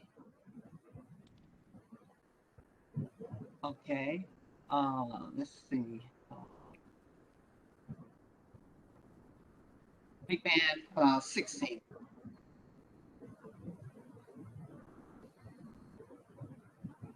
And Refuge House 16. for both.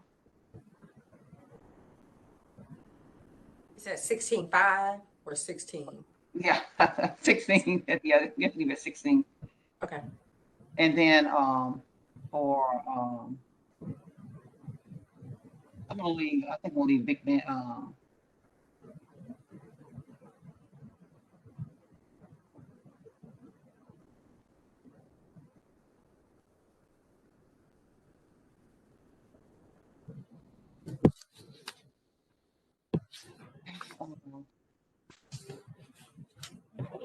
I'll leave that.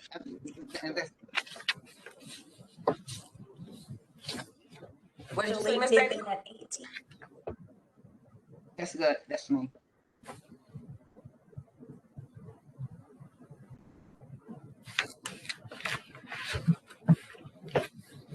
Should we remove the $40,000 from the land purchase from the request for 130 since it's not allowed? I think we have to leave it. Yeah, we have to leave the request as is. You can make your allocation, and whomever they contract with will just make sure that it is in the contract that it is supplies only or personnel, no land acquisition. Right. You're done, Miss Betty? Yes. Okay. Hey, All Miss right, Betty, so I just want to make sure. Oh, I just want to make sure. I'm sorry. You said leave Big Ben Habitat at 18 and leave SNS at 6. I just want to make sure it didn't go out. Yeah. Perfect. Thank you. Sorry, Nina. No That's problem. okay. So now we need to do a little bit of switcheroo because now the Big Ben Habitat is, nope, it's still the same. Nope. Oh, you've changed it already. Okay. No, that one is now third. Yeah, it's the same order. It's just now Refuge House isn't tied for 4th and 5th. Now it's clearly defined as 4th and 5th. So nothing really changed. Alrighty, so Colette you can start the conversation on allocation. Absolutely. Well, let's start with our first, should we start with our first and we'll work our way down? And the first go around,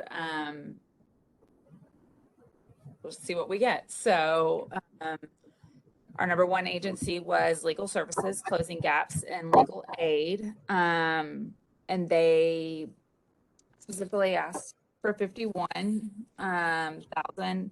You don't have on here what they were funded at last year. Yeah, we removed that. Okay. That's something we removed because we wanted to go with a zero-based funding. I like it. That's totally fine. So, which it has always been, but right. So, well, their request is, remember, was for paralegal capacity building, and it's for salary, if I remember right. So, if anybody got a number, say 100% for our number one. Yeah, fully fund our first, and we'll see where we fall. Yeah, sounds good. They're not asking for much either. Matter of fact, they're asking for less than all of them. Okay, so our number two agency, is it 211? Yeah, remember, I'm sorry, Virginia, can you remove C through I and leave the other one? I'm sorry, I meant to say leave yeah. Sorry, I'm like, I know. Yeah. Sorry, y'all. Following instructions. All right, give me just a second. Let me add this back. That's perfect right there. Yep. Okay, so our 211 Big Ben and our number two. I would start with fully funding them and see where we fall. Yeah. If they're 5 points below, there's definitely a looks like between them, and then we're gonna have to start cutting when we get down to Big Ben. Yeah, I agree. Can we start with half? Can we start with half? Half of that? And so my rebuttal to this, and Anita, I know you said you're not telling us what they funded before, but you also did share with us the funding sheet in what materials you sent before. Yeah. Well, we know where they were funded before. They requested the smallest increase of anybody else off of what they received the previous year. And so if you cut them in half, you're going to cut in half what they received last year. It's not even worth time to, or like, to cut them in half. Like they deserve more than that, and they're not going to even be able to provide. I agree with Chris that we should start with 100% and go from there. But who said half? It was Bets. It was Miss Betty with half. Is that what you suggested? I was trying to put something on the board, but I thought Chris I thought he suggested that we not start with the amount requested. 154. Isn't that what you said? Yeah, I would say put in what they requested, 154. Let's fully fund our number one and number two. And they And only then start asked cutting with for number a $7,000 increase from what they had previously. So, and this funding breaks up over their whole agency. Okay, so fully funding the first two ranked, you now have $80,911 left. So Rosalind, Elizabeth, and Bernice, this is consensus basis. So if you guys want to chime in, if you have any thoughts, please do. I know this is your first time. Oh, yes. But just want to make sure that you're involved as well. Yes. Do you guys have any issues funding those agencies at 100%? No, because we're still manipulating. We can go back and. Gonna have to go back. Yeah. Okay. Okay. Are we looking at number 3 now? Yes, we'll look at number 3, which is Habitat for Humanity. They asked for 130 for $65,000 for a home, 40,000 for land, which is not applicable, and number 3 was the person. So where do we want to start funding them? We can change their funding to 90 to begin with because the 40 is off the board, right? Let's put 90 there for now. How much were I'm not saying put it there, so we're looking at 90. How much were they funded last year? They were funded at 40,000 last year. And 65,000 was their number one request to do a full house, and that's the cost of. So that's where I would suggest to start, because you didn't really make much justification for the $25,000 for this person. Yeah, I was thinking 60, so I can agree with 65. And that's still an increase from last year. It is still an increase.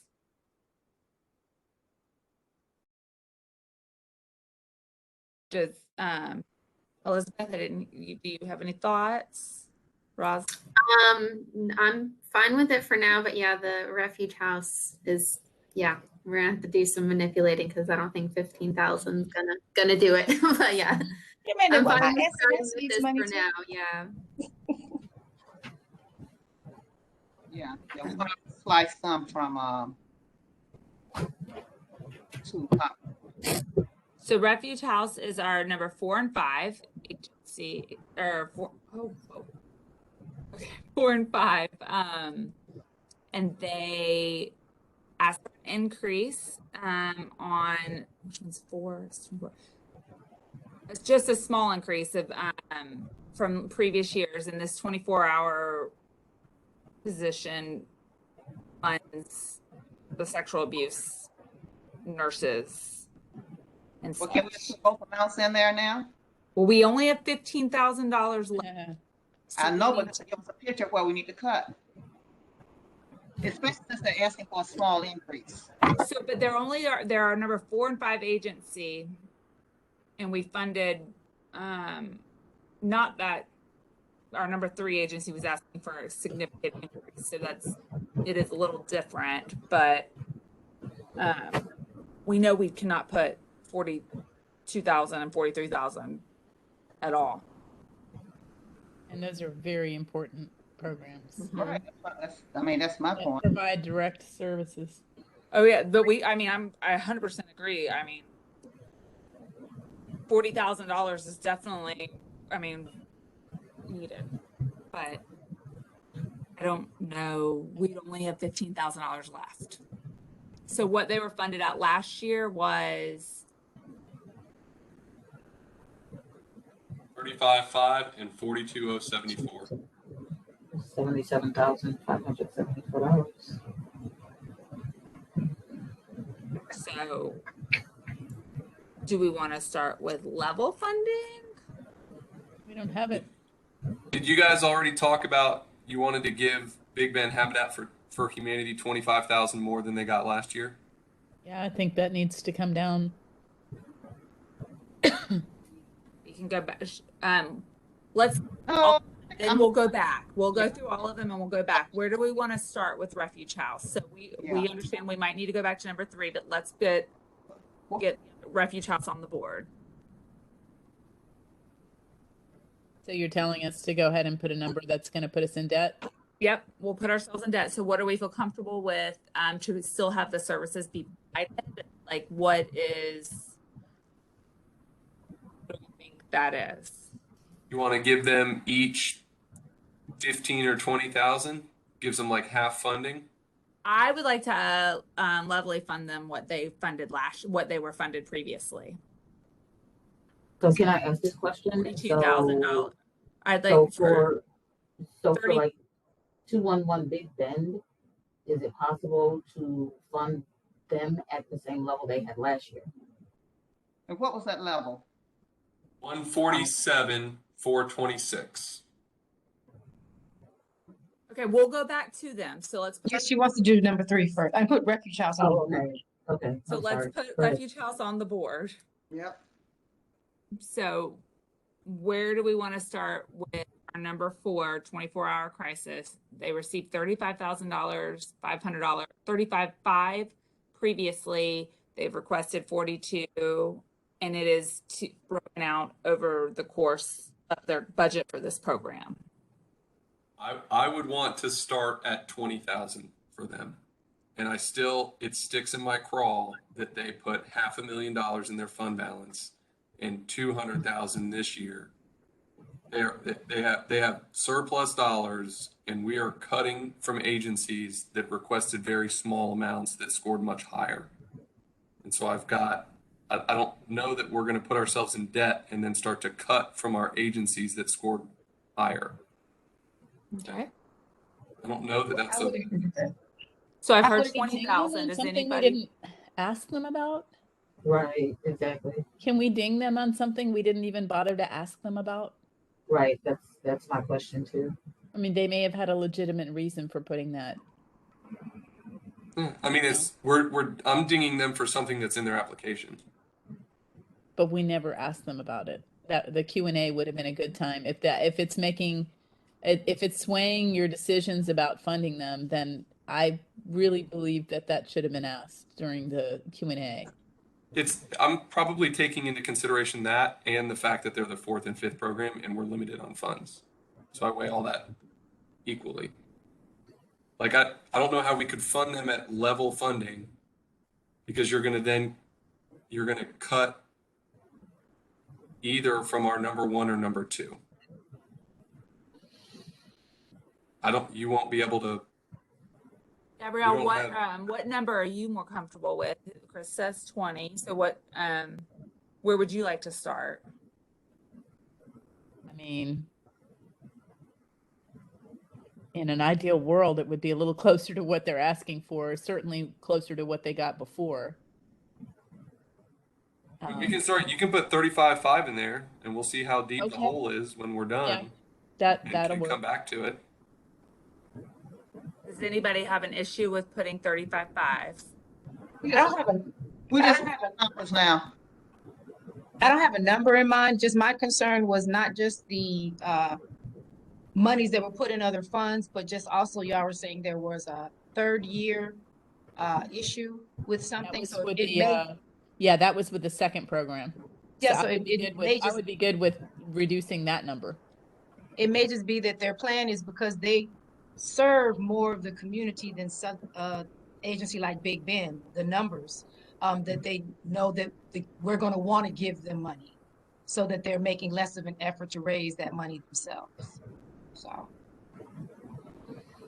I would be good with I don't have a number. 35,500 for the 24-hour crisis response, and then dropping their intimate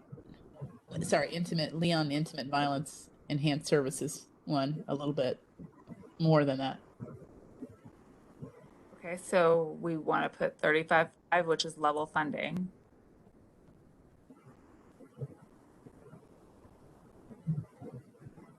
Is that what I hear?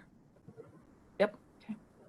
And the second one is the Leon inmate violence, or second to last one. What were they funded at last year?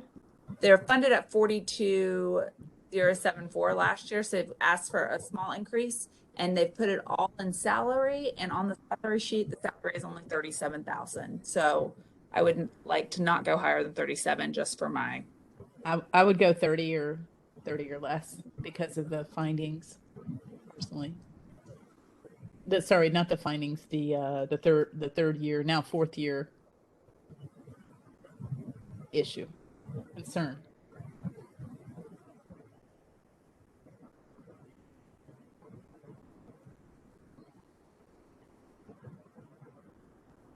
Betty, didn't you say something about this one too? For me? Well, I said we're just looking at numbers now, so you want to put 30 there? We're playing with numbers, y'all. It ain't over yet. So it's hard to go up. So, Yeah. I want to make sure if we put 30, like if somebody's got some heart pains, it's hard to go up. It's going to be hard to find money. But this is our imaginary wand. Just. No. Yeah. Okay. And then our last agency is SNS Foundation. And I am totally fine not funding them, just so everybody knows. Oh, yeah. We wouldn't help them. We would not be good stewards of money if we did fund them. They're too lost at this moment. Yeah. I would agree. Okay. We want them to go through the retirement period. Right. So we are almost 50 grand over. Just to give a snapshot, we'll start back at the top, but no, we have to make some cuts. I would leave number one fully funded. I would leave number one. How much their increase? Number one was funded at $15,000 last year. 15? $15,000. So this is substantial. Yes, yeah, so we can't actually keep everybody's last year, like we can't keep their previous funding from last year if we increase legal services by this much. We'll still be over by like $20,000. So we're gonna have to either cut people from last year or cut what we're giving to legal services. Yep. I would start by. They justified this request. If this 51,000, is there any gray areas looking at this funding request? Because it is a large jump and everybody is at zero, but I want to make sure that 51,475 is clearly defined on where it's going. It was for an additional attorney. Yeah. So, but that attorney only costs $47,185. And then there was a part-time. Nope, and then it's that's the salary and compensation, the 10%, the 10.10 of the FTE for the attorney, and then 50% of the case manager for the paralegal, and then they put the $4,290 in their miscellaneous, such as payroll and other things.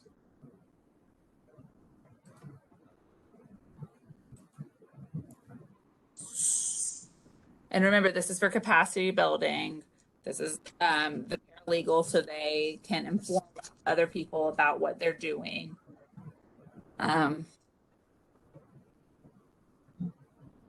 They are our number one agency. I'm good to dropping it to 47, whatever that number was. I'm good to dropping 47,100. I would be too. I think funding the employees is definitely more important than the $5,000 other fees. Yeah, I agree, and I think it's very clear when you put $47,185 that that's what we're saying here. This money for these people. Yeah. So 47,185 was it? Mm-hmm. Well, that's where Betty, Bernice, Rosalind, from you guys. Can you put it in and we'll see what Rosalind's the giving numbers us a look like, thumbs up. maybe? Say that again? Could you put it in so we can see what the numbers would look like actually? And this is staffing only. Correct. Yeah. 185, correct? Correct.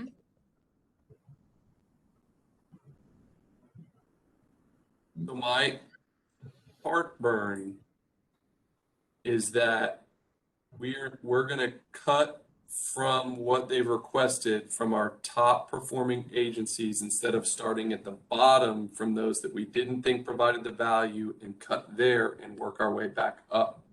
But we're just working this way because did they justify this? Is that $4,290 justifiable just because they're the number one program? Did they justify that money?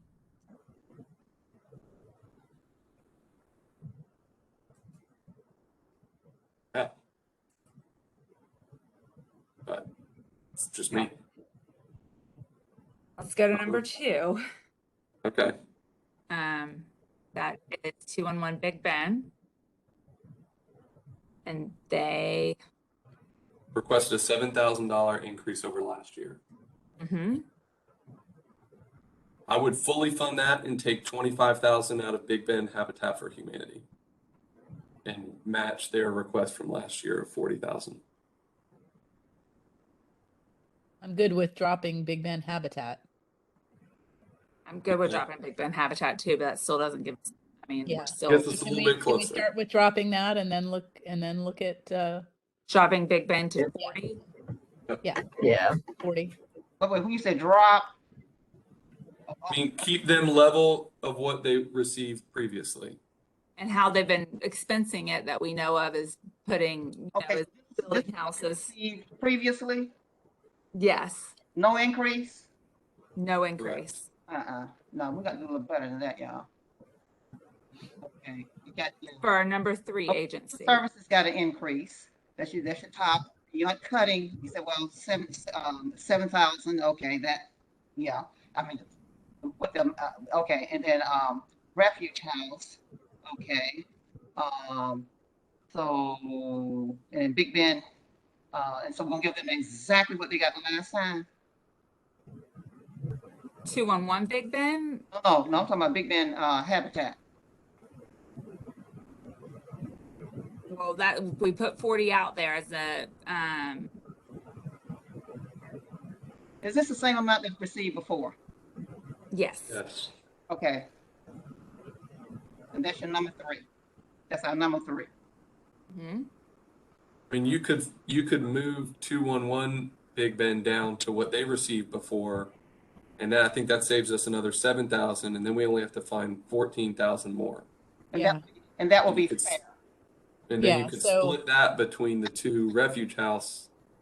Yeah. So they received what did 211 get? 147. 211 received 147, 426. Yeah, let's do that. Everybody has to feel the pain. Yeah. Yeah. Agreed. So we want to put 147, 426 under 211. Mm-hmm. So we're still in the negative. 15,000.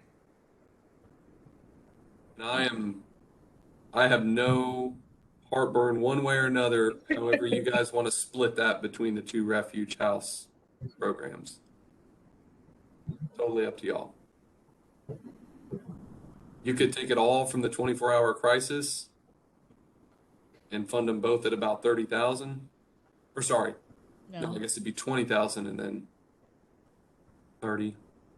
I would drop 24-hour to 30, and then what's left take from the second one. That would be proportionally correct with the 4th and 5th ranked. I'm good with that. Yeah, so try dropping the 24-hour to 30, and then take the rest from the 5th ranked program. See how that looks.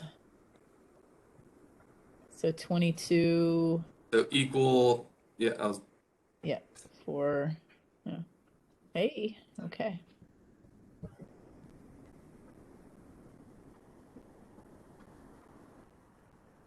So Rosalind, I hadn't heard much from you. So are your thoughts on that, those changes? And Bernice? I don't see where there's anywhere to pull any more money from. I would like to have fully funded number one, but there's only a finite amount of money, so. And it would And be number nice if one Big is, Ben could we increase. have to remember, number one is still getting a $32,000 increase. Yeah, because they had 15 last year. Yeah. Those are my only things I wish that legal services, because they so exceeded their expectation with what you gave them. So they'll probably do even more with this. And if there was a dollar or two more for Big Ben Habitat, I'd be happy. But again, there's a finite amount of money. So Bernice, what are your thoughts? Very similar. You know what I mean? And we understand that there is one pot. And I think we did the best that we probably could as far as expensing that out to everybody. So I'm good. Elizabeth? Yeah, I agree. I know Refuge House is losing quite a bit compared to last year, but they talked so much about their like ongoing efforts to increase fundraising. And so I feel like if they really are going to develop a robust fundraising program, like they said, that they can probably make up some of that funding through that. So I think everything else is great. So. And Betty? Oh, yeah. Yeah. I think this is fair across the board. That's my deal. I'm trying to negotiate. Chris, any more heartburn? I don't think so. Yeah, but I'm gonna be able to sleep with it. Yeah, you gonna sleep with it? you don't need a Prilosec. What about you, Gabrielle? I feel the same as everyone else. I'd love to give them more money. We just don't have it. So I can live with this. It's fair. So we have consensus. Good job. Good job, team. Good job, team leader. Why did we get such a pitiful amount? Why did we get 300,000? Betty's like, we need more money. Yeah, we do. Yeah, we do. We surely do. And whoever was driving that spreadsheet did a really good job too, because you kept right up with as we were going back and forth, throwing a bunch of numbers and. I appreciate it. Go ahead, Anita. Oh yeah, that was Virginia driving. Good job, Virginia. Good job, Virginia. Good job. Well,